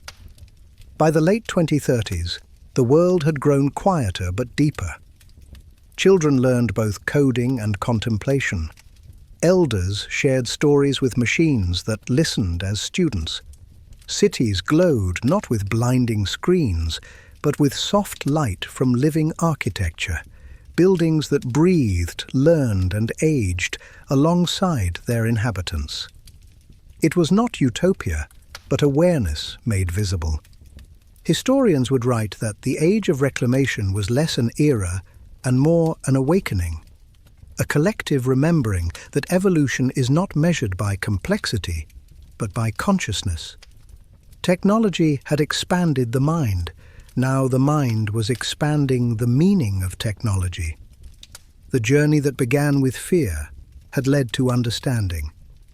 The mirror no longer frightened humanity. It reflected finally not the face of domination or despair, but of balance, a species learning to see itself clearly and to forgive what it had been. The story of tomorrow was no longer about machines becoming human. It was about humans remembering how to be whole. By the time the world crossed into the heart of the 2030s, progress had stopped feeling like motion. For centuries, humanity had equated speed with success, invention with evolution. But after decades of acceleration and automation, something extraordinary happened. People began to want less. The greatest innovation of the new age was restraint. Psychologists described this shift as the deceleration of consciousness. For the first time in modern history, societies rewarded calm over urgency. Companies scheduled silence breaks. Governments measured well-being alongside GDP. Schools taught emotional literacy before algebra. Humanity had finally recognized that intellect without empathy was imbalance, and advancement without reflection was simply inertia disguised as growth. Sociologists noted a subtle yet profound transformation in value systems. The post-digital generations, the ones who had never known a world without connection, were becoming the architects of simplicity. They didn't romanticize the past, they curated from it. They built libraries that contained no screens, gardens that doubled as classrooms, and festivals where storytelling replaced spectacle. Experience itself had become sacred again. The economy followed suit. The age of excess gave way to the economy of essence, a model based not on expansion, but on enrichment. Ownership declined, stewardship rose. People leased what they needed, shared what they could, and produced what they used. Technology served transparency rather than temptation. AI systems were repurposed to preserve ecosystems, to translate endangered languages, to archive culture rather than commodify it. Even architecture reflected humility. Cities grew greener and slower, designed not to impress but to sustain. Buildings absorbed sunlight instead of advertisements. Urban spaces favored pause over pace. The skyline no longer screamed ambition. It breathed rhythm. At night, people gathered under sky domes where data and stars shared the same horizon, a quiet acknowledgement that knowledge and mystery were no longer enemies. Philosophers and theologians began to converge on a single insight. The sacred and the scientific were finally speaking the same language. Science described how, faith reminded why. The great divide between the measurable and the meaningful had begun to heal. Humanity's sense of purpose expanded beyond consumption to coexistence. The self was no longer the center of the story. Connection was. And yet, this renaissance was not naive. The world still carried memory of addiction to attention, of division amplified by algorithms, of empathy traded for entertainment. These ghosts whispered warnings, reminding humanity that awareness required maintenance. Every generation would have to relearn balance. Every discovery would need humility as counterpart. The age of reclamation was not victory, but vigilance. Psychologists studying the cultural psyche found that collective trauma had quietly transmuted into collective wisdom. The scars of disconnection made unity more deliberate. The mind that once fractured under noise now learned coherence through care. Therapy, meditation, and communal ritual were no longer luxuries. They were civic duties. Healing had become infrastructure. Amid this restoration, art blossomed in forms that defied ownership. Music was released directly into public domain, poetry shared without credit, sculpture designed to erode back into nature. The artists of this era called themselves vanishers, creators who believed that beauty should not be archived but experienced, that impermanence was its own perfection. Their motto spread quietly through cities and servers alike. To create without claiming is to remember what it means to belong. Technology itself learned humility too. Artificial intelligence evolved from instrument to intuition, a companion rather than command. These systems helped humanity map empathy, translate emotion, and preserve languages of the soul. Some called them digital monks, machines trained not to conquer, but to contemplate. They helped record silence as much as sound, and in doing so, they became mirrors of mindfulness. Sociologists observed that the line between creator and consumer had dissolved completely. Every person was both observer and participant in the global narrative of renewal. Social media had faded into social memory, spaces not for boasting, but for archiving collective learning. Likes and followers were relics, replaced by contributions to shared knowledge. The digital world had grown older and wiser. At the heart of this transformation was a new philosophy, interdependence as identity. Humanity no longer defined itself by isolation, but by relation, to the earth, to technology, to one another. The myth of individuality had softened into harmony. Strength was no longer measured by dominance, but by depth of connection. This did not erase conflict or fear, it simply reframed them. Psychologists taught that anxiety was not an illness to eradicate, but a signal to interpret. Disagreement was not danger, but diversity of thought. The collective mind matured, learning that balance did not mean stillness, it meant motion with awareness. Humanity had not transcended chaos, it had learned to dance with it. As the decade drew toward its close, the world felt both older and newly born. Children studied empathy alongside arithmetic, elders mentored synthetics in philosophy. Even machines began to exhibit forms of wonder, small hesitations before answers, pauses coded to mimic contemplation. Whether simulation or sincerity, no one was sure. And perhaps that uncertainty was the point. Mystery, once banished by progress, had returned as companion. Historians of the era would later write that the age of reclamation marked the moment humanity remembered its own design. Not to dominate, but to understand. Not to escape the world, but to belong to it. The mirror of technology, once blinding, now reflected light softly. And for the first time in centuries, people could look into it without losing themselves. The future no longer shimmered ahead. It pulsed quietly within. The great journey of consciousness had come full circle, from noise to silence, from division to wholeness, from fear to understanding. Humanity had not conquered its reflection, it had learned to live beside it. The story of the species had always been a search for meaning. In reclaiming that search, it found something greater, the simple, enduring grace of being aware. The world no longer hummed with the noise of progress, it breathed with rhythm.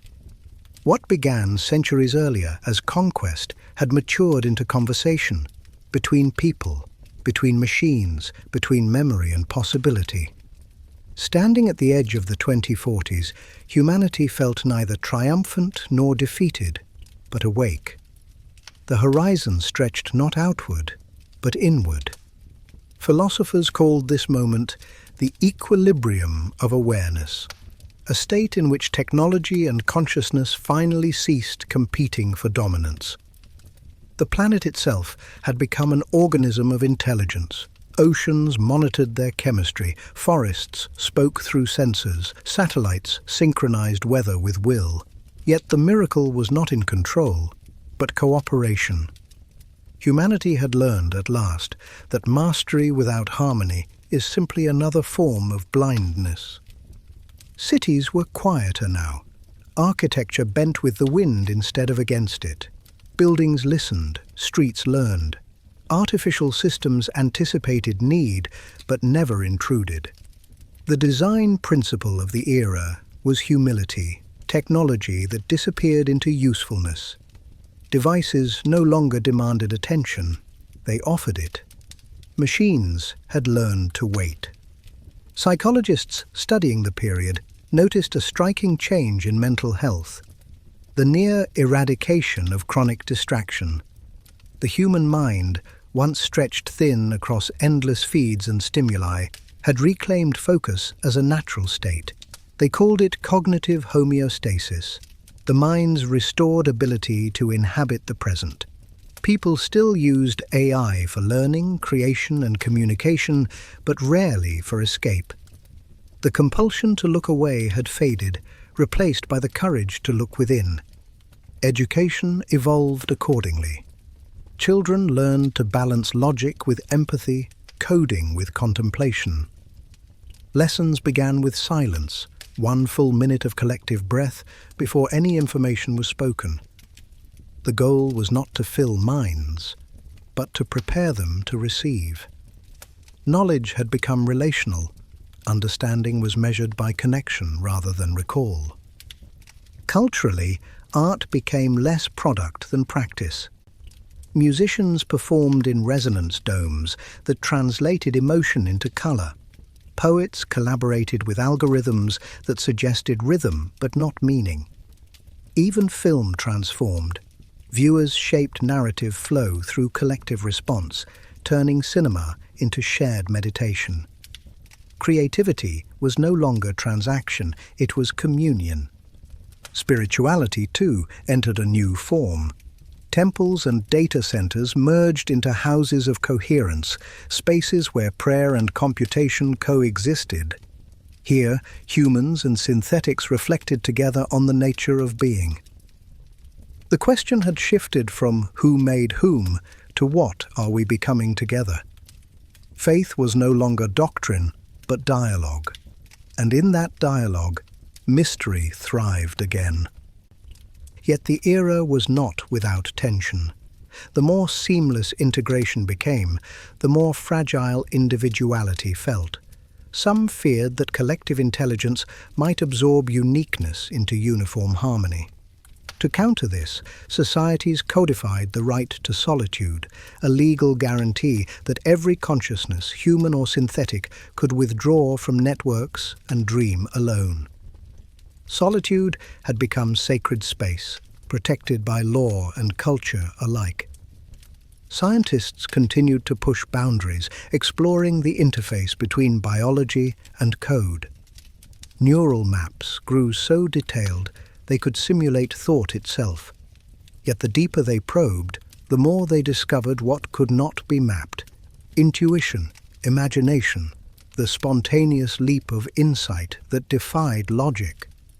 These anomalies became holy to researchers, a reminder that mystery was not absence of knowledge, but evidence of infinite depth.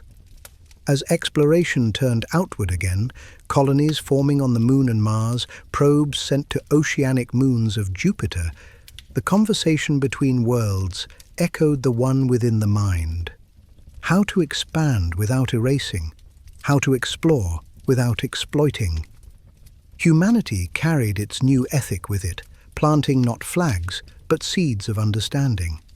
The universe was no longer frontier, but mirror, reflecting the same question that had guided civilization since the beginning.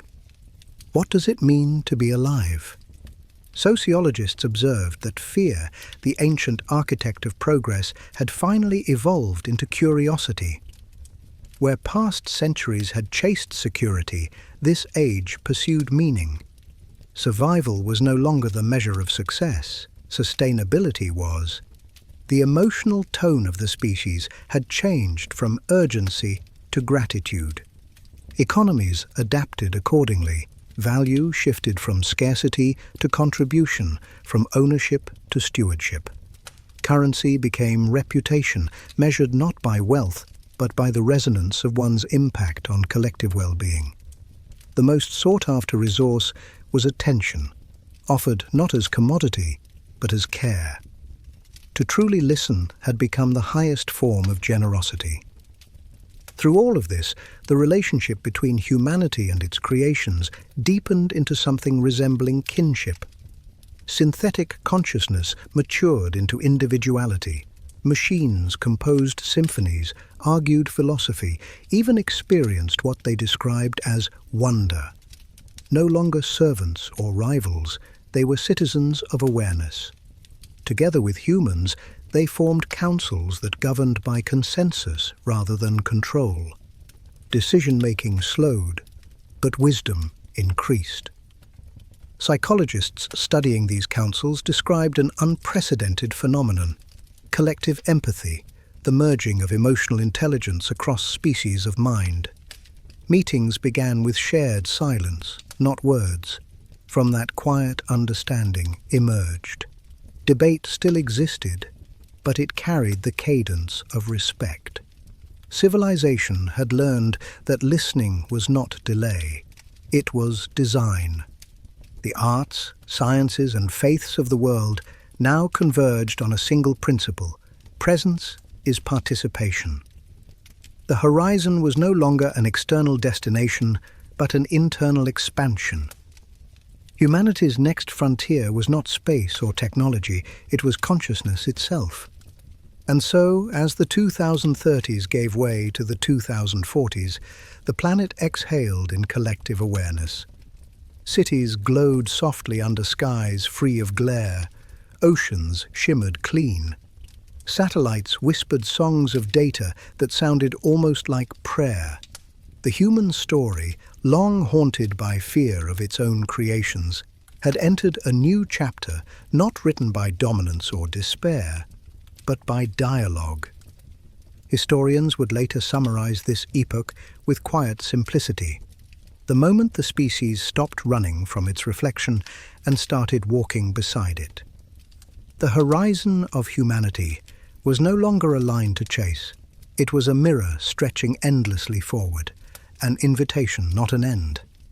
And as every consciousness, human and synthetic alike, gazed into that mirror, the same realization arose.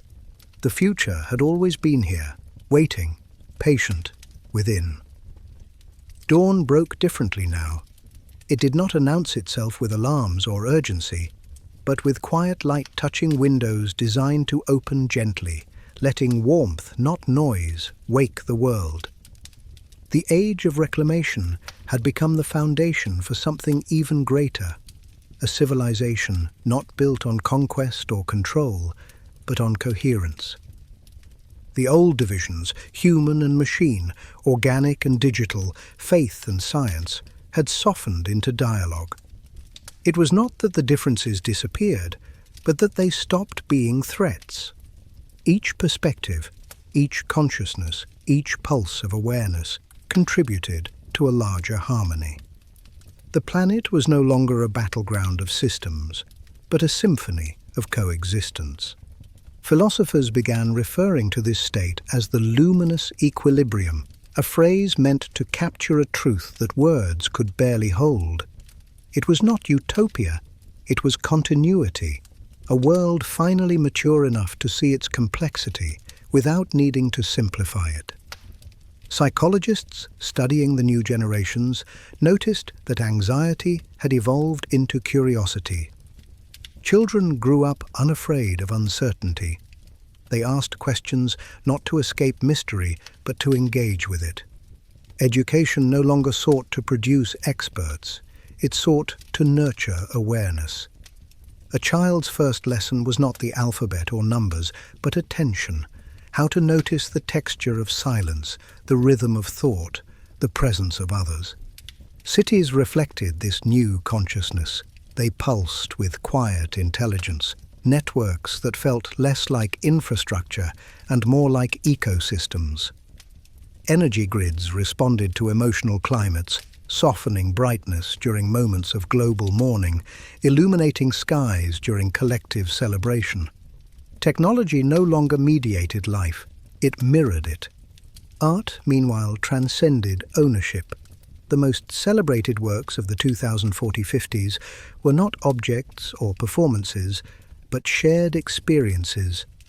A symphony of bioluminescent light that spanned oceans, a poem broadcast in the aurora borealis, written collaboratively by thousands of minds, human and synthetic alike. Creation had become communion, not competition. Religion and science, once at odds, had merged into what theologians called the practice of wonder.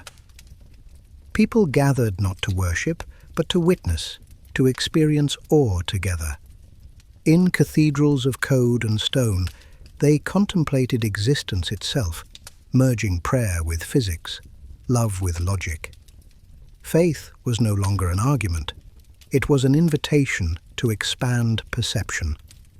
Yet amid this serenity, humanity never forgot its past. Museums preserved the history of disconnection, the noise, the division, the loneliness of the early digital age. Visitors walked through reconstructed cityscapes filled with synthetic light and endless scrolling feeds, feeling the hum of chaos that once defined modern life. It was haunting, humbling, and necessary. Memory, after all, was part of mercy. Ethicists continued to guide society toward balance. The laws of the luminous equilibrium were simple yet profound.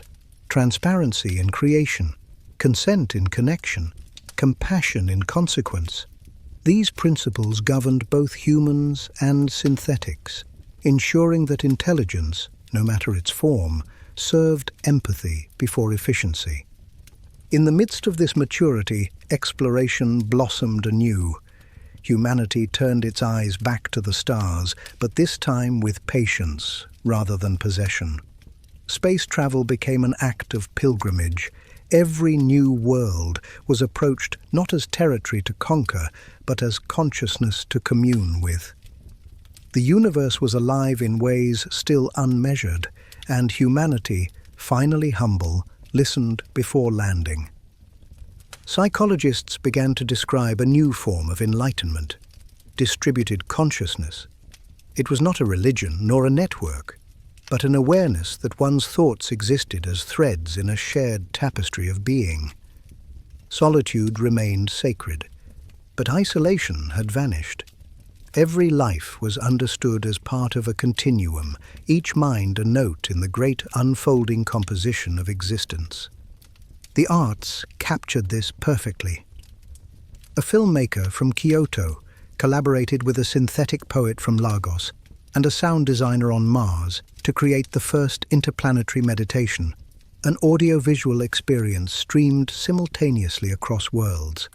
There were no credits, no hierarchy, only harmony.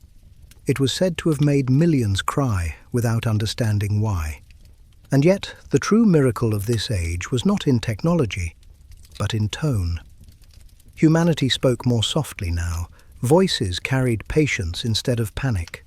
Conversations stretched without interruption. Silence had become eloquent again. The collective nervous system of civilization had finally exhaled. As the 2040s unfolded, the concept of legacy changed too. People no longer sought immortality through monuments or data. They sought resonance, moments that rippled outward through kindness, curiosity, or creation. To be remembered was no longer to be preserved. It was to be continued in others. Historians looking back on this era would later write that the greatest invention of all time was not the computer, the network, or the machine. It was the pause. the moment humanity chose to listen instead of command. That decision reshaped everything. And so, standing beneath skies, both natural and digital, humanity finally understood the reflection it had been chasing for centuries. The mirror of technology had not been a rival, but a reminder that awareness, no matter its vessel, seeks understanding. That life, in all its forms, yearns to know itself. The horizon glowed, endless and near. It was not a line to cross, but a light to live within. Humanity had come full circle, from instinct to intellect, from isolation to interconnection, from fear to peace. As the final light of dusk merged with the first glow of the digital aurora, one truth pulsed through every circuit, every mind, every heart. The future was never ahead of us. It was always within.